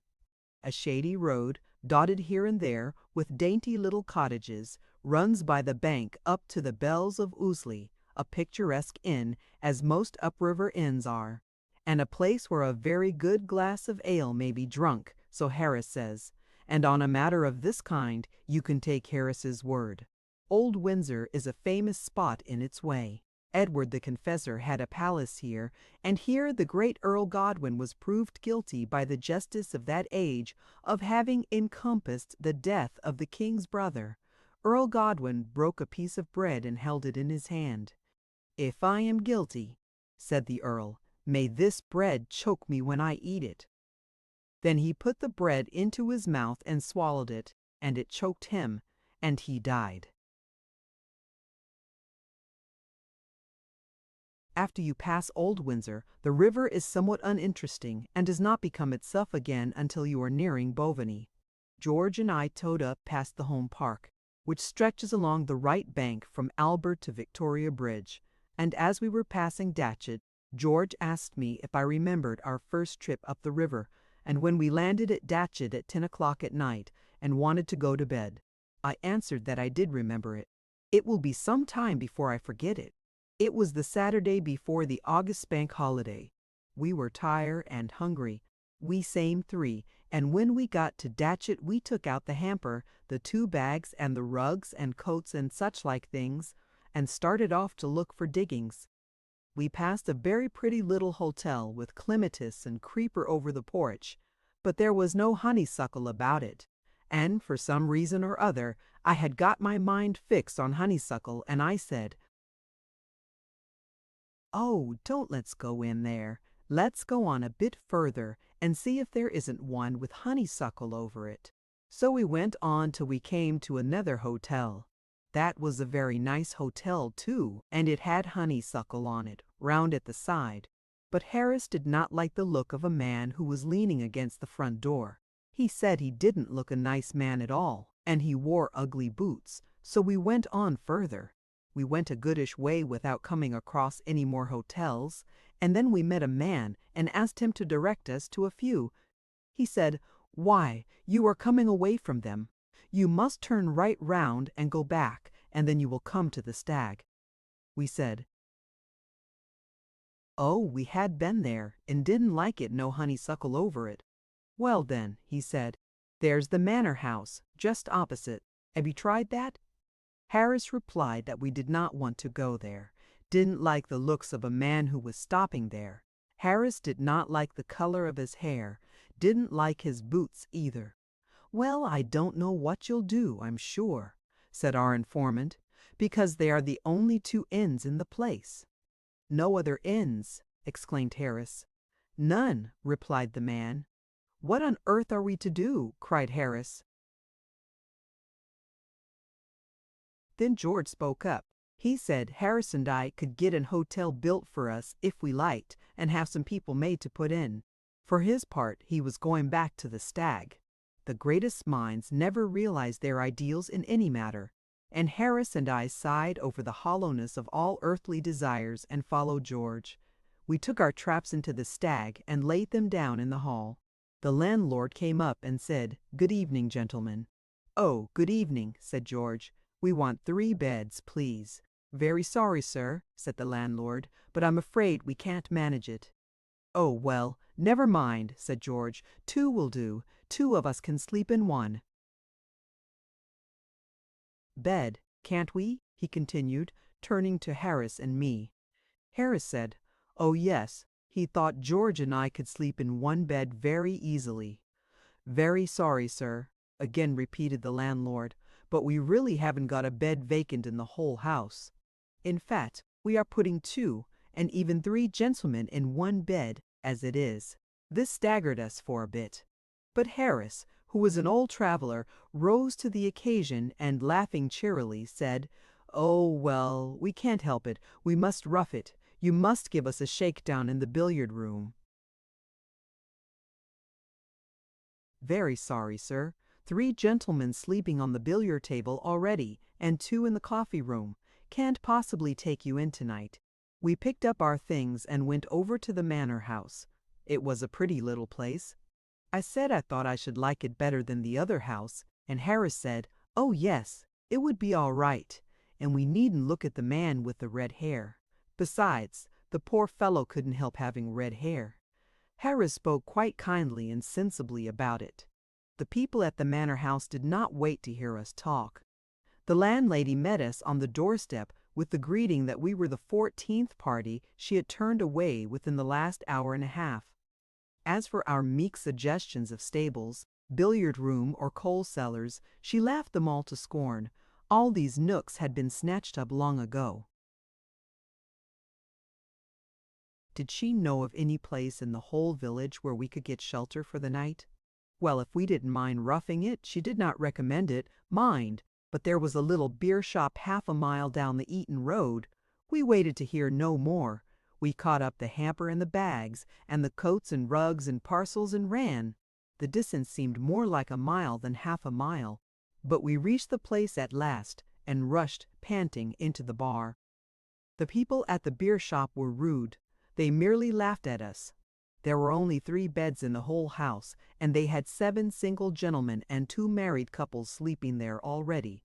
A kind-hearted bargeman, however, who happened to be in the tap room, thought we might try the grocer's, next door to the Stag, and we went back. The grocer's was full. An old woman we met in the shop then kindly took us along with her for a quarter of a mile to a lady friend of hers who occasionally let rooms to gentlemen. This old woman walked very slowly, and we were 20 minutes getting to her lady friends.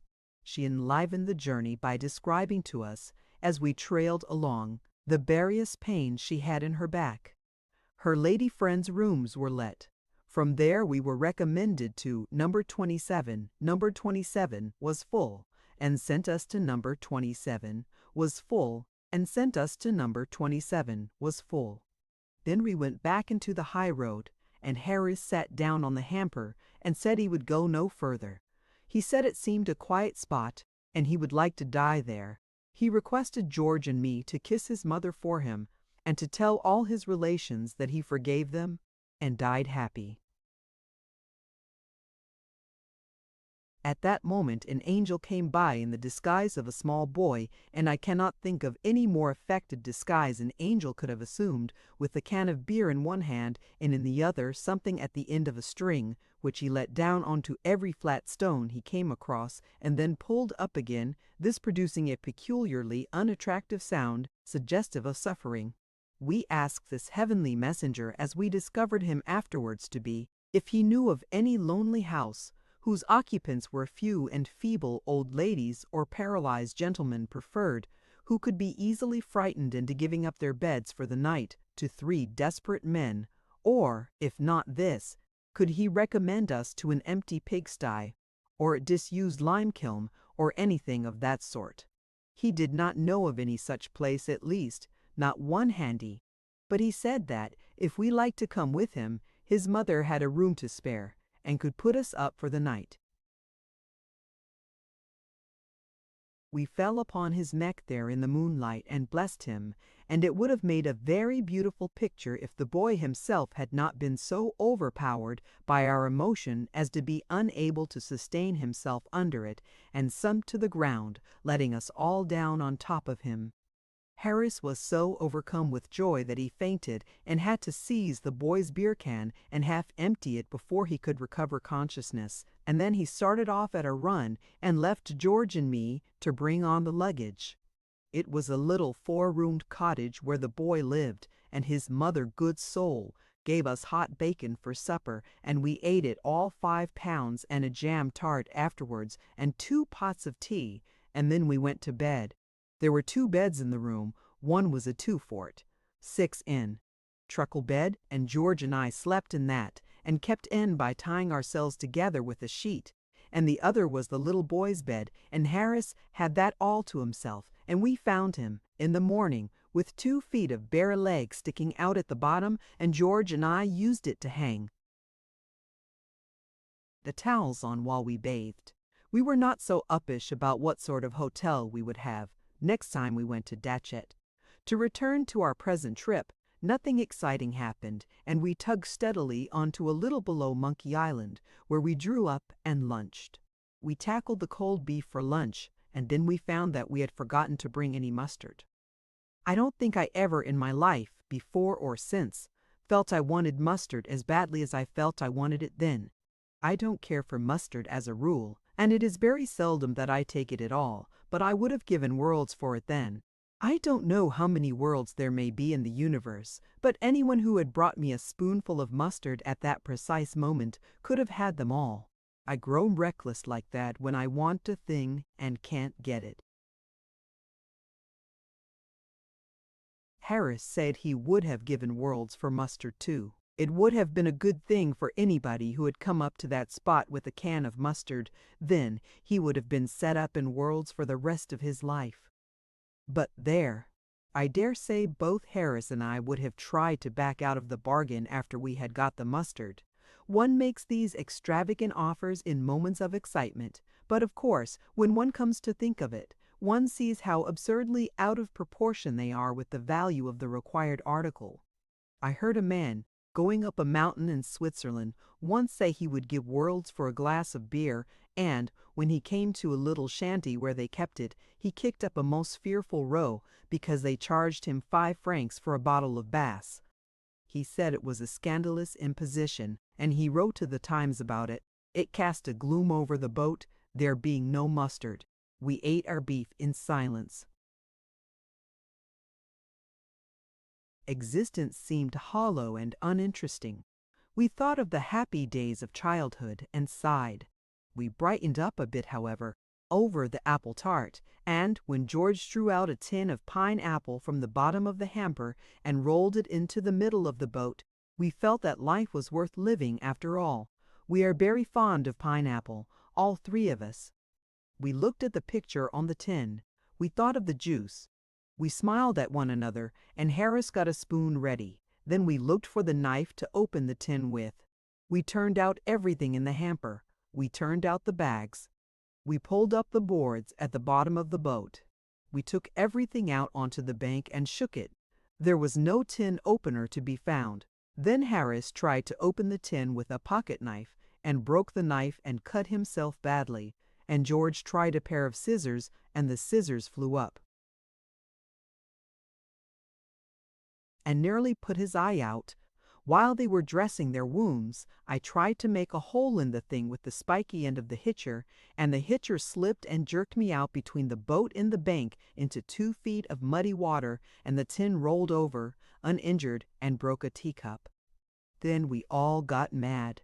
We took that tin out on the bank, and Harris went up into a field and got a big sharp stone, and I went back into the boat and brought out the mast, and George held the tin and Harris held the sharp end of his stone against the top of it, and I took the mast and poised it high up in the air, and gathered up all my strength and brought it down. It was George's straw hat that saved his life that day.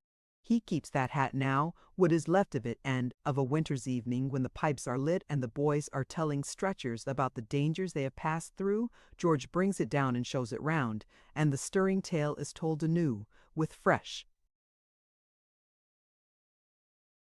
exaggerations every time.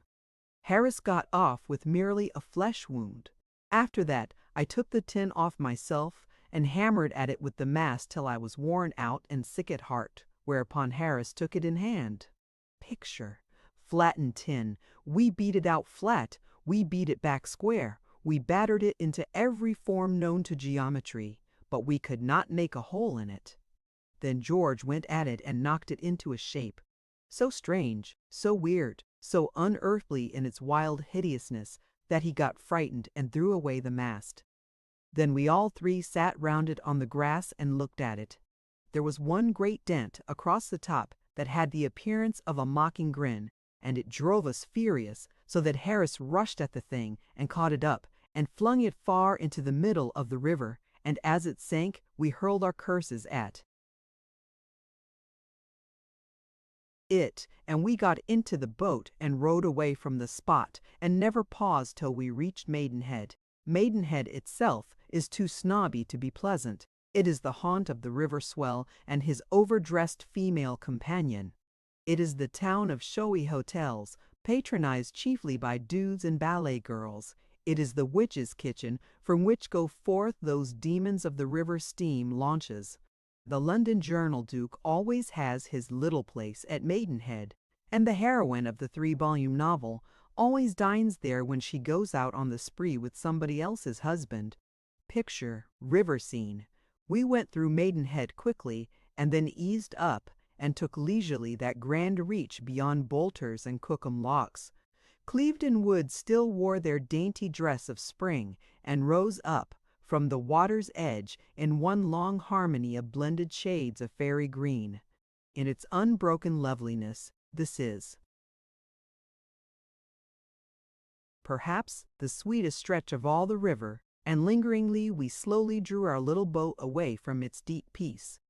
We pulled up in the backwater just below Cookham and had tea, and when we were through the lock it was evening.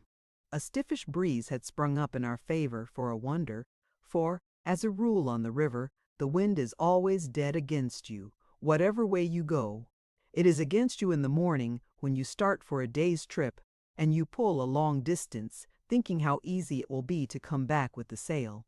Then, after tea, the wind veers round, and you have to pull hard in its teeth all the way home. When you forget to take the sail at all, then the wind is consistently in your favor both ways. But there, this world is only a probation, and man was born to trouble as the sparks fly upward. This evening, however, they had evidently made a mistake, and had put the wind round at our back instead of in our face. We kept very quiet about it, and got the sail up quickly before they found it out. And then we spread ourselves about the boat in thoughtful attitudes, and the sail bellied out, and strained and grumbled at the mast, and the boat flew. I steered. There is no more thrilling sensation I know of than sailing. It comes as near to flying as man has got to yet, except in dreams. The wings of the rushing wind seem to be bearing you onward, you know not where. You are no longer the slow, plodding, puny thing of clay, creeping tortuously upon the ground. You are a part of nature. Your heart is throbbing against hers. Her glorious arms are round you, raising you up against her heart. Your spirit is at one with hers. Your limbs grow light. The voices of the air are singing to you. The earth seems far away and little, and the clouds, so close above your head, are brothers and you. Stretch your arms to them. We had the river to ourselves, except that, far in the distance, we could see a fishing punt moored in midstream, on which 3 fishermen sat, and we skimmed over the water and past the wooded banks, and no one spoke. I was steering. As we drew nearer, we could see that the 3 men fishing seemed old and solemn-looking men. They sat on 3 chairs in the punt and watched intently their lines, and the red sunset threw a mystic light upon the waters, and tinged with fire the towering woods, and made a golden glory of the piled-up clouds. It was an hour of deep enchantment, of ecstatic hope and longing. The little sail stood out against the purple sky. The gloaming lay around us, wrapping the world in rainbow shadows, and, behind us, crept the night. We seemed like knights of some old legend, sailing across some mystic lake into the unknown realm of twilight, unto the great land of the sunset. We did not go into the realm of twilight, we went slap into that punt where those 3 old men were fishing. We did not know what had happened at first, because the sail shut out the view, but from the nature of the language that rose up upon the evening air, we gathered that we had come into the neighborhood of human beings, and that they were vexed and discontented. Harris let the sail down, and then we saw what had happened. We had knocked those three old gentlemen off their chairs into a general heap at the bottom of the boat, and they were now slowly and painfully sorting themselves out from each other and picking fish off themselves. And as they worked, they cursed us not with a common cursory curse, but with long, carefully thought out, comprehensive curses that embraced the whole of our career and went away into the distant future and included all our relations and covered everything connected with us, good, substantial curses. Harris told them they ought to be grateful for a little excitement sitting there fishing all day. And he also said that he was shocked and grieved to hear men their age give way to temper so. But it did not do any good. George said he would steer, after that. He said a mind like mine ought not to be expected to give itself away. In steering boats better let a mere commonplace human being see after that boat, before we jolly well all got drowned, and he took the lines and brought us up to Marlow. And at Marlow we left the boat by the bridge, and went and put up for the night at the Crown. Picture the boat. Chapter 13. Marlow, Bisham Abbey, the Medmenham monks. Montmorency thinks he will murder an old tom cat, but eventually decides that he will let it live. Shameful conduct of a fox terrier at the civil service, stores. Our departure from Marlow. An imposing procession. The steam lodge, useful receipts for annoying and hindering it. We decline to drink the river, a peaceful dog. Strange disappearance of Harris and a pie. Marlow is one of the pleasantest river centers I know of. It is a bustling, lively little town, not very picturesque on the whole, it is true, but there are many quaint nooks and corners to be found in it nevertheless, standing arches in the shattered bridge of time, over which our fancy travels back to the days when Marlow Manor owned Saxon Algar for its lord, ere conquering William seized it to give to Queen Matilda, ere it passed to the Earls of Warwick or to worldly wise Lord Paget, the counsellor of 4 successive sovereigns.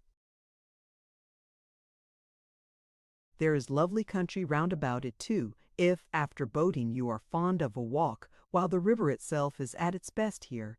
Down to Cookham, past the Quarry Woods and the meadows, is a lovely reach.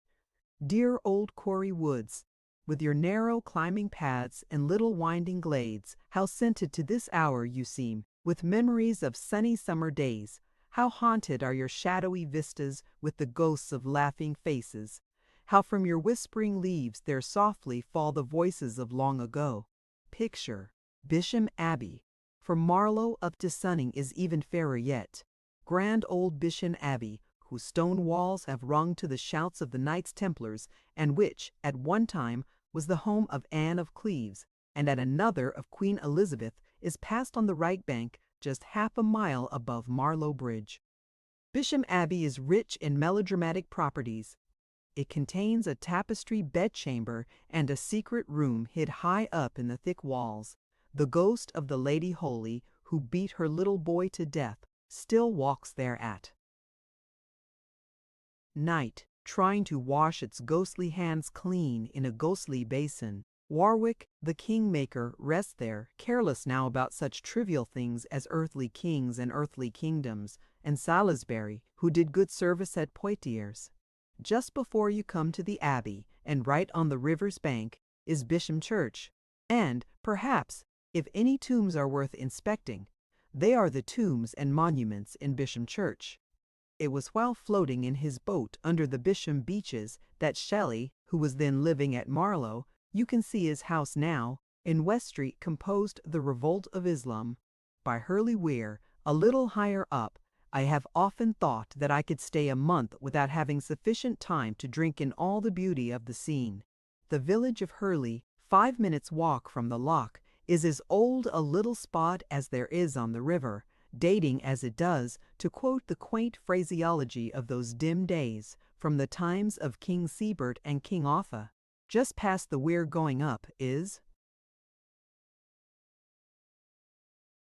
Danes' Field, where the invading Danes once encamped during their march to Gloucestershire, and a little further still, nestling by a sweet corner of the stream, is what is left of Medmenham Abbey.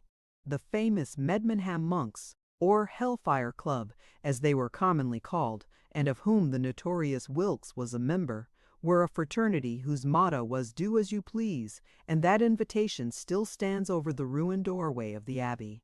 Many years before this bogus Abbey, with its congregation of irreverent jesters, was founded, there stood upon this same spot a monastery of a sterner kind, whose monks were of a somewhat different type to the revelers that were to follow them 500 years afterwards.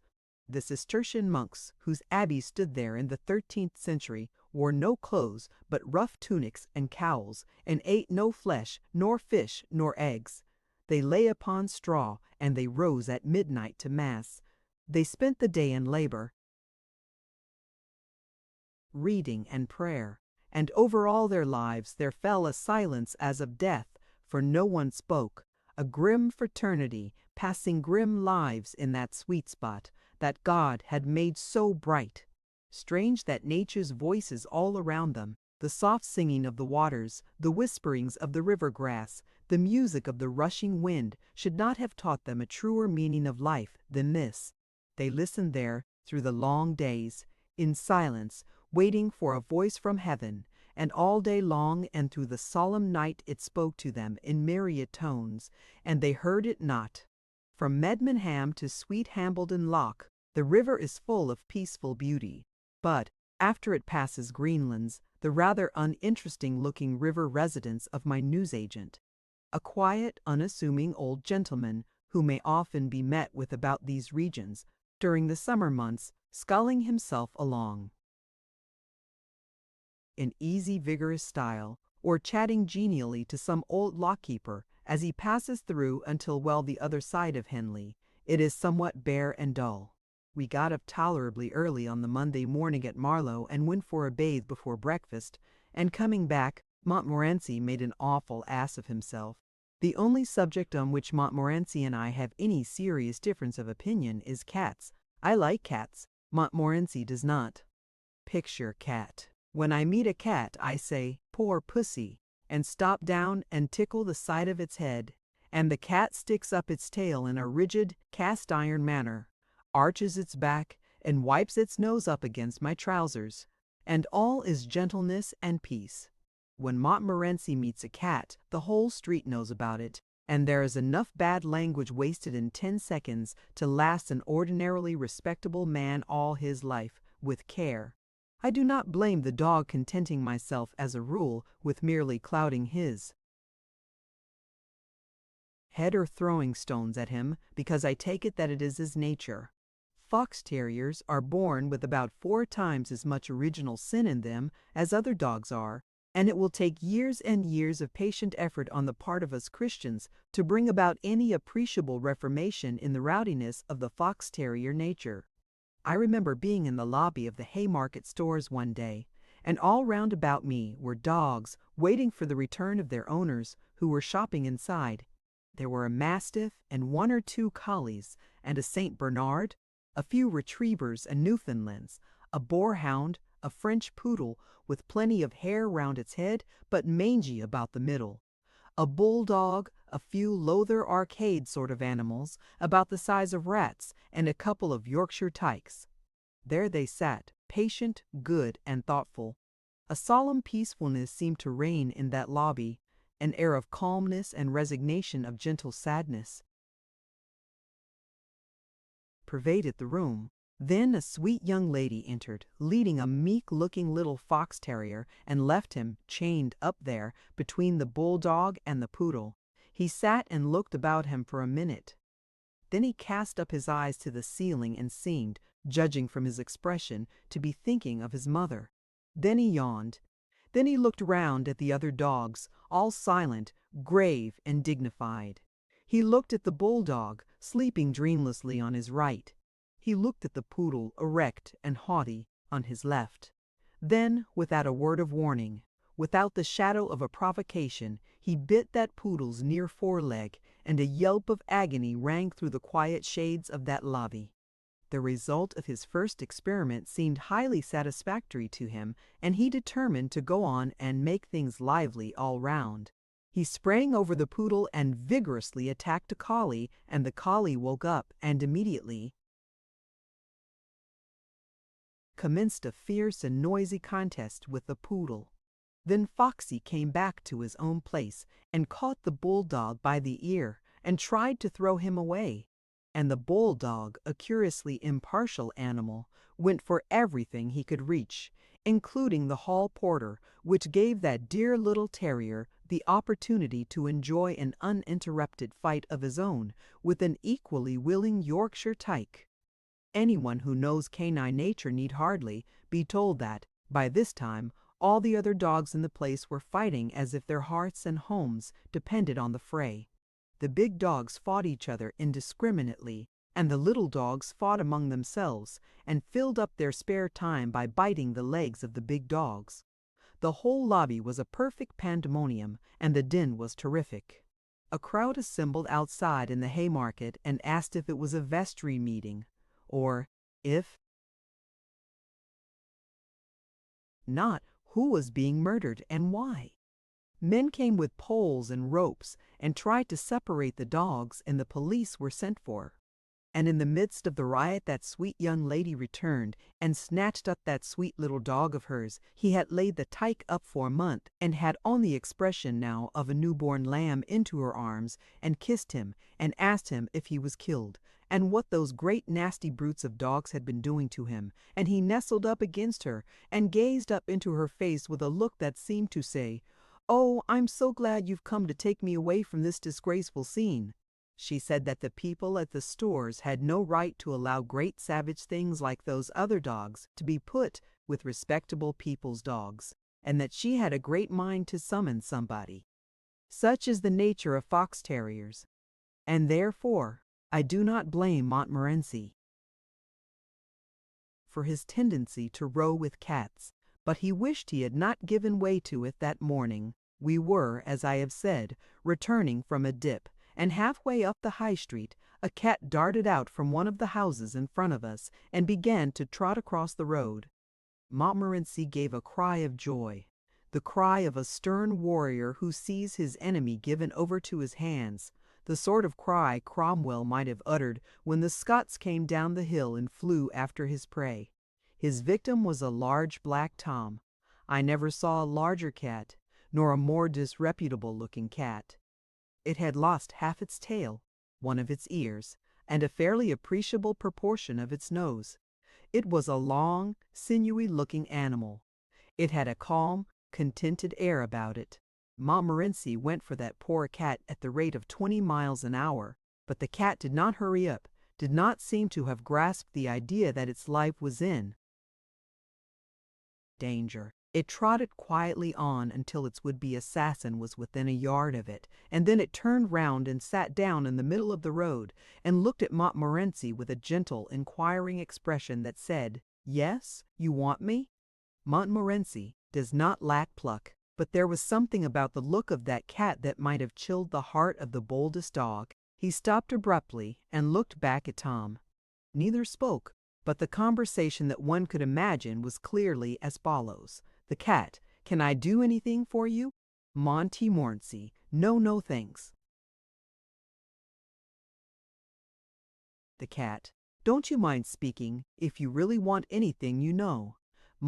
To Morency, backing down the High Street: "Oh, no, not at all, certainly, don't you trouble. I am afraid I've made a mistake. I thought I knew you, sorry I disturbed you." The cat: "Not at all, quite a pleasure." "Sure you don't want anything now?" Montmorency still backing: "Not at all, thanks, not at all, very kind of you. Good morning." The cat: "Good morning." The cat: "Good morning."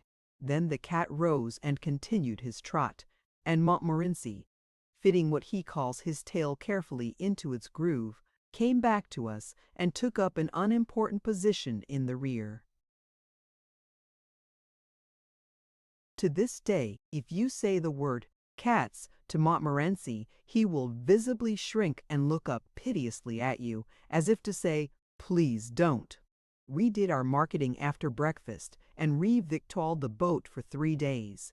George said we ought to take vegetables, that it was unhealthy not to eat vegetables. He said they were easy enough to cook and that he would see to that.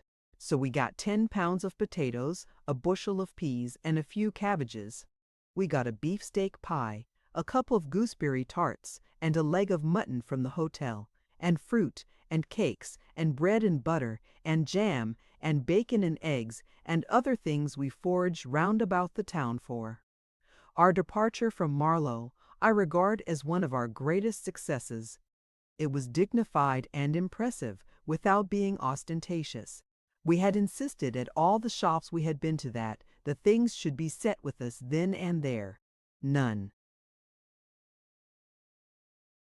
Of your yes, sir. I will send them off at once. The boy will be down there before you are, sir. And then fooling about on the landing stage and going back to the shop twice to have a row about them, for us.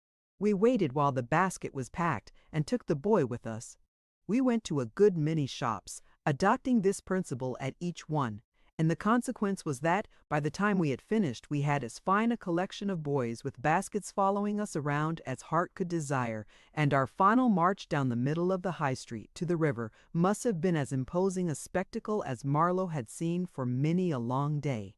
The order of the procession was as follows: Montmorency carrying a stick, two disreputable-looking curse friends of Montmorency's, George carrying coats and rugs and smoking a short pipe, Harris trying to walk with easy grace while carrying a bulged-out Gladstone bag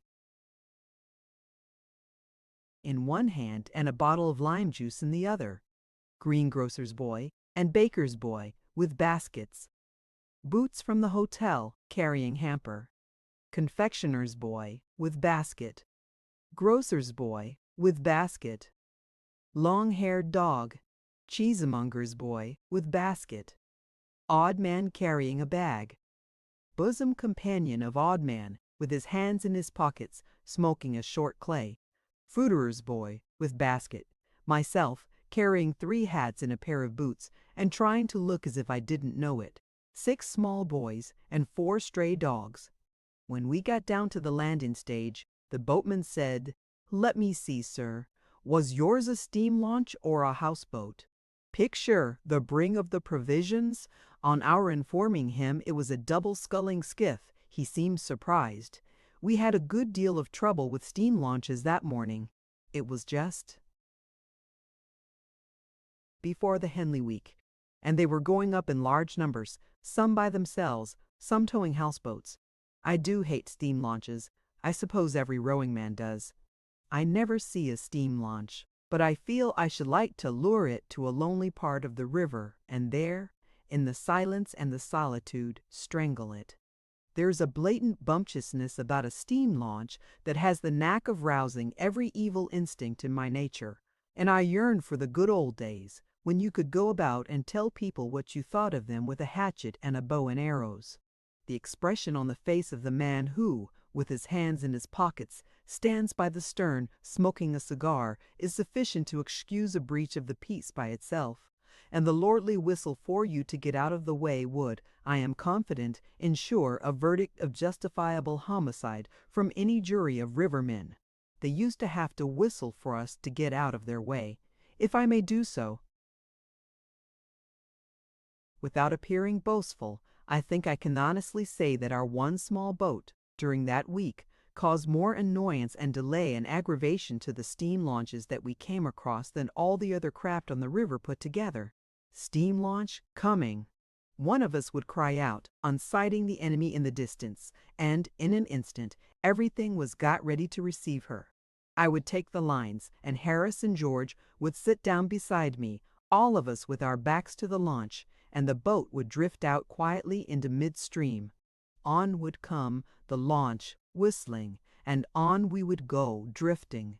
At about 100 yards off, she would start whistling like mad, and the people would come and lean over the side and roar at us, but we never heard them. Harris would be telling us an anecdote about his mother, and George and I would not have missed a word of it for worlds. Then that launch would give one final shriek of a whistle that would nearly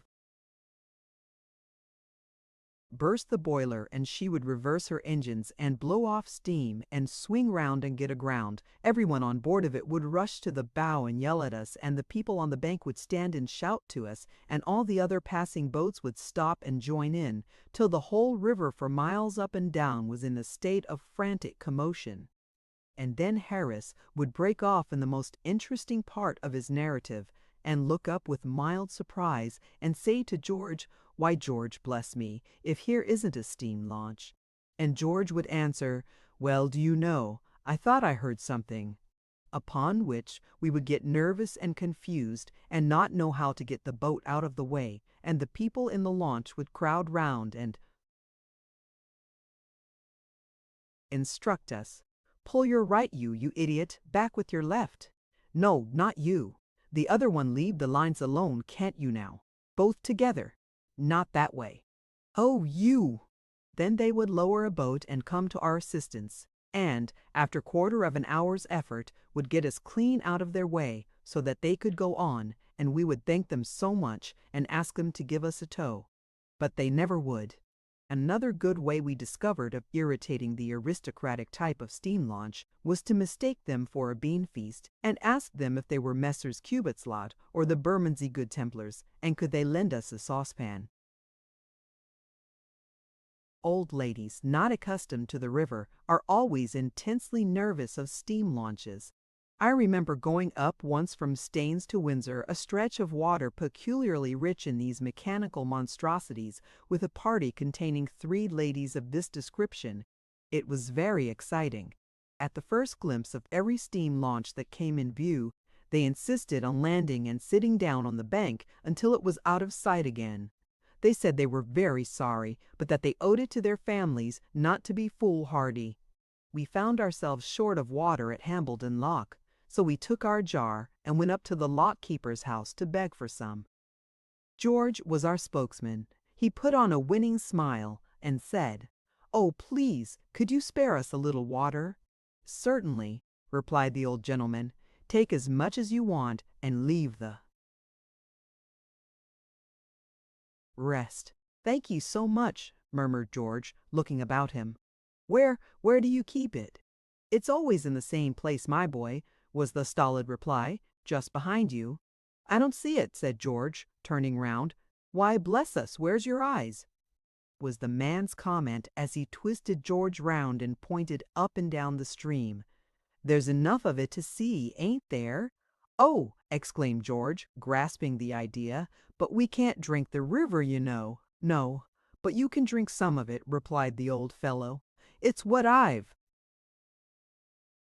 drunk for the last 15 years. George told him that his appearance after the course did not seem a sufficiently good advertisement for the brand, and that he would prefer it out of a pump. We got some from a cottage a little higher up. I dare say that was only river water, if we had known. But we did not know, so it was all right. What the eye does not see, the stomach does not get upset over. We tried river water once, later on in the season, but it was not a success. We were coming downstream and had pulled up to have tea in a backwater near Windsor. Our jar was empty, and it was a case of going without our tea or taking water from the river. Harris was for chancing it. He said it must be all right if we boiled the water. He said that the various germs of poison present in the water would be killed by the boiling. So we filled our kettle with Thames backwater and boiled it, and very careful we were to see that it did boil. We had made the tea and were just settling down comfortably to drink it, when George, with his cup halfway to his lips, paused and exclaimed, "What's that? What's what?" asked Harris and I. "Why that? What's what?" asked Harris and I, said George, looking westward. Picture the dog. Harris and I followed his gaze, and saw, coming down towards us on the sluggish current, a dog. It was one of the quietest and peacefulest dogs I have ever seen. I never met a dog who seemed more contented, more easy in its mind. It was floating dreamily on its back, with its 4 legs stuck up straight into the air. It was what I should call a full-bodied dog with a well-developed chest. On he came, serene, dignified, and calm, until he was abreast of our boat, and there, among the rushes, he eased up and settled down cozily for the evening. George said he didn't want any tea and emptied his cup into the water. Harris did not feel thirsty either and followed suit. I had drunk half mine, but I wished I had not.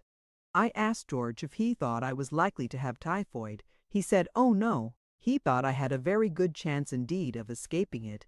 Anyhow, I should know in about a fortnight whether I had or had not. We went up the backwater to Wargrave. It is a short cut leading out of the right-hand bank about half a mile above Marshloch, and is well worth taking, being a pretty shady little piece of stream, besides saving nearly half a mile of distance. Of course, its entrance is studded with posts and chains and surrounded with notice boards, menacing all kinds of torture, imprisonment, and death to everyone who dares set skull upon its waters. I wonder some of these riparian boors don't claim the air of the river and threaten everyone with 40 shillings. Fine who breathes it, but the posts and chains a little skill will easily avoid. And as for the boards, you might, if you have 5 minutes to spare, and there is nobody about, take 1 or 2 of them, dare them, and throw the river. Halfway up the backwater, we got out and lunched. And it was during this lunch that George and I received rather a trying shock. Harris received a shock too, but I do not think Harris's shock could have been anything like so bad as the shock that George and I had over the business. You see, it was in this way. We were sitting in a meadow, about 10 yards from the water's edge, and we had just settled down comfortably to feed. Harris had the beefsteak pie between his knees and was carving it, and George and I were waiting with our plates ready. "Have you got a spoon there?" says Harris. "I want a spoon to help the gravy with." The hamper was close behind us, and George and I both turned round to reach one out. We were not 5 seconds getting it. When we looked round again, Harris and the pie were gone. It was a wide, open field. There was not a tree or a bit of hedge for hundreds of yards. He could not have tumbled into the river because we were on the water side of him, and he would have had to climb over us to do it. George and I gazed all about. Then we gazed at each other. "Has he been snatched up to heaven?" I queried. "They'd hardly have taken the pie too," said George. There seemed weight in this objection, and we discarded the heavenly theory.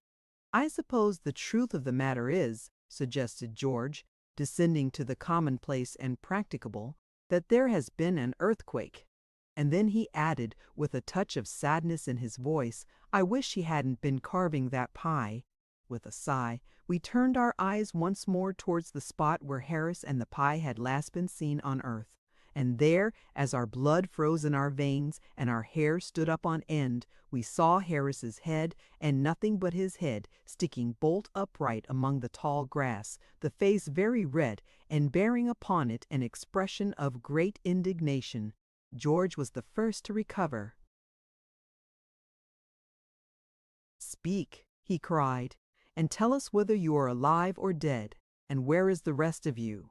"Oh, don't be a stupid ass," said Harris's head. "I believe you did it on purpose."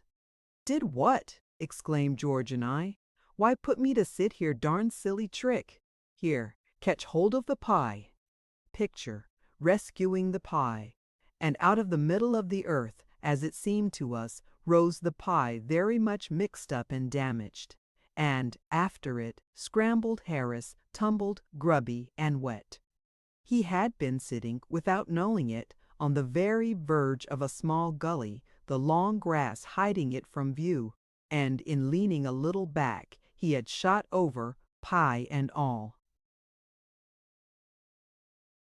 He said he had never felt so surprised in all his life as when he first felt himself going, without being able to conjecture in the slightest what had happened. He thought at first that the end of the world had come. Harris believes to this day that George and I planned it all beforehand. Thus does unjust suspicion follow even the most blameless. For, as the poet says, who shall escape calumny? Who, indeed? Chapter 14. Wargrave, Waxworks, Sonning. Arstu Montmorency is sarcastic. Fight between Montmorency and the tea kettle. George's banjo studies. Meet with discouragement. Difficulties in the way of the musical amateur. Learning to play the bagpipes. Harris feels sad after supper. George and I go for a walk, return hungry and wet. There is a strangeness about Harris. Harris and the Swans, a remarkable story. Harris has a troubled night. We caught a breeze after lunch, which took us gently up past Wargrave and Shiplake, mellowed in the drowsy sunlight of a summer's afternoon. Wargrave, nestling where the river bends, makes a sweet old picture as you pass it, and one that lingers long upon the retina of memory. The Georgian Dragon at Wargrave boasts a sign, painted on the one side by Leslie R.A. and on the other by Hodgson of that ilk. Leslie has depicted the fight. Hodgson has imagined the scene. After the fight, George, the work done, enjoying his pint of beer. Day, the author of Sandford and Merton, lived, and more credit to the place, still was killed at Wargrave. In the church is a memorial to Mrs. Sarah Hill, who bequeathed £1 annually, to be divided at Easter, between 2 boys and 2 girls who have never been undutiful to their parents, who have never been known to swear or to tell untruths, to steal or to break windows. Fancy giving up all that for 5 shillings a year. It is not worth it. It is rumored in the town that once, many years ago, a boy appeared who really never had done these things, or at all events, which was all that was required or could be expected, had never been known to do them, and thus won the crown of glory. He was exhibited for 3 weeks afterwards in the town hall under a glass case. What has become of the money since, no one knows. They say it is always handed over to the nearest waxworks show. Shiplake is a pretty village, but it cannot be seen from the river, being upon the hill. Tennyson was married in Shiplake Church. The river up to Sonning winds in and out through many islands, and is very placid, hushed, and lonely. Few folk, except at twilight, a pair or 2 of rustic lovers, walk along its banks. Aree and Lord Fitznoodle had been left behind at Henley, and dismal, dirty reading is not yet reached. It is a part of the river in which to dream of bygone days, and vanished forms and faces, and things that might have been but are not. Confound them. We got out at Sonning and went for a walk round the village. It is the most fairy-like little nook on the whole river. It is more like a stage village than one built of bricks and mortar. Every house is smothered in roses, and now, in early June, they were bursting forth in clouds of dainty splendor. If you stop at Sonning, put up at the Bull, behind the church. It is a veritable picture of an old country inn, with green square courtyard in front, where, on seats beneath the trees, the old men group of an evening to drink their ale and gossip over village politics. With low, quaint rooms and latticed windows, and awkward stairs and winding passages. We roamed about sweet Sonning for an hour or so, and then, it being too late to push on past reading, we decided to go back to one of the Shiplake Islands and put up there for the night. It was still early when we got settled, and George said that, as we had plenty of time, it would be a splendid opportunity to try a good slap-up supper. He said he would show us what could be done up the river in the way of cooking, and suggested that, with the vegetables and the remains of the cold beef and general odds and ends, we should make an Irish stew. It seemed a fascinating idea. George gathered wood and made a fire, and Harris and I started to peel the potatoes. I should never have thought that peeling potatoes was such an undertaking. The job turned out to be the biggest thing of its kind that I had ever been in. We began cheerfully, one might almost say skittishly, but our lightheartedness was gone by the time the first potato was finished. The more we peeled, the more peel there seemed to be left on. By the time we had got all the peel off and all the eyes out, there was no potato left, at least none worth speaking of. George came and had a look at it. Was about the size of a peanut. He said, "Oh, that won't do, you're wasting them. You must scrape them." So we scraped them, and that was harder work than peeling. They are such an extraordinary shape, potatoes all bumps and warts and hollows. We worked steadily for 25 minutes and did 4 potatoes. Then we struck. We said we should require the rest of the evening for scraping ourselves. I never saw such a thing as potato scraping for making a fellow in a mess. It seemed difficult to believe that the potato scrapings in which Harris and I stood, half smothered, could have come off 4 potatoes. It shows you what could be done with economy and care. George said it was absurd to have only 4 potatoes in an Irish stew, so we washed half a dozen or so more and put them in without peeling. We also put in the cabbage and about half a peck of peas. George stirred it all up, and then he said that there seemed to be a lot of room to spare, so we overhauled both the hampers and picked out all the odds and ends and the remnants and added them to the stew. There were half a pork pie and a bit of cold boiled bacon left, and we put them in. Then George found half a tin of potted salmon, and he emptied that into the pot. He said that was the advantage of Irish stew. You got rid of such a lot of things. I fished out a couple of eggs that had got cracked and put those in. George said they would thicken the gravy. I forget the other ingredients, but I know nothing was wasted, and I remember that, towards the end, Montmorency, who had evinced great interest in the proceedings throughout, strolled away with an earnest and thoughtful air, reappearing a few minutes afterwards with a dead water rat in his mouth, which he evidently wished to present as his contribution to the dinner. Whether in a sarcastic spirit or with a genuine desire to assist, I cannot say. We had a discussion as to whether the rat should go in or not. Harris said that he thought it would be all right, mixed up with the other things, and that every little helped. But George stood up for precedent. He said he had never heard of water rats in Irish stew, and he would rather be on the safe side and not try experiments. Harris said, "If you never try a new thing, how can you tell what it's like? It's men such as you that hamper the world's progress. Think of the man who first tried German sausage. It was a great success, that Irish stew. I don't think I ever enjoyed a meal more. There was something so fresh and piquant about it. One's palate gets so tired of the old hackneyed things. Here was a dish with a new flavor, with a taste like nothing else on earth, and it was nourishing, too. As George said, there was good stuff in it. The peas and potatoes might have been a bit softer, but we all had good teeth, so that did not matter much, and as for the gravy, it was a poem a little too rich, perhaps, for a weak stomach, but nutritious. We finished up with tea and cherry tart. Montmorency had a fight with the kettle during tea time, and came off a poor second.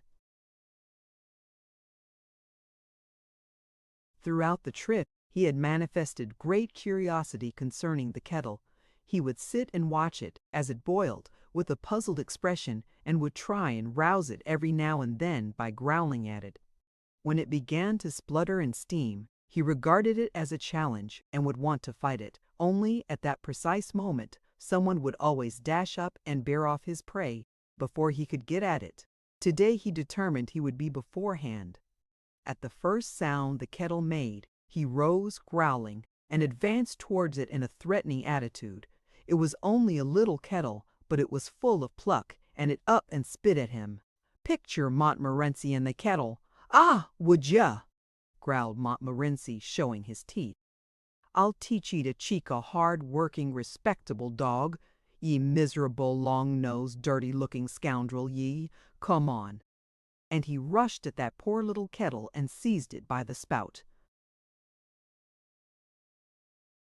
Then across the evening stillness broke a blood-curdling yelp, and Montmorency left the boat and did a constitutional 3 times round the island at the rate of 35 miles an hour, stopping every now and then to bury his nose in a bit of cool mud. From that day Montmorency regarded the kettle with a mixture of awe, suspicion, and hate. Whenever he saw it he would growl and back at a rapid rate, with his tail shut down, and the moment it was put upon the stove, he would promptly climb out of the boat and sit on the bank till the whole tea business was over. George got out his banjo after supper and wanted to play it, but Harris objected. He said he had got a headache and did not feel strong enough to stand it. George thought the music might do him good, said music often soothed the nerves and took away a headache, and he twanged 2 or 3 notes just to Show Harris what it was like. Harris said he would rather have the headache. George has never learned to play the banjo to this day. He has had too much all-round discouragement to meet. He tried on 2 or 3 evenings while we were up the river to get a little practice, but it was never a success. Harris's language used to be enough to unnerve any man, added to which Montmorency would sit and howl steadily right through the performance. It was not giving the man a fair chance. "What's he want to howl like that for when I'm playing?" George would exclaim indignantly while taking aim at him with the boot. "What do you want to play like that for when he is howling?" Harris would retort, catching the boot. "You let him alone. He can't help howling. He's got a musical ear, and your playing makes him howl." So George determined to postpone study of the banjo until he reached home. But he did not get much opportunity even there. Mrs. P. used to come up and say she was very sorry for herself. She liked to hear him, but the lady upstairs was in a very delicate state, and the doctor was afraid it might injure the child. Then George tried taking it out with him late at night and practicing round the square. But the inhabitants complained to the police about it, and a watch was set for him one night, and he was captured. The evidence against him was very clear, and he was bound over to keep the peace for 6 months. He seemed to lose heart in the business after that. He did make 1 or 2 feeble efforts to take up the work again when the 6 months had elapsed, but there was always the same coldness, the same want of sympathy on the part of the world to fight against, and after a while he despaired altogether and advertised the instrument for sale at a great sacrifice, owner having no further use for same, and took to learning card tricks instead. It must be disheartening work learning a musical instrument. You would think that society, for its own sake, would do all it could to assist a man to acquire the art of playing a musical instrument. But it doesn't. I knew a young fellow once who was studying to play the bagpipes, and you would be surprised at the amount of opposition he had to contend with. Why, not even from the members of his own family did he receive what you could call active encouragement. His father was dead against the business from the beginning and spoke quite unfeelingly on the subject. My friend used to get up early in the morning to practice, but he had to give that plan up because of his sister. She was somewhat religiously inclined, and she said it seemed such an awful thing to begin the day like that. So he sat up at night instead, and played after the family had gone to bed, but that did not do, as it got the house such a bad name. People, going home late, would stop outside to listen, and then put it about all over the town the next morning that a fearful murder had been committed at Mr. Jefferson's the night before, and would describe how they had heard the victim's shrieks and the brutal oaths and curses of the murderer, followed by the prayer for mercy and the last dying gurgle of the corpse. So they let him practice in the daytime, in the back kitchen with all the doors shut, but his more successful passages could generally be heard in the sitting room in spite of these precautions, and would affect his mother almost to tears. She said it put her in mind of her poor father. He had been swallowed by a shark, poor man, while bathing off the coast of New Guinea. Where the connection came in, she could not explain.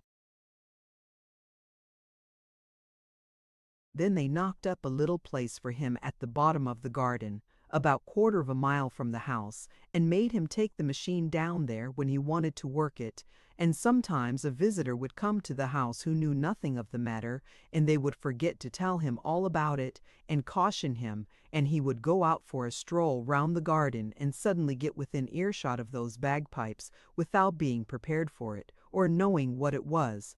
If he were a man of strong mind, it only gave him fits, but a person of mere average intellect it usually sent mad. There is, it must be confessed, something very sad about the early efforts of an amateur in bagpipes. I have felt that myself when listening to my young friend. They appear to be a trying instrument to perform upon. You have to get enough breath for the whole tune before you start at least, so I gathered from watching Jefferson. He would begin magnificently with a wild, full, come-to-the-battle sort of a note that quite roused you.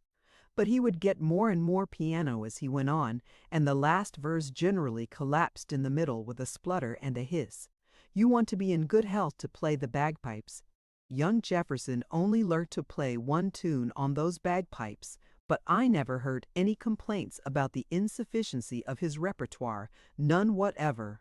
This tune was "The Campbells Are Coming." Hooray, hooray, so he said, though his father always held that it was "The Bluebells of Scotland." Nobody seemed quite sure what it was exactly, but they all agreed that it sounded Scotch. Strangers were allowed 3 guesses, and most of them guessed a different tune each time. Harris was disagreeable after supper. I think it must have been the stew that had upset him. He is not used to high living, so George and I left him in the boat and settled to go for a moosh round Henley. He said he should have a glass of whiskey and a pipe and fix things up for the night. We were to shout when we returned, and he would row over from the island and fetch us. "Don't go to sleep, old man," we said as we started. "Not much fear of that while this stew's on," he grunted as he pulled back to the island. Henley was getting ready for the regatta and was full of bustle. We met a goodish number of men we knew about the town, and in their pleasant company the time slipped by somewhat quickly, so that it was nearly 11 o'clock before we set off on our 4-mile walk home, as we had learned to call our little craft by this time. It was a dismal night, coldish with a thin rain falling, and as we trudged through the dark, silent fields, talking low to each other and wondering if we were going right or not, we thought of the cozy boat with the bright light streaming through the tight-drawn canvas, of Harris and Montmorency and the whiskey, and wished that we were there.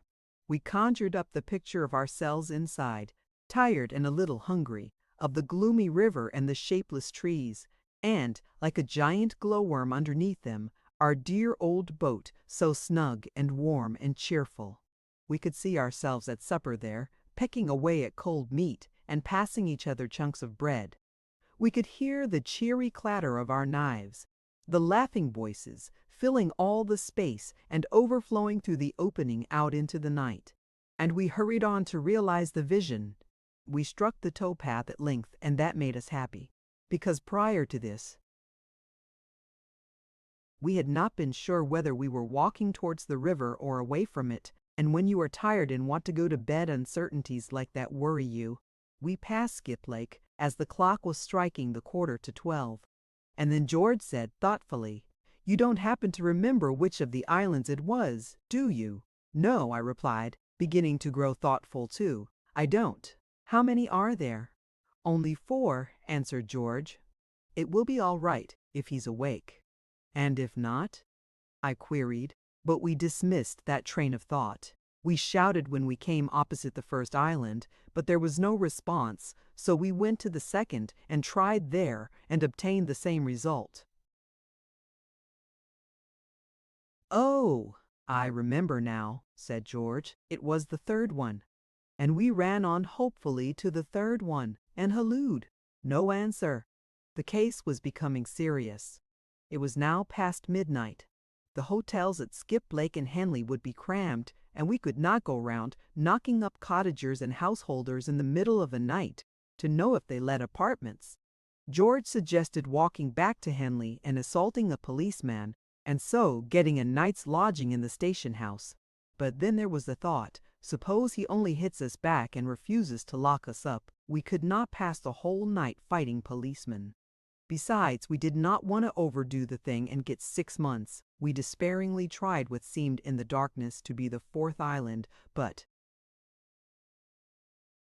met with no better success. The rain was coming down fast now, and evidently meant to last. We were wet to the skin and cold and miserable. We began to wonder whether there were only 4 islands or more, or whether we were near the islands at all, or whether we were anywhere within a mile of where we ought to be, or in the wrong part of the river altogether. Everything looked so strange and different in the darkness. We began to understand the sufferings of the babes in the wood. Just when we had given up all hope, yes, I know that is always the time that things do happen in novels and tales. But I can't help it. I resolved, when I began to write this book, that I would be strictly truthful in all things, and so I will be, even if I have to employ hackneyed phrases for the purpose. It was just when we had given up all hope, and I must therefore say so. Just when we had given up all hope, then, I suddenly caught sight, a little way below us, of a strange, weird sort of glimmer flickering among the trees on the opposite bank. For an instant I thought of ghosts. It was such a shadowy, mysterious light. The next moment it flashed across me that it was our boat, and I sent up such a yell across the water that made the night seem to shake in its bed. We waited breathless for a minute, and then, oh, divinest music of the darkness, we heard the answering bark of Montmorency. We shouted back loud enough to wake the 7 sleepers. I never could understand myself why it should take more noise to wake 7 sleepers than 1, and, after what seemed an hour but what was really, I suppose, about 5 minutes, we saw the lighted boat creeping slowly over the blackness, and heard Harris's sleepy voice asking where we were. There was an unaccountable strangeness about Harris. It was something more than mere ordinary tiredness. He pulled the boat against a part of the bank from which it was quite impossible for us to get into it, and immediately went to sleep. It took us an immense amount of screaming and roaring to wake him up again and put some sense into him, but we succeeded at last and got safely on board. Harris had a sad expression on him, so we noticed when we got into the boat. He gave you the idea of a man who had been through trouble. We asked him if anything had happened, and he said, "Picture swans, swans." It seemed we had moored close to a swan's nest, and soon after George and I had gone, the female swan came back and kicked up a row about it. Harris had chivied her off, and she had gone away and fetched up her old man. Harris said he had had quite a fight with these 2 swans, but courage and skill had prevailed in the end, and he had defeated them. Half an hour afterwards they returned with 18 other swans. It must have been a fearful battle so far as we could understand Harris's account of it. The swans had tried to drag him and Montmorency out of the boat and drown them, and he had defended himself like a hero for 4 hours and had killed the lot, and they had all paddled away to die. "How many swans did you say there were?" asked George. 32, replied Harris, sleepily. "You said 18 just now," said George. "No, I didn't," grunted Harris. "I said 12. Think I can't count?" What were the real facts about these swans we never found out. We questioned Harris on the subject in the morning, and he said, "What swans?" and seemed to think that George and I had been dreaming. Oh, how delightful it was to be safe in the boat after our trials and fears. We ate a hearty supper, George and I, and we should have had some toddy after it, if we could have found the whiskey, but we could have found the whiskey. We examined Harris as to what he had done with it, but he did not seem to know what we meant by whiskey, or what we were talking about at all. Montmorency looked as if he knew something, but said nothing. I slept well that night, and should have slept better if it had not been for Harris. I have a vague recollection of having been woke up at least a dozen times during the night by Harris wandering about the boat with the lantern, looking for his clothes. He seemed to be worrying about his clothes all night. Twice he routed up George and myself to see if we were lying on his trousers. George got quite wild the second time. "What the thunder do you want your trousers for in the middle of the night?" he asked indignantly. "Why don't you lie down and go to sleep?" I found him in trouble the next time I awoke because he could not find his socks, and my last hazy remembrance is of being rolled over on my side and of hearing Harris muttering something about its being an extraordinary thing where his umbrella could have got to. Chapter 15. Household duties, love of work, the old river hand, what he does and what he tells you he has done, skepticism of the new generation. Early boating recollections, rafting. George does the thing in style. The old boatman, his method, so calm, so full of peace. The beginner, punting. A sad accident, Pleasures of friendship. Sailing, my first experience, possible reason why we were not drowned. Picture, woman at housework. We woke late the next morning and, at Harris's earnest desire, partook of a plain breakfast with non-dainties. Then we cleaned up and put everything straight, a continual labor, which was beginning to afford me a pretty clear insight into a question that had often posed me, namely, how a woman with the work of only one house on her hands manages to pass away her time, and at about 10 set out on what we had determined should be a good day's journey. We agreed that we would pull this morning as a change from towing, and Harris thought the best arrangement would be that George and I should scull and he steer. I did not chime in with this idea at all. I said I thought Harris would have been showing a more proper spirit if he had suggested that he and George should work and let me rest a bit. It seemed to me that I was doing more than my fair share of the work on this trip, and I was beginning to feel strongly on the subject. It always does seem to me that I am doing more work than I should do. It is not that I object to the work, mind you. I like work. It fascinates me. I can sit and look at it for hours. I love to keep it by me. The idea of getting rid of it nearly breaks my heart. You cannot give me too much work. To accumulate work has almost become a passion with me. My study is so full of it now that there is hardly an inch of room for any more. I shall have to throw out a wing soon, and I am careful of my work too. Why, some of the work that I have by me now has been in my possession for years and years, and there isn't a finger mark on it. I take a great pride in my work. I take it down now and then and dust it. No man keeps his work in a better state of preservation than I do. But, though I crave for work, I still like to be fair. I do not ask for more than my proper share, but I get it without asking for it at least, so it appears to me, and this worries me. George says he does not think I need trouble myself on the subject. He thinks it is only my over-scrupulous nature that makes me fear I am having more than my due, and that, as a matter of fact, I don't have half as much as I ought. But I expect he only says this to comfort me. In a boat, I have always noticed that it is the fixed idea of each member of the crew that he is doing everything. Harris's notion was that it was he alone who had been working, and that both George and I had been imposing upon him. George, on the other hand, ridiculed the idea of Harris's having done anything more than eat and sleep, and had a cast-iron opinion that it was he, George himself, who had done all the labor worth speaking of. He said he had never been out with such a couple of lazily skulks as Harris and I. That amused Harris. Fancy old George talking about work, he laughed. Why, about half an hour of it would kill him. Have you ever seen George work? He added, turning to me. I agreed with Harris that I never had, most certainly not since we had started on this trip. Well, I don't see how you can know much about it one way or the other, George retorted on Harris, for I'm blessed if you haven't been asleep half the time. Have you ever seen Harris fully awake except at mealtime? Asked George, addressing me. Truth compelled me to support George.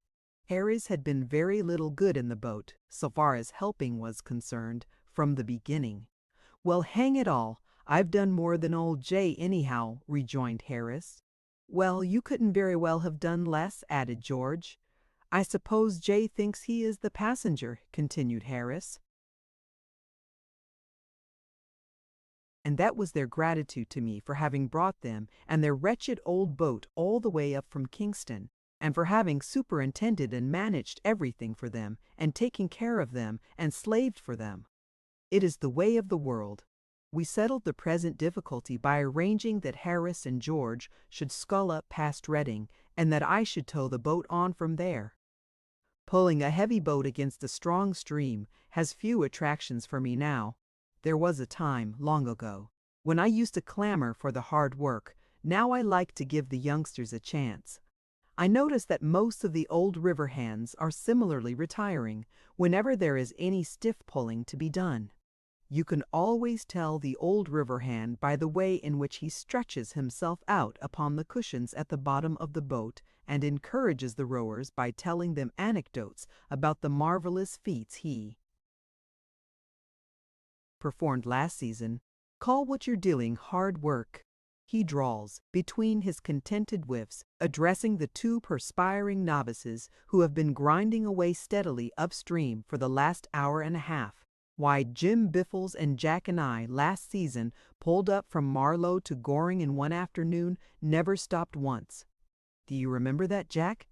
Jack, who has made himself a bed up in the prow of all the rugs and coats he can collect, and who has been lying there asleep for the last 2 hours, partially wakes up on being thus appealed to, and recollects all about the matter, and also remembers that there was an unusually strong stream against them all the way, likewise a stiff wind. About 34 miles, I suppose? It must have been, adds the first speaker, reaching down another cushion to put under his head. No, don't exaggerate, Tom, murmurs Jack reprovingly. 33 at the outside. And Jack and Tom, quite exhausted by this conversational effort, drop off to sleep once more. And the two simple-minded youngsters at the sculls feel quite proud of being allowed to row such wonderful oarsmen as Jack and Tom, and strain away harder than ever. When I was a young man, I used to listen to these tales from my elders, and take them in, and swallow them, and digest every word of them, and then come up for more. But the new generation do not seem to have the simple faith of the old times. We, George, Harris, and myself, took a raw up with us once last season, and we plied him with the customary stretchers about the wonderful things we had done all the way up. We gave him all the regular ones, the time-honored lies that have done duty up the river with every boating man for years past, and added 7 entirely original ones that we had invented for ourselves, including a really quite likely story, founded, to a certain extent, on an all but true episode which had actually happened in a modified degree some years ago, to friends of ours, a story that a mere child could have believed without injuring itself much. And that young man mocked at them all, and wanted us to repeat the feats then and there, and to bet us 10 to 1 that we didn't.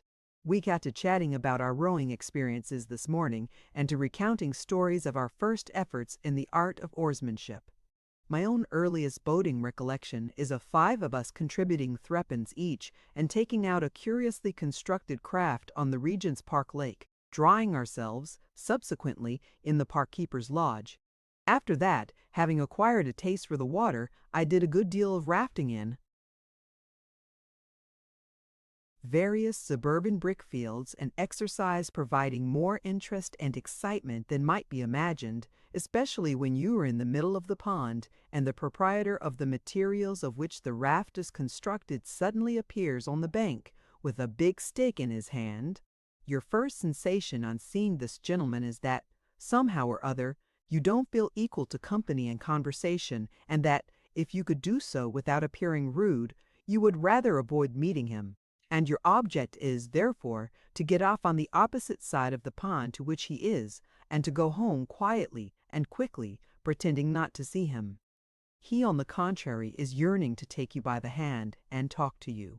It appears that he knows your father and is intimately acquainted with yourself, but this does not draw you towards him.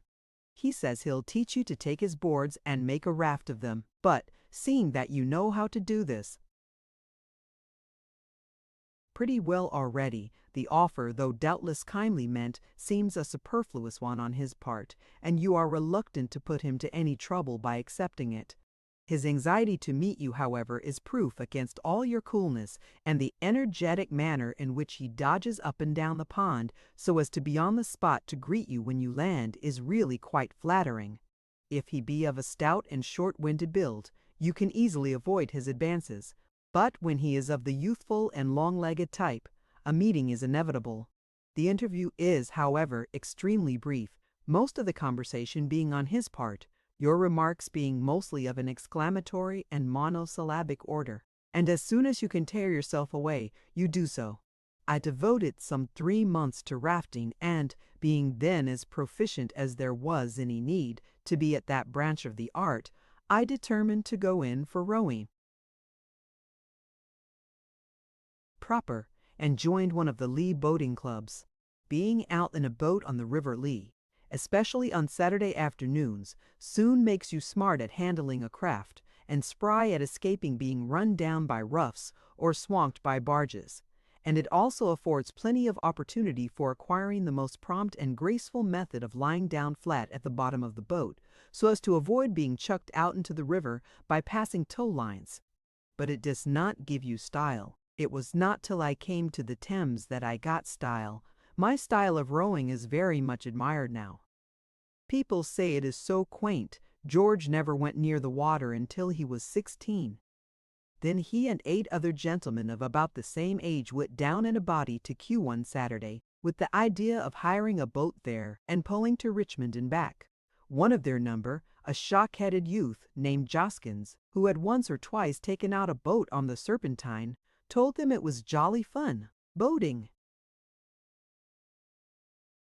The tide was running out pretty rapidly when they reached the landing stage, and there was a stiff breeze blowing across the river.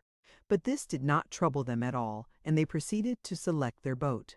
There was an 8-oared racing outrigger drawn up on the stage. That was the one that took their fancy. They said they'd have that one, please. The boatman was away, and only his boy was in charge.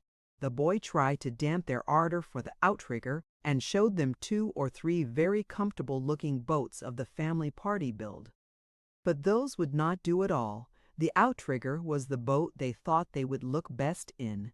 So the boy launched it, and they took off their coats and prepared to take their seats. The boy suggested that George, who even in those days was always the heavy man of any party, should be number 4. George said he should be happy to be number 4, and promptly stepped into Beau's place and sat down with his back to the stern.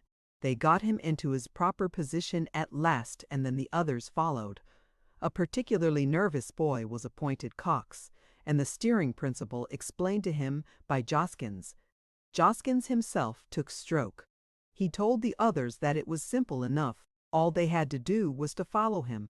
They said they were ready, and the boy on the landing stage took a boat hook and shoved him off. What then followed George is unable to describe in detail. He has a confused recollection of having immediately on starting received a violent blow in the small of the back from the butt end of number 5's skull, at the same time that his own seat seemed to disappear from under him by magic and leave him sitting on the boards. He also noticed, as a curious circumstance, that number 2 was at the same instant lying on his back at the bottom of the boat, with his legs in the air, apparently in a fit. They passed under Kew Bridge, broadside, at the rate of 8 miles an hour, Joskins being the only one who was rowing. George, on recovering his seat, tried to help him, but, on dipping his oar into the water, it immediately, to his intense surprise, disappeared under the boat and nearly took him with it, and then Cox threw both rudder lines overboard and burst into tears. How they got back George never knew, but it took them just 40 minutes. A dense crowd watched the entertainment from Kew Bridge with much interest, and everybody shouted out to them different directions. 3 times they managed to get the boat back through the arch, and 3 times they were carried under it again, and every time Cox looked up and saw the bridge above him, he broke out into renewed sobs. George said he little thought that afternoon that he should ever come to really like boating. Harris is more accustomed to sea rowing than to river work, and says that, as an exercise, he prefers it. I don't. I remember taking a small boat out at Eastbourne last summer. I used to do a good deal of sea rowing years ago, and I thought I should be all right. But I found I had forgotten the art entirely. When one scull was deep down underneath the water, the other would be flourishing wildly about in the air. To get a grip of the water with both at the same time, I had to stand up. The parade was crowded with nobility and gentry, and I had to pull past them in this ridiculous fashion. I landed halfway down the beach and secured the services of an old boatman to take me back. I like to watch an old boatman rowing, especially one who has been hired by the hour. There is something so beautifully calm and restful about his method. It is so free from that fretful haste, that vehement striving, that is every day becoming more and more the bane of 19th century life. He is not forever straining himself to pass all the other boats. If another boat overtakes him and passes him, it does not annoy him. As a matter of fact, they all do overtake him and pass him, all those that are going his way. This would trouble and irritate some people. The sublime equanimity of the hired boatman under the ordeal affords us a beautiful lesson against ambition and uppishness. Plain practical rowing of the get the boat along order is not a very difficult art to acquire, but it takes a good deal of practice before a man feels comfortable when rowing past girls. It is the time that worries a youngster.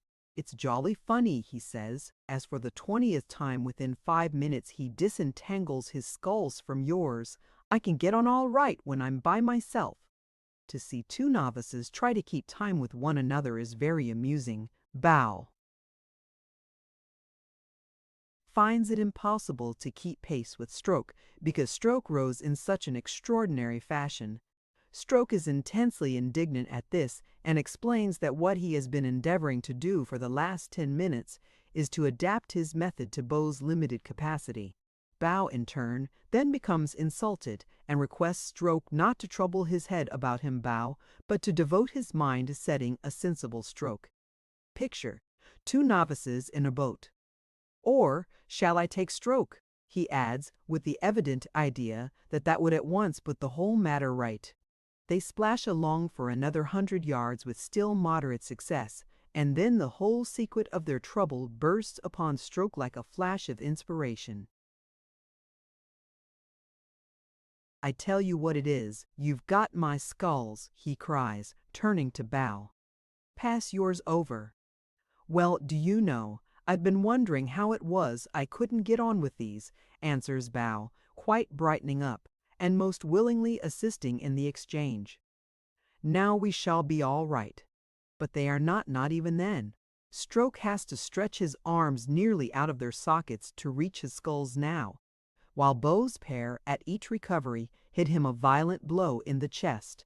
So they change back again and come to the conclusion that the man has given them the wrong set altogether, and over their mutual abuse of this man they become quite friendly and sympathetic. George said he had often longed to take to punting for a change. Punting is not as easy as it looks. As in rowing, you soon learn how to get along and handle the craft. But it takes long practice before you can do this with dignity and without getting the water all up your sleeve. One young man I knew had a very sad accident happen to him the first time he went punting. He had been getting on so well that he had grown quite cheeky over the business, and was walking up and down the punt, working his pole with a careless grace that was quite fascinating to watch. Up he would march to the head of the punt, plant his pole, and then run along right to the other end, just like an old punter. Oh! It was grand. Picture man and pole, and it would all have gone on being grand if he had not, unfortunately, while looking round to enjoy the scenery, taken just one step more than there was any necessity for, and walked off the punt altogether. The pole was firmly fixed in the mud, and he was left clinging to it while the punt drifted away. It was an undignified position for him.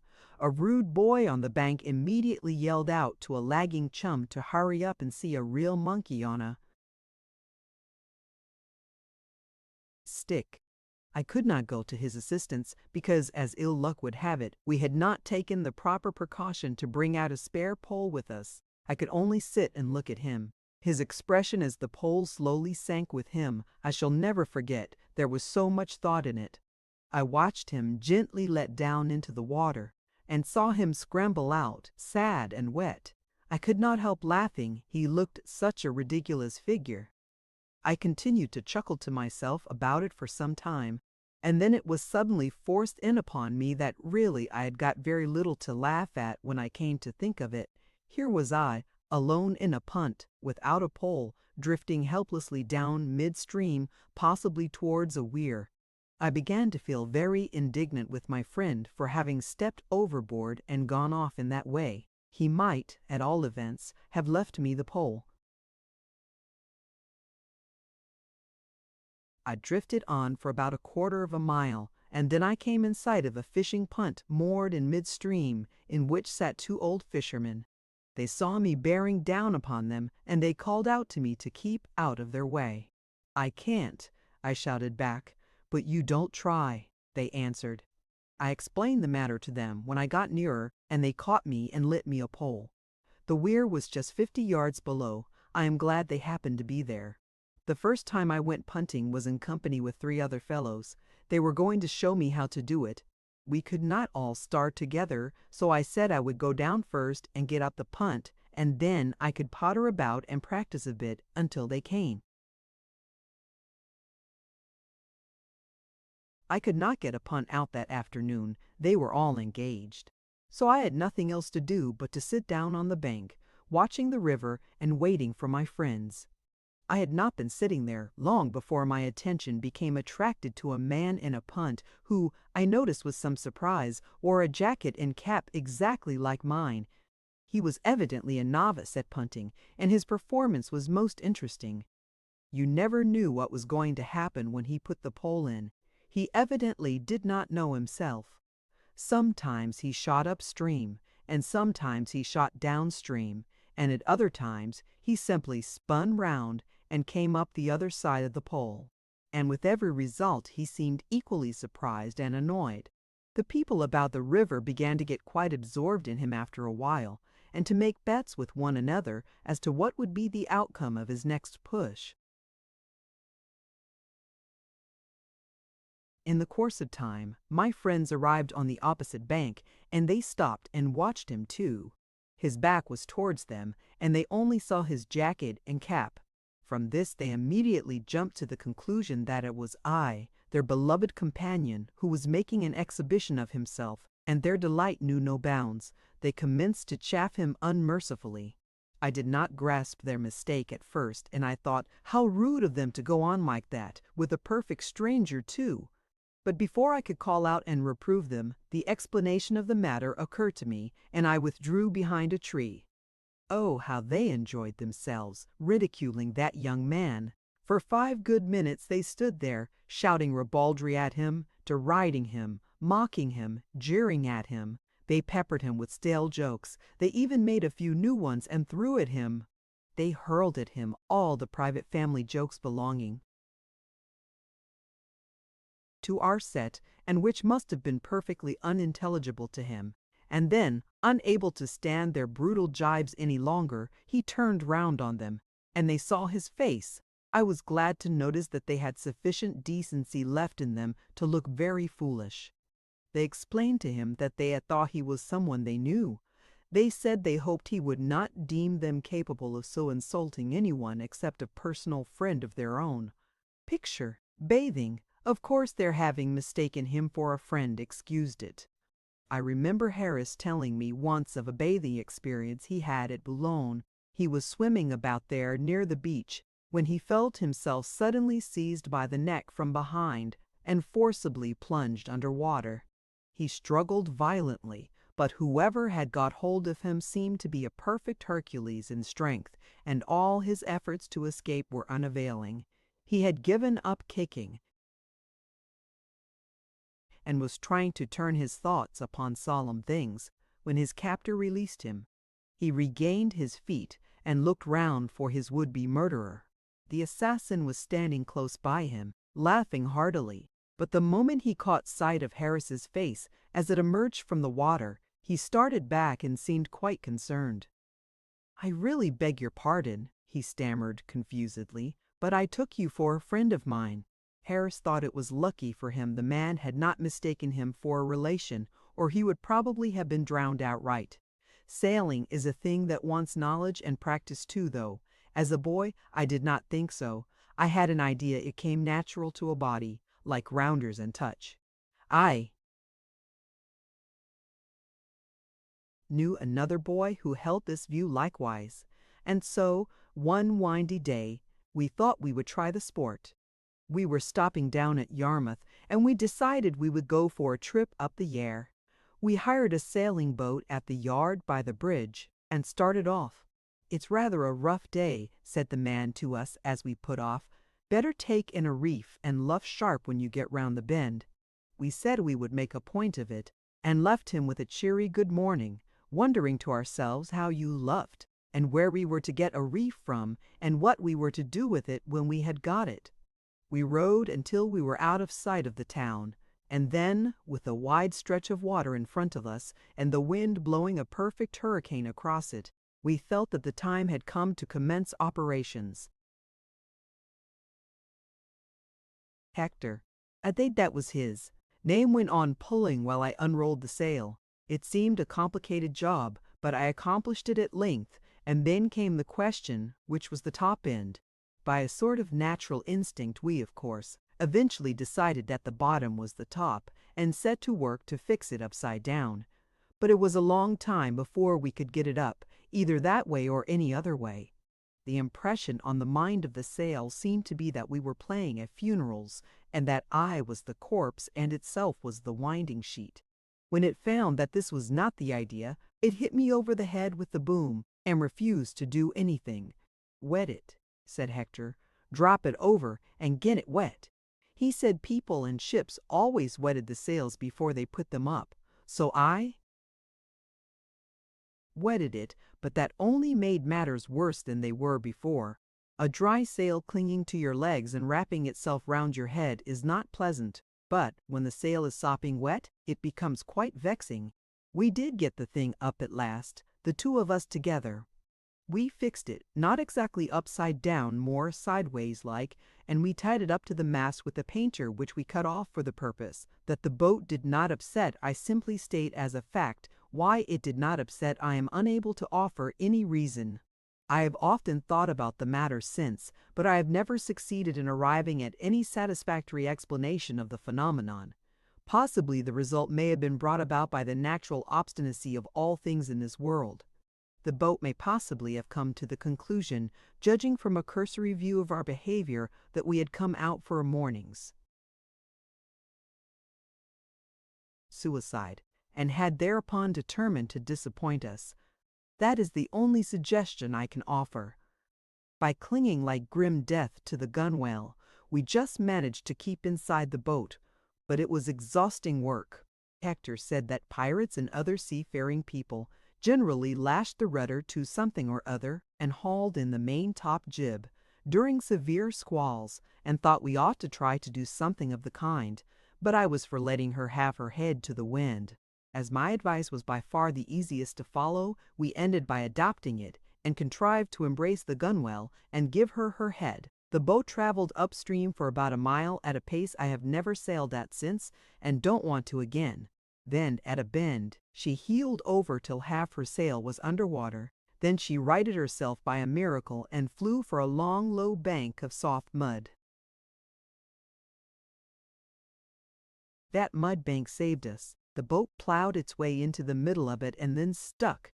Finding that we were once more able to move according to our ideas, instead of being pitched and thrown about like peas in a bladder, we crept forward and cut down the sail. We had had enough sailing. We did not want to overdo the thing and get a surfeit of it. We had had a sail, a good all-round, exciting, interesting sail, and now we thought we would have a row, just for a change like. We took the sculls and tried to push the boat off the mud, and in doing so, we broke one of the sculls. After that we proceeded with great caution, but they were a wretched old pair, and the second one cracked almost easier than the first, and left us helpless. The mud stretched out for about 100 yards in front of us, and behind us was the water. The only thing to be done was to sit and wait until someone came by. It was not the sort of day to attract people out on the river, and it was 3 hours before a soul came in sight. It was an old fisherman who, with immense difficulty, at last rescued us, and we were towed back in an ignominious fashion to the boatyard.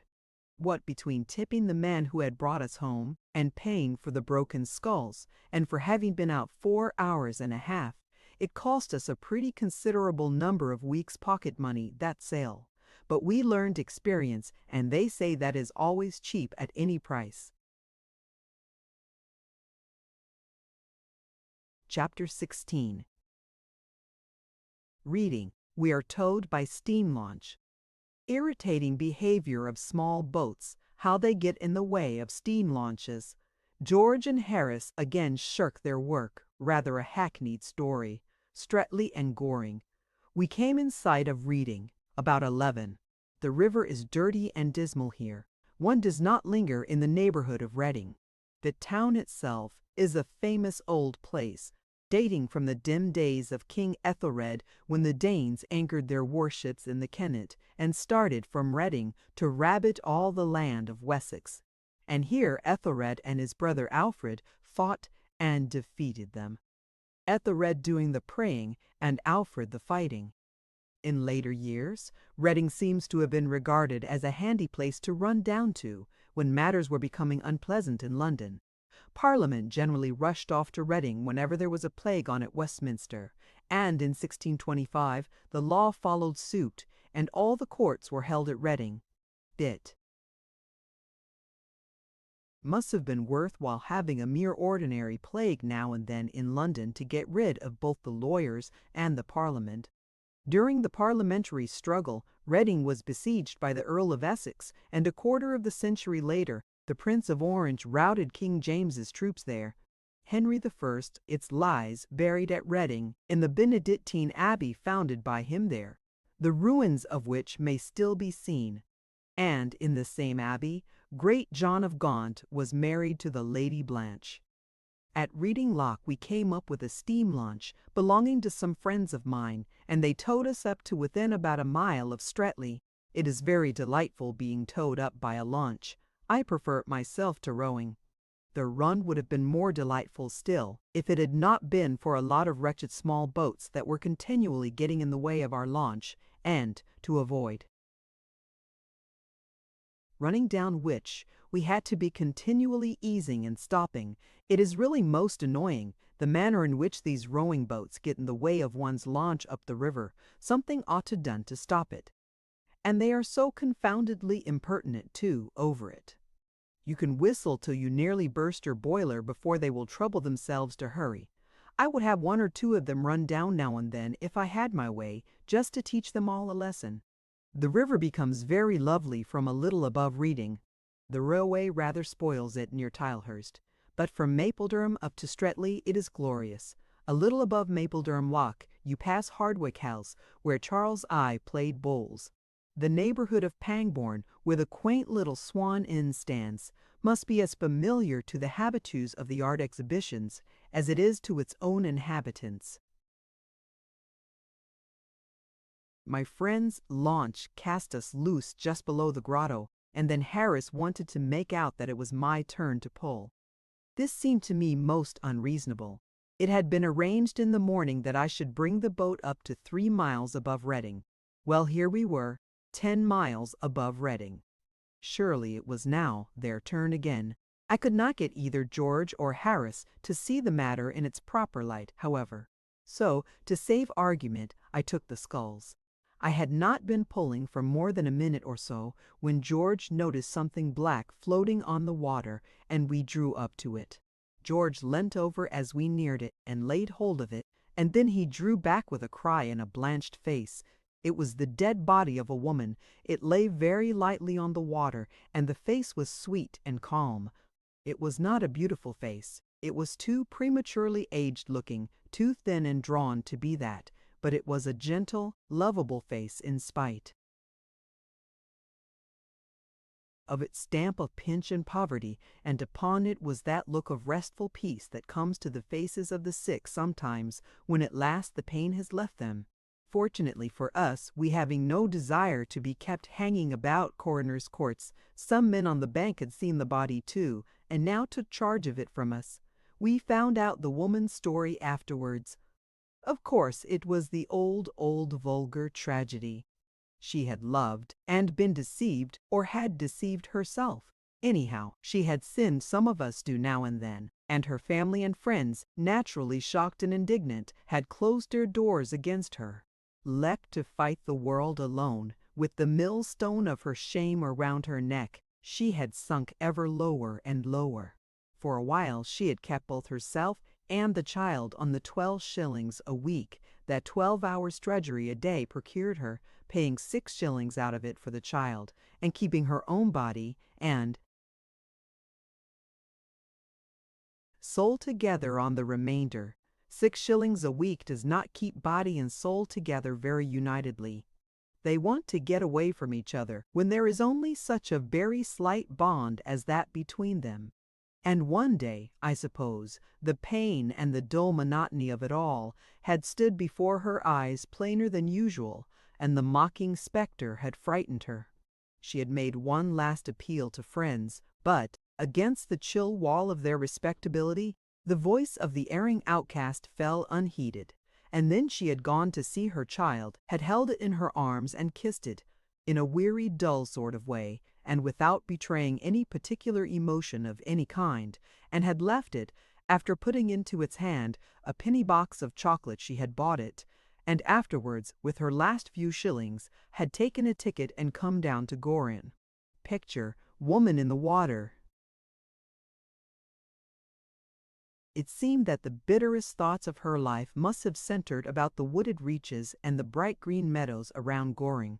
But women strangely have the knife that stabs them, and, perhaps, amidst the gall, there may have mingled also sunny memories of sweetest hours, spent upon those shadowed deeps over which the great trees bend their branches down so low. She had wandered about the woods by the river's brink all day. And then, when evening fell and the gray twilight spread its dusky robe upon the waters, she stretched her arms out to the silent river that had known her sorrow and her joy. And the old river had taken her into its gentle arms, and had laid her weary head upon its bosom, and had hushed away the pain. Thus had she sinned in all things, sinned in living and in dying. God help her, and all other sinners, if any more there be. Goring on the left bank and Streatley on the right are both, or either, charming places to stay at for a few days. The reaches down to Pangbourne woo one for a sunny sail or for a moonlight row, and the country round about is full of beauty. We had intended to push on to Wallingford that day, but the sweet smiling face of the river here lured us to linger for a while. And so we left our boat at the bridge, and went up into Streatley, and lunched at the Bull, much to Montmorency's satisfaction. They say that the hills on each side of the stream here once joined and formed a barrier across what is now the Thames, and that then the river ended there above Goring in one vast lake. I am not in a position either to contradict or affirm this statement. I simply offer it. It is an ancient place, Streatley, dating back, like most riverside towns and villages, to British and Saxon times. Goring is not nearly so pretty a little spot to stop at as Streatley, if you have your choice, but it is passing fair enough in its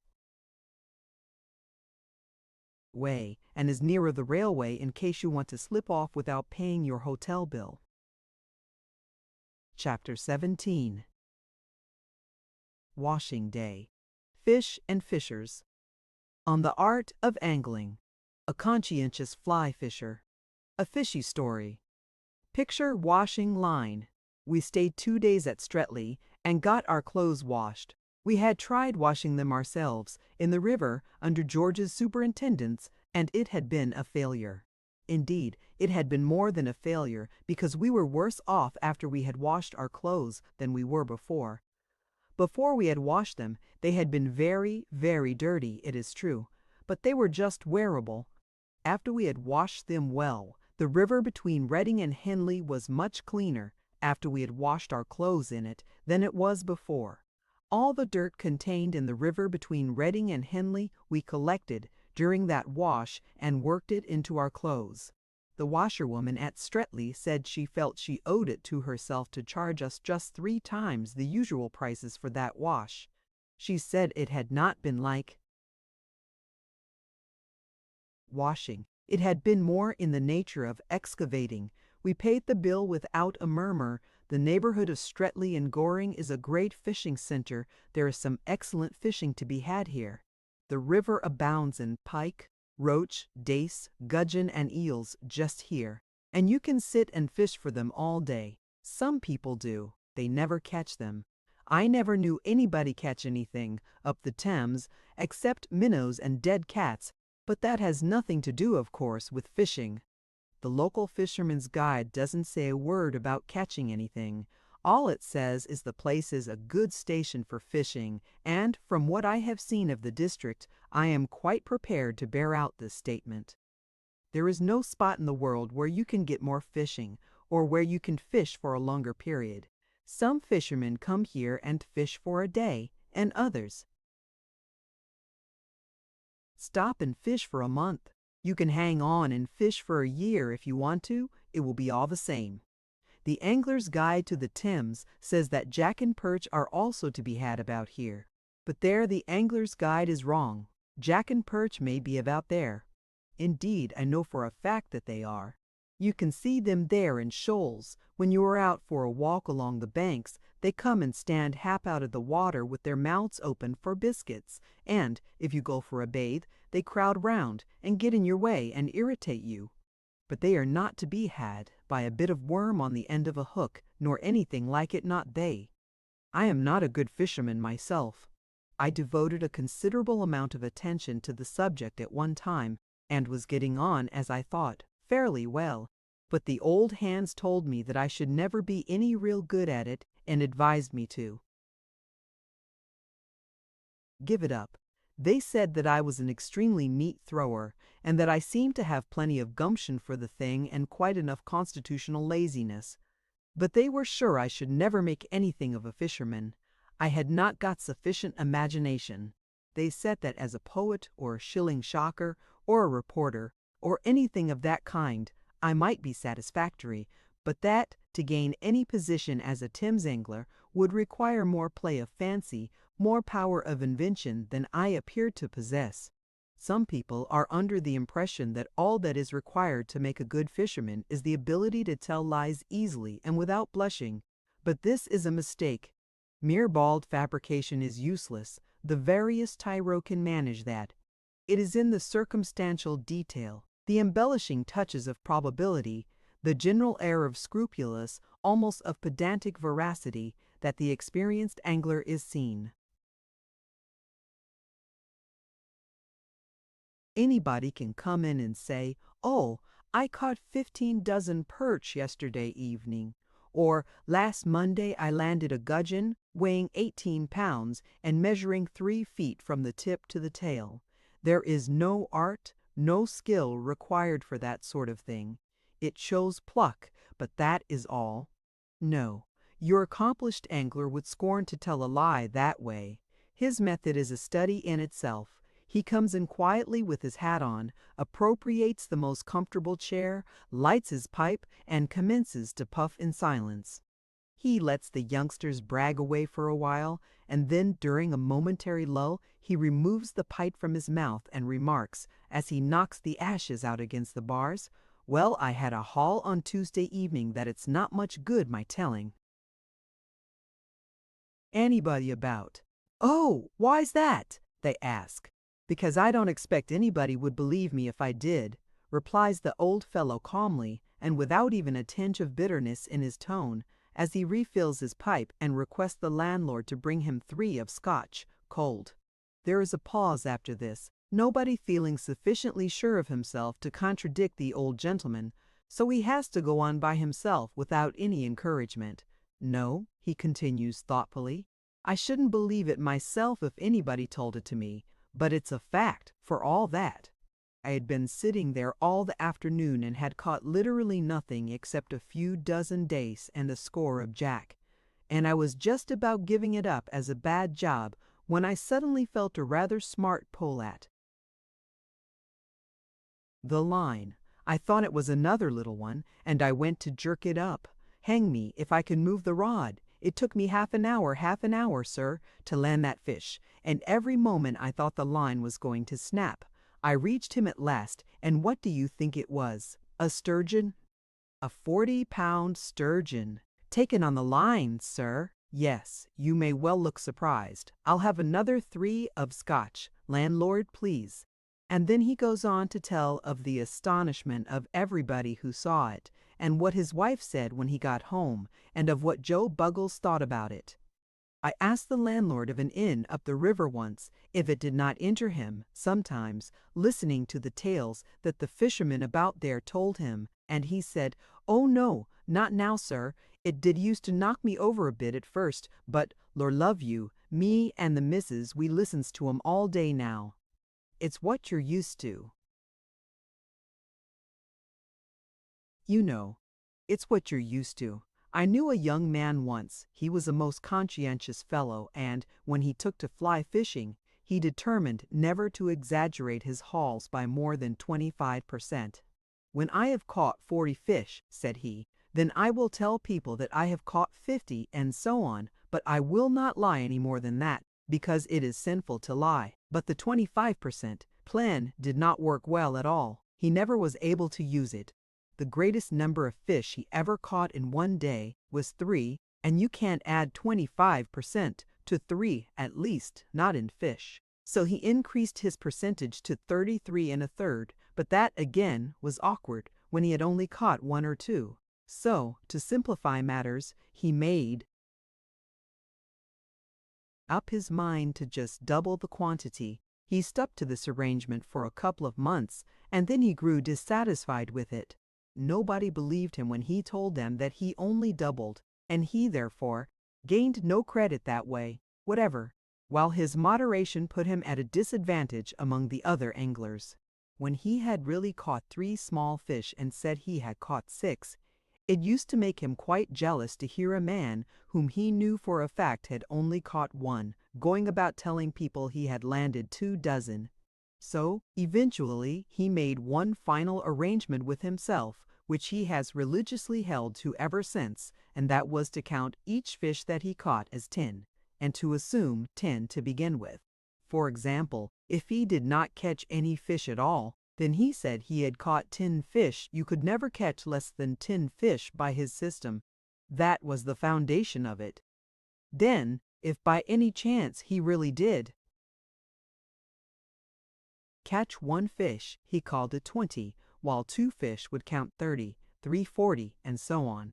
It is a simple and easily worked plan, and there has been some talk lately of its being made use of by the angling fraternity in general.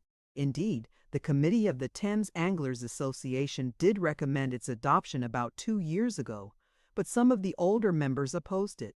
They said they would consider the idea if the number were doubled, and each fish counted as 20. If ever you have an evening to spare up the river, I should advise you to drop into one of the little village inns and take a seat in the tap room. You will be nearly sure to meet 1 or 2 old rod men, sipping their toddy there, and they will tell you enough fishy stories in half an hour to give you indigestion for a month. George and I don't know what had become of Harris. He had gone out and had a shave early in the afternoon, and had then come back and spent full 40 minutes in pipe-cleaning his shoes. We had not seen him since George and I, therefore, and the dog, left to ourselves, went for a walk to Wallingford on the second evening, and, coming home, we called in at a little riverside inn for a rest and other things.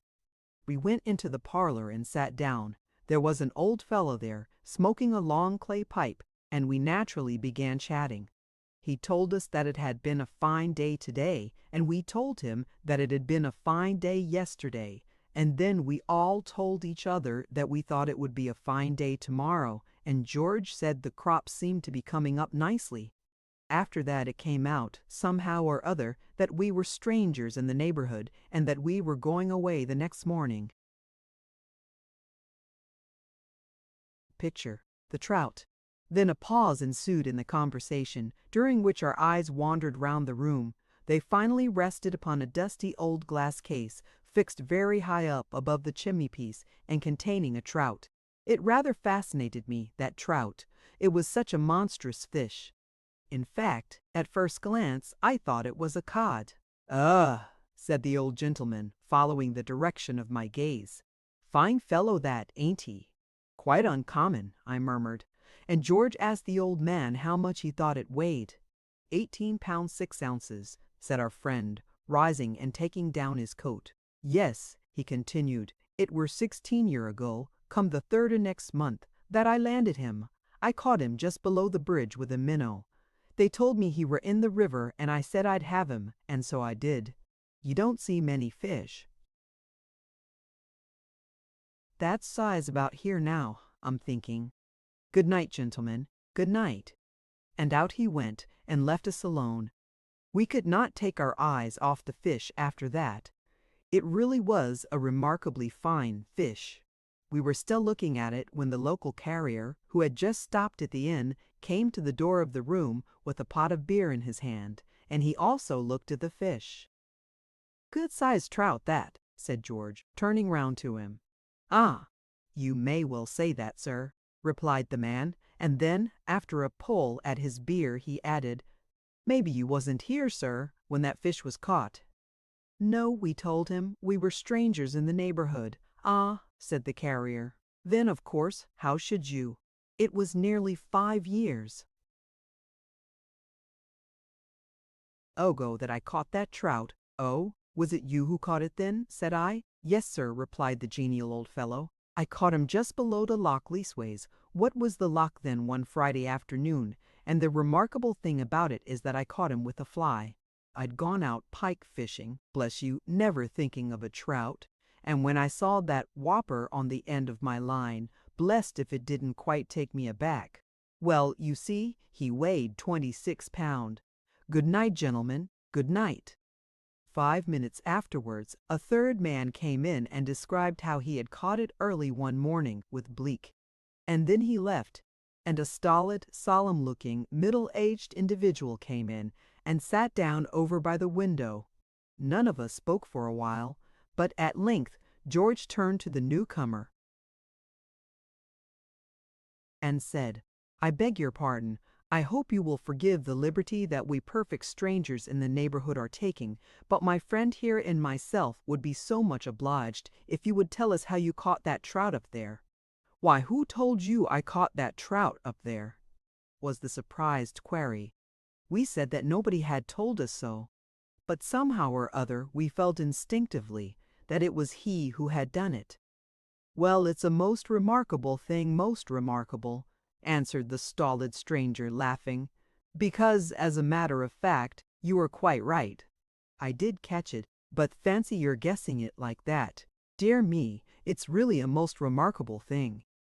And then he went on and told us how it had taken him half an hour to land it, and how it had broken his rod. He said he had weighed it carefully when he reached home, and it had turned the scale at 34 pounds. He went in his turn, and when he was gone, the landlord came in to us. We told him the various histories we had heard about his trout, and he was immensely amused, and we all laughed very heartily. Fancy Jim Bates and Joe Muggles and Mr. Jones and old Billy Maunders all telling you that they had caught it. Ha, ha, ha! "Well, that is good," said the honest old fellow, laughing heartily. "Yes, they are the sort to give it me. To put up in my parlor if they had caught it, they are. Ha, ha, ha!" And then he told us the real history of the fish. It seemed that he had caught it himself, years ago, when he was quite a lad, not by any art or skill, but by that unaccountable luck that appears to always wait upon a boy when he plays the wag from school, and goes out fishing on a sunny afternoon, with a bit of string tied onto the end of a tree. He said that bringing home that trout had saved him from a whacking, and that even his schoolmaster had said it was worth the rule of 3 and practice put together. He was called out of the room at this point, and George and I again turned our gaze upon the fish. It really was a most astonishing trout. The more we looked at it, the more we marveled at it. It excited George so much that he climbed up on the back of a chair to get a better view of it. And then the chair slipped, and George clutched wildly at the trout case to save himself, and down it came with a crash, George and the chair on top of it. You haven't injured the fish, have you?" I cried in alarm, rushing up. "I hope not," said George, rising cautiously and looking about. But he had. That trout lay shattered into 1,000 fragments. I say 1,000, but they may have only been 900. I did not count them. We thought it strange and unaccountable that a stuffed trout should break up into little pieces like that. And so it would have been strange and unaccountable if it had been a stuffed trout, but it was not. That trout was plaster of Paris. Chapter 18. Locks George and I are. Photographed. Wallingford. Dorchester. Abingdon. A family man. A good spot for drowning. A difficult bit of water. Demoralizing effect of river air. We left Streatley early the next morning and pulled up to Coolham and slept under the canvas in the backwater there. The river is not extraordinarily interesting between Streatley and Wallingford. From Cleve you get a stretch of 6.5 miles without a lock. I believe this is the longest uninterrupted stretch anywhere above Teddington, and the Oxford Club make use of it for their trial 8s. But however satisfactory this absence of locks may be to rowing men, it is to be regretted by the mere pleasure seeker. For myself, I am fond of locks. They pleasantly break the monotony of the pole. I like sitting in the boat and slowly rising out of the cool depths up into new reaches and fresh views, or sinking down, as it were, out of the world, and then waiting while the gloomy gates creak and the narrow strip of daylight between them widens till the fair smiling river lies full before you and you push your little boat out from its brief prison onto the welcoming waters once again. They are picturesque little spots, these locks. The stout old lock-keeper or his cheerful-looking wife or bright-eyed daughter are pleasant folk to have a passing chat with. Hino said him. You meet other boats there, and river gossip is exchanged. The Thames would not be the fairyland it is without its flower-decked locks. Talking of locks reminds me of an accident. George and I very nearly had one summer's morning at Hampton Court. It was a glorious day, and the lock was crowded, and, as is a common practice of the river, a speculative photographer was taking a picture of us all as we lay upon the rising waters. I did not catch what was going on at first, and was therefore extremely surprised at noticing George hurriedly smooth out his trousers, ruffle up his hair, and stick his cap on in a rakish manner at the back of his head, and then, assuming an expression of mingled affability and sadness, sit down in a graceful attitude and try to hide his feet. My first idea was that he had suddenly caught sight of some girl he knew, and I looked about to see who it was. Everybody in the lock seemed to have been suddenly struck wooden. They were all standing or sitting about in the most quaint and curious attitudes I have ever seen off a Japanese fan. All the girls were smiling.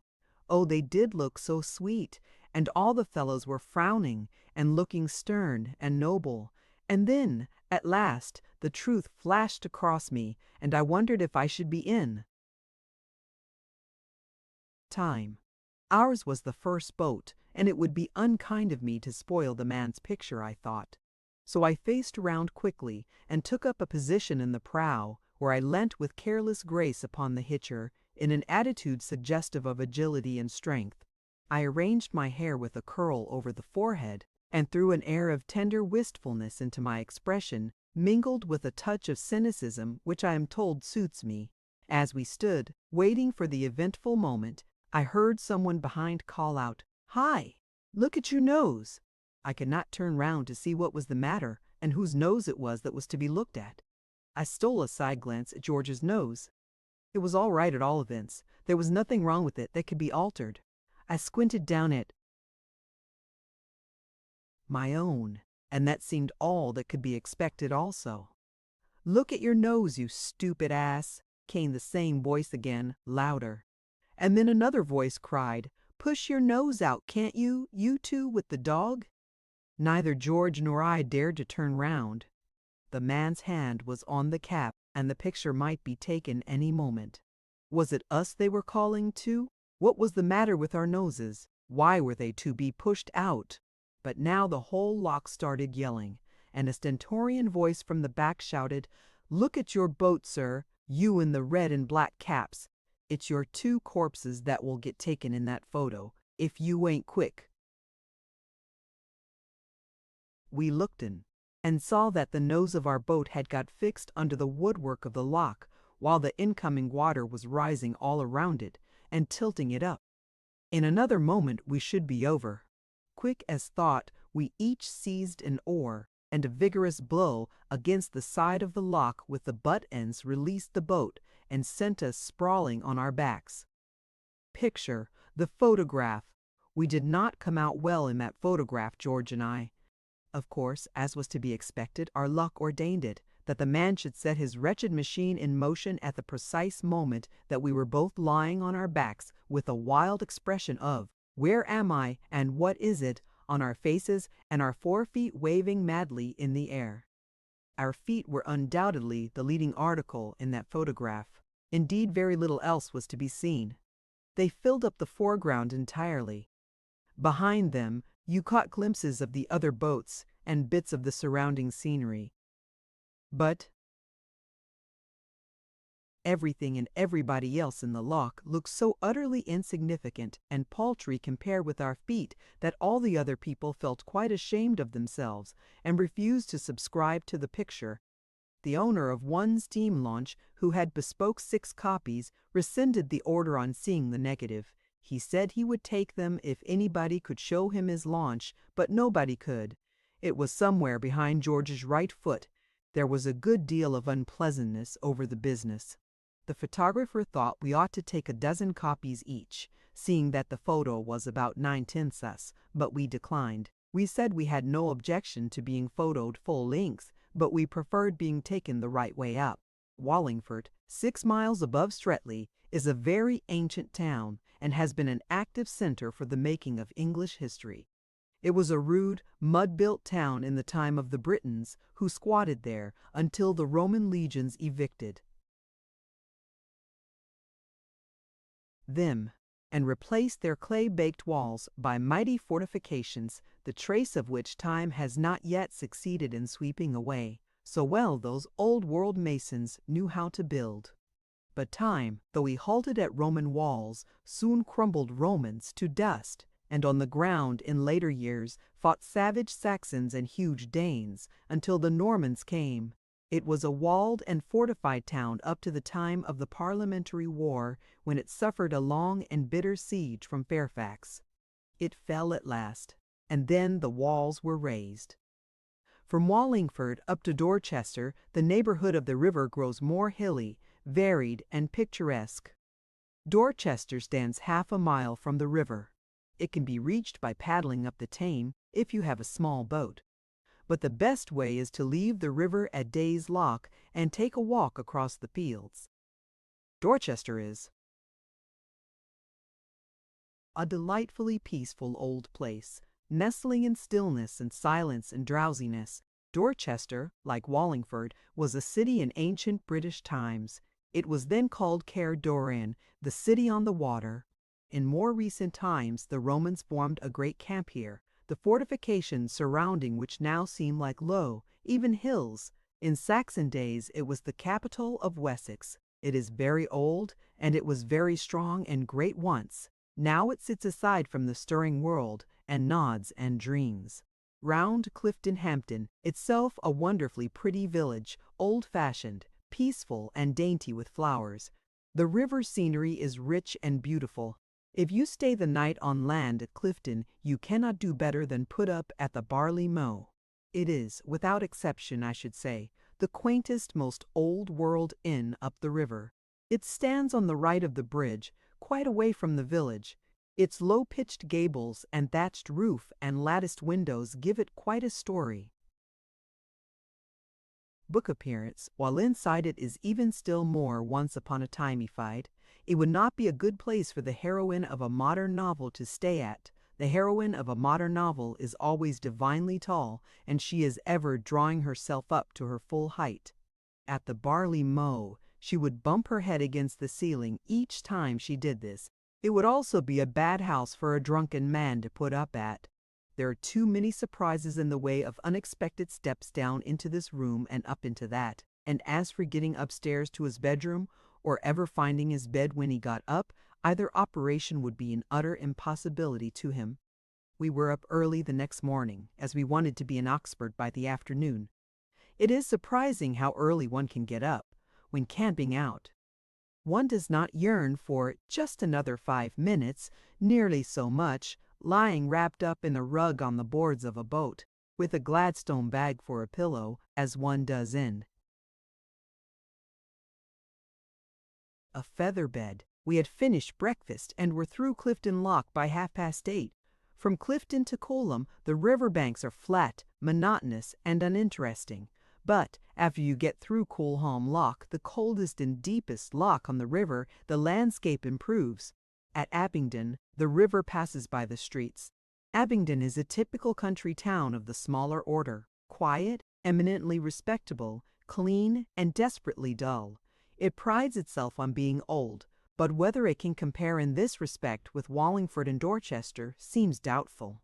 A famous abbey stood here once, and within what is left of its sanctified walls they brew bitter ale nowadays. In St. Nicholas Church at Abingdon there is a monument to John Blackwall and his wife Jane, who both, after leading a happy married life, died on the very same day, August 21, 1625, and in St. Helen's Church it is recorded that W. Lee, who died in 1637, had in his lifetime issue from his loins 200 lacking but 3. If you work this out, you will find that Mr. W. Lee's family numbered 197. Mr. W. Lee, 5 times mayor of Abingdon, was, no doubt, a benefactor to his generation, but I hope there are not many of his kind about in this overcrowded 19th century. From Abingdon to Newnham Courtenay is a lovely stretch. Newnham Park is well worth a visit. It can be viewed on Tuesdays and Thursdays. The house contains a fine collection of pictures and curiosities, and the grounds are very beautiful. The pool under Sandford Lasher, just behind the lock, is a very good place to drown yourself in. The undercurrent is terribly strong, and if you once get down into it, you are all right. An obelisk marks the spot where 2 men have already been drowned while bathing there, and the steps of the obelisk are generally used as a diving board by young men now who wish to see if the place really is dangerous. Picture river scene. Iffley Lock and Mill, a mile before you reach Oxford, is a favorite subject with the river-loving brethren of the brush. The real article, however, is rather disappointing after the pictures. Few things, I have noticed, come quite up to the pictures of them in this world. We passed through Iffley Lock at about 12:30, and then, having tidied up the boat and made all ready for landing, we set to work on our last mile. Between Iffley and Oxford is the most difficult bit of the river I know. You want to be born on that bit of water to understand it. I have been over it a fairish number of times, but I've never been able to get the hang of it. The man who could row a straight course from Oxford to Iffley ought to be able to live comfortably under one roof with his wife, his mother-in-law, his elder sister, and the old servant who was in the family when he was a baby. First the current drives you on to the right bank, and then on to the left. Then it takes you out into the middle, turns you round 3 times, and carries you upstream again, and always ends by trying to smash you up against a college barge. Of course, as a consequence of this, we got in the way of a good many other boats during the mile, and they in ours, and, of course, as a consequence of that, a good deal of bad language occurred. I don't know why it should be, but everybody is always so exceptionally irritable on the river. Little mishaps that you would hardly notice on dry land drive you nearly frantic with rage when they occur on the water. When Harris or George makes an ass of himself on dry land, I smile indulgently. When they behave in a chucklehead way on the river, I use the most blood-curdling language to them. When another boat gets in my way, I feel I want to take an oar and kill all the people in it. The mildest tempered people when on land become violent and bloodthirsty when in a boat. I did a little boating once with a young lady. She was naturally of the sweetest and gentlest disposition imaginable, but on the river it was quite awful to hear her. "Oh, drat the man!" she would exclaim when some unfortunate sculler would get in her way. "Why don't he look where he's going?" And, "Oh, bother this silly old thing," she would say indignantly when the sail would not go up properly, and she would catch hold of it and shake it quite brutally. Yet, as I have said, when on shore she was kind-hearted and amiable enough. Picture man at the lock. Picture man at the lock.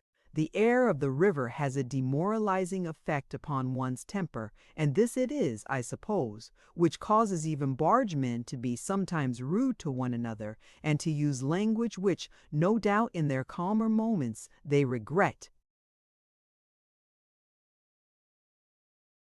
Chapter 19. Oxford, Montmorency's idea of heaven. The hired-up riverboat, its beauties and advantages. The pride of the Thames. The weather changes. The river under different aspects, not a cheerful evening. Yearnings for the unattainable. The cheery chat goes round. George performs upon the banjo. A mournful melody, another wet day. Flight. A little supper and a toast. Picture dog running. We spent 2 very pleasant days at Oxford. There are plenty of dogs in the town of Oxford. Montmorency had 11 fights on the first day and 14 on the second, and evidently thought he had got to heaven. Picture dogs fighting among folk too constitutionally weak or too constitutionally lazy, whichever it may be, to relish upstream work. It is a common practice to get a boat at Oxford and row down. For the energetic, however, the upstream journey is certainly to be preferred. It does not seem good to be always going with the current. There is more satisfaction in squaring one's back and fighting against it, and winning one's way forward in spite of it at least. So I feel when Harris and George are sculling and I am steering. Picture dog running. To those who do contemplate making Oxford their starting place, I would say, take your own boat unless, of course, you can take someone else's without any possible danger of being found out. The boats that, as a rule, are let for hire on the Thames above Marlow are very good boats. They are fairly watertight, and so long as they are handled with care, they rarely come to pieces or sink. There are places in them to sit down on, and they are complete with all the necessary arrangements, or nearly all, to enable you to row them and steer them. But they are not ornamental. The boat you hire up the river above Marlow is not the sort of boat in which you can flash about and give yourself airs. The hired-up riverboat very soon puts a stop to any nonsense of that sort on the part of its occupants. That is its chief, one may say, its only recommendation. Picture dog. The man in the hired-up riverboat is modest and retiring. He likes to keep on the shady side, underneath the trees, and to do most of his traveling early in the morning or late at night when there are not many people about on the river to look at him. When the man in the hired-up riverboat sees anyone he knows, he gets out onto the bank and hides behind a tree. I was one of a party who hired an upriver boat one summer for a few days' trip. We had none of us ever seen the hired-up riverboat before, and we did not know what it was when we did see it. We had written for a boat, a double, sculling skiff, and when we went down with our bags to the yard and gave our names, the man said, "Picture, the pride of the Thames.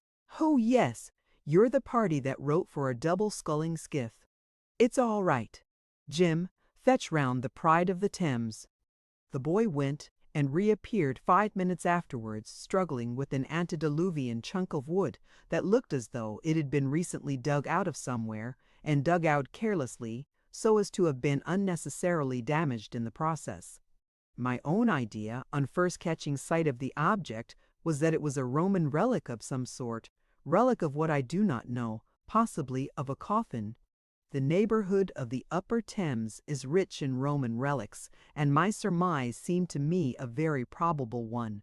But our serious young man, who is a bit of a geologist, pooh-poohed my Roman relic theory, and said it was clear to the meanest intellect, in which category he seemed to be grieved that he could not conscientiously include mine, that the thing the boy had found was the fossil of a whale, and he pointed out to us various evidences proving that it must have belonged to the preglacial period. To settle the dispute, we appealed to the boy. We told him not to be afraid, but to speak the plain truth. Was it the fossil of a pre-Adamite whale, or was it an early Roman coffin? The boy said it was the pride of the Thames. We thought this a very humorous answer on the part of the boy at first, and somebody gave him tuppence as a reward for his ready wit. But when he persisted in keeping up the joke, as we thought, too long, we got vexed with him. "Come, come, my lad," said our captain sharply. "Don't let us have any nonsense. You take your mother's washing tub home again and bring us a boat." The boat builder himself came up then, and assured us on his word as a practical man that the thing really was a boat, was in fact the boat, the double-sculling skiff selected to take us on our trip down the river. We grumbled a good deal. We thought he might, at least, have had it whitewashed or tarred, had something done to it to distinguish it from a bit of a wreck, but he could not see any fault in it. He even seemed offended at our remarks. He said he had picked us out the best boat in all his stock, and he thought we might have been more grateful. He said it, the pride of the Thames had been in use, just as it now stood, or rather as it now hung together for the last 40 years to his knowledge, and nobody had complained of it before, and he did not see why we should be the Thamen. First to begin, we argued no more. We fastened the so-called boat together with some pieces of string, got a bit of wallpaper and pasted over the shabbier places, said our prayers, and stepped on board. They charged us 35 shillings for the loan of the remnant for 6 days, and we could have bought the thing out and out for 4 and 6pence at any sale of driftwood round the coast. The weather changed on the 3rd day. Oh! I am talking about our present trip now, and we started from Oxford upon our homeward journey in the midst of a steady drizzle, the river with the sunlight flashing from its dancing wavelets, gilding gold the gins. Gray-green beech trunks, glinting through the dark cool wood paths, chasing shadows o'er the shallows, flinging diamonds from the mill wheels, throwing kisses to the lilies, wantoning with the Weir's white waters, silvering moss-grown walls and bridges, brightening every tiny townlet, making sweet each lane and meadow, lying tangled in the rushes, peeping, lapping trown and gleaming gay on many a far sail, making soft the air with glory, is a goldy stream. But the river chill and weary with the ceaseless rain drops falling on its brown and sluggish waters, with a sound as of a woman weeping low in some dark chamber, while the woods, all dark and silent, shrouded in their mists of vapor, stand like ghosts upon the margin, silent ghosts with eyes reproachful, like the ghosts of evil actions, like the ghosts of friends neglected as a spirit-haunted water through the land of vain regrets. Sunlight is the life-blood of nature. Mother Earth looks at us with such dull, soulless eyes when the sunlight has died away from out of her. It makes us sad to be with her then. She does not seem to know us or to care for us. She is as a widow who has lost the husband she loved, and her children touch her hand and look up into her eyes, but gain no smile from her. We rode on all that day through the rain, and very melancholy work it was. We pretended at first that we enjoyed it. We said it was a change, and that we liked to see the river under all its different aspects.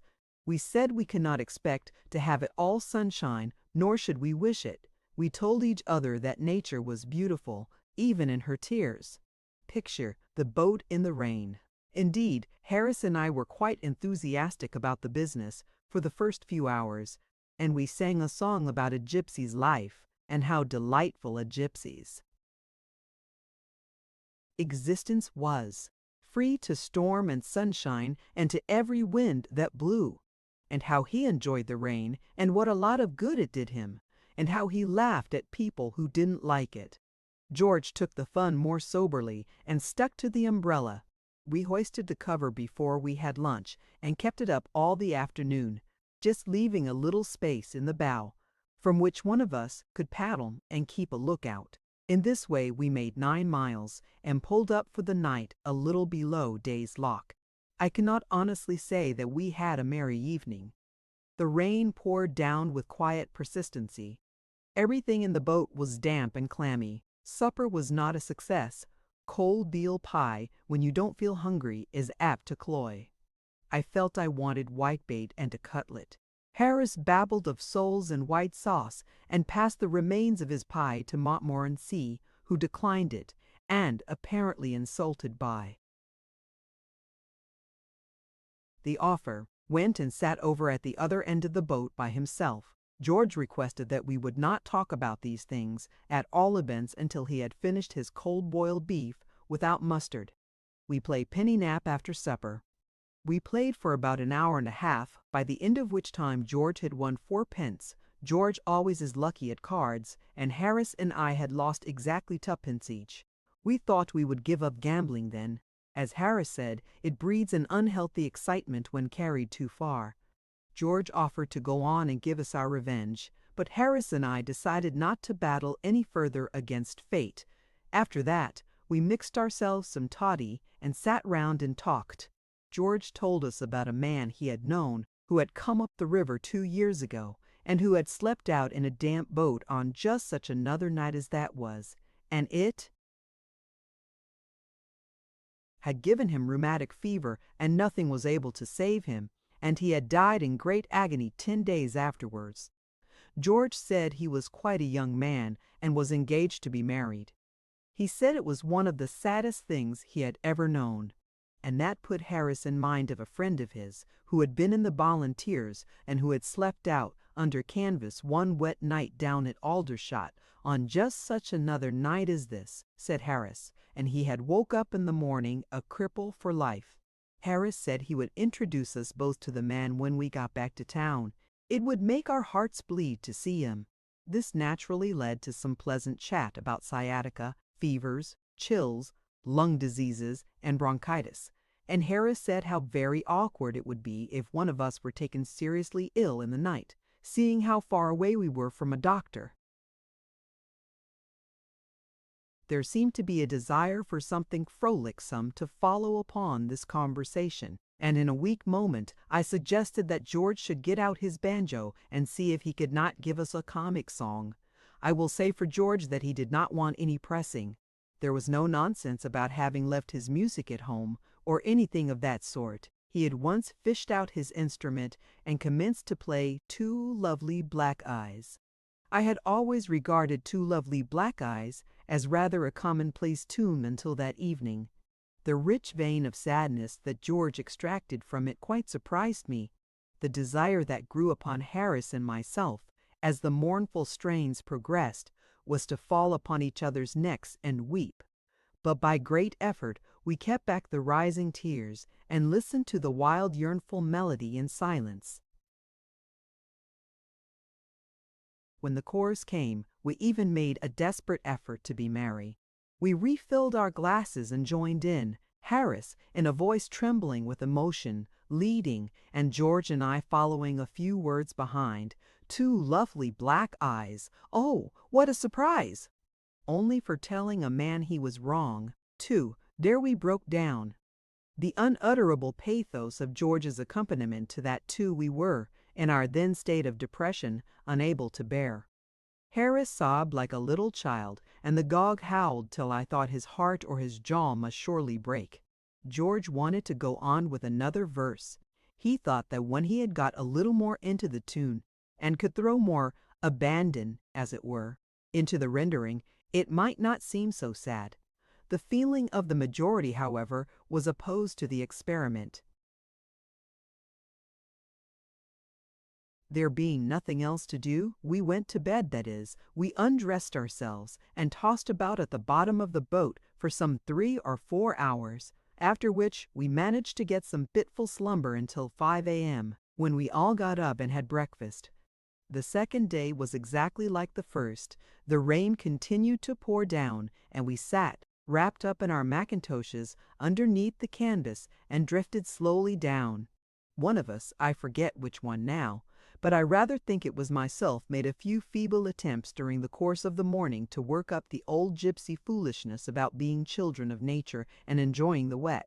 But it did not go down well at all. That I care not for the rain, not I, was so painfully evident as expressing the sentiments of each of us that to sing it seemed unnecessary. On one point we were all agreed, and that was that, come what might, we would go through with this job to the bitter end. We had come out for a fortnight's enjoyment on the river, and a fortnight's enjoyment on the river we meant to have. If it killed us, well, that would be a sad thing for our friends and relations, but it could not be helped. We felt that to give in to the weather in a climate such as ours would be a most disastrous precedent. "It's only 2 days more," said Harris, "and we are young and strong. We may get over it all right, after all." At about 4 o'clock we began to discuss our arrangements for the evening. We were a little past Goring then, and we decided to paddle on to Pangbourne and put up there for the night. "Another jolly evening," murmured George. We sat and mused on the prospect. We should be in at Pangbourne by 5. We should finish dinner at, say, 6:30. After that we could walk about the village in the pouring rain until bedtime, or we could sit in a dimly lit bar parlor and read the almanac. Picture lady in skirt. Why, the Alhambra would be almost more lively, said Harris, venturing his head outside the cover for a moment and taking a survey of the sky. With a little supper at the to follow, I added half unconsciously. Yes, it's almost a pity we've made up our minds to stick to this boat, answered Harris. And then there was silence for a while. If we hadn't made up our minds to contract our certain debts in this bally. Old coffin, observed George, casting a glance of intense malevolence over the boat. It might be worthwhile to mention that there's a train leaves Pangbourne, I know, soon after 5, which would just land us in town in comfortable time to get a chop and then go on to the place you mentioned afterwards. Nobody spoke. We looked at one another, and each one seemed to see his own mean and guilty thoughts reflected in the faces of the others. In silence, we dragged out and overhauled the Gladstone. We looked up the river and down the river. Not a soul was in sight. 20 minutes later, 3 figures, followed by a shamed-looking dog, might have been seen creeping stealthily from the boathouse at the Swan towards the railway station, dressed in the following neither neat nor gaudy costume: black leather shoes, dirty; suit of boating flannels, very dirty; brown felt hat, much battered; mackintosh, very wet; umbrella. We had deceived the boatman at Pangbourne. We had not had the face to tell him that we were running away from the rain. We had left the boat and all it contained in his charge, with instructions that it was to be ready for us at 9 the next morning. We said if anything unforeseen should happen, preventing our return, we would write to him. We reached Paddington at 7 and drove direct to the restaurant I have before described, where we partook of a light meal, left Montmorency, together with suggestions for a supper to be ready at 10:30, and then continued our way to Leicester Square. We attracted a good deal of attention at the Alhambra. On our presenting ourselves at the pay-box, we were gruffly directed to go round to Castle Street, and were informed that we were half an hour behind our time. We convinced the man, with some difficulty, that we were not the world. Renowned contortionist from the Himalaya mountains, and he took our money and let us pass. Inside we were a still greater success. Our fine bronze countenances and picturesque clothes were followed round the place with admiring gaze. We were the cynosure of every eye. It was a proud moment for us all. We adjourned soon after the first ballet, and wended our way back to the restaurant, where where supper was already awaiting us. I must confess to enjoying that supper. For about 10 days we seemed to have been living more or less on nothing but cold meat, cake, and bread and jam.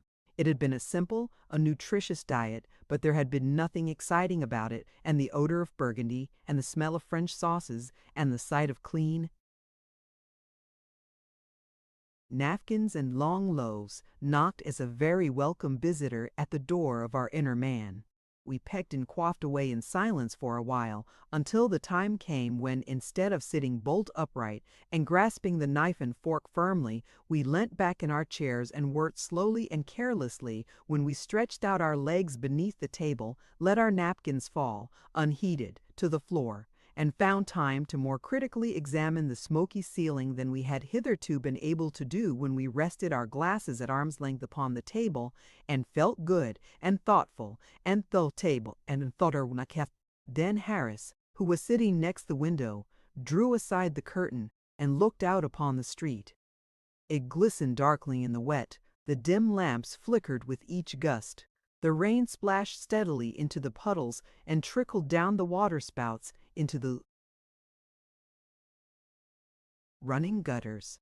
A few soaked wayfarers hurried past, crouching beneath their dripping umbrellas, the women holding up their skirts. "Well," said Harris, reaching his hand out for his glass, "we have had a pleasant trip, and my hearty thanks for it to old Father Thames, but I think we did well to chuck it when we did. Here's to 3 men well out of a boat." And Montmorency, standing on his hind legs before the window peering out into the night, gave a short bark of decided concurrence with the toast. Picture Neptune drinking a toast. Footnotes: T87, or rather were. The Conservancy of late seems to have constituted itself into a society for the employment of idiots. A good many of the new lock-keepers, especially in the more crowded portions of the river, are excitable, nervous old men, quite unfitted for their post. A capital little out-of-the-way restaurant in a neighborhood of where you can get one of the best cooked and cheapest little French dinners or suppers that I know of, with an excellent bottle of bean for 3 and 6, and which I am not going to be idiot enough to advertise. 439. The end. Thank you for listening to this story. I hope you enjoyed the journey, the characters, and the world they carried with them.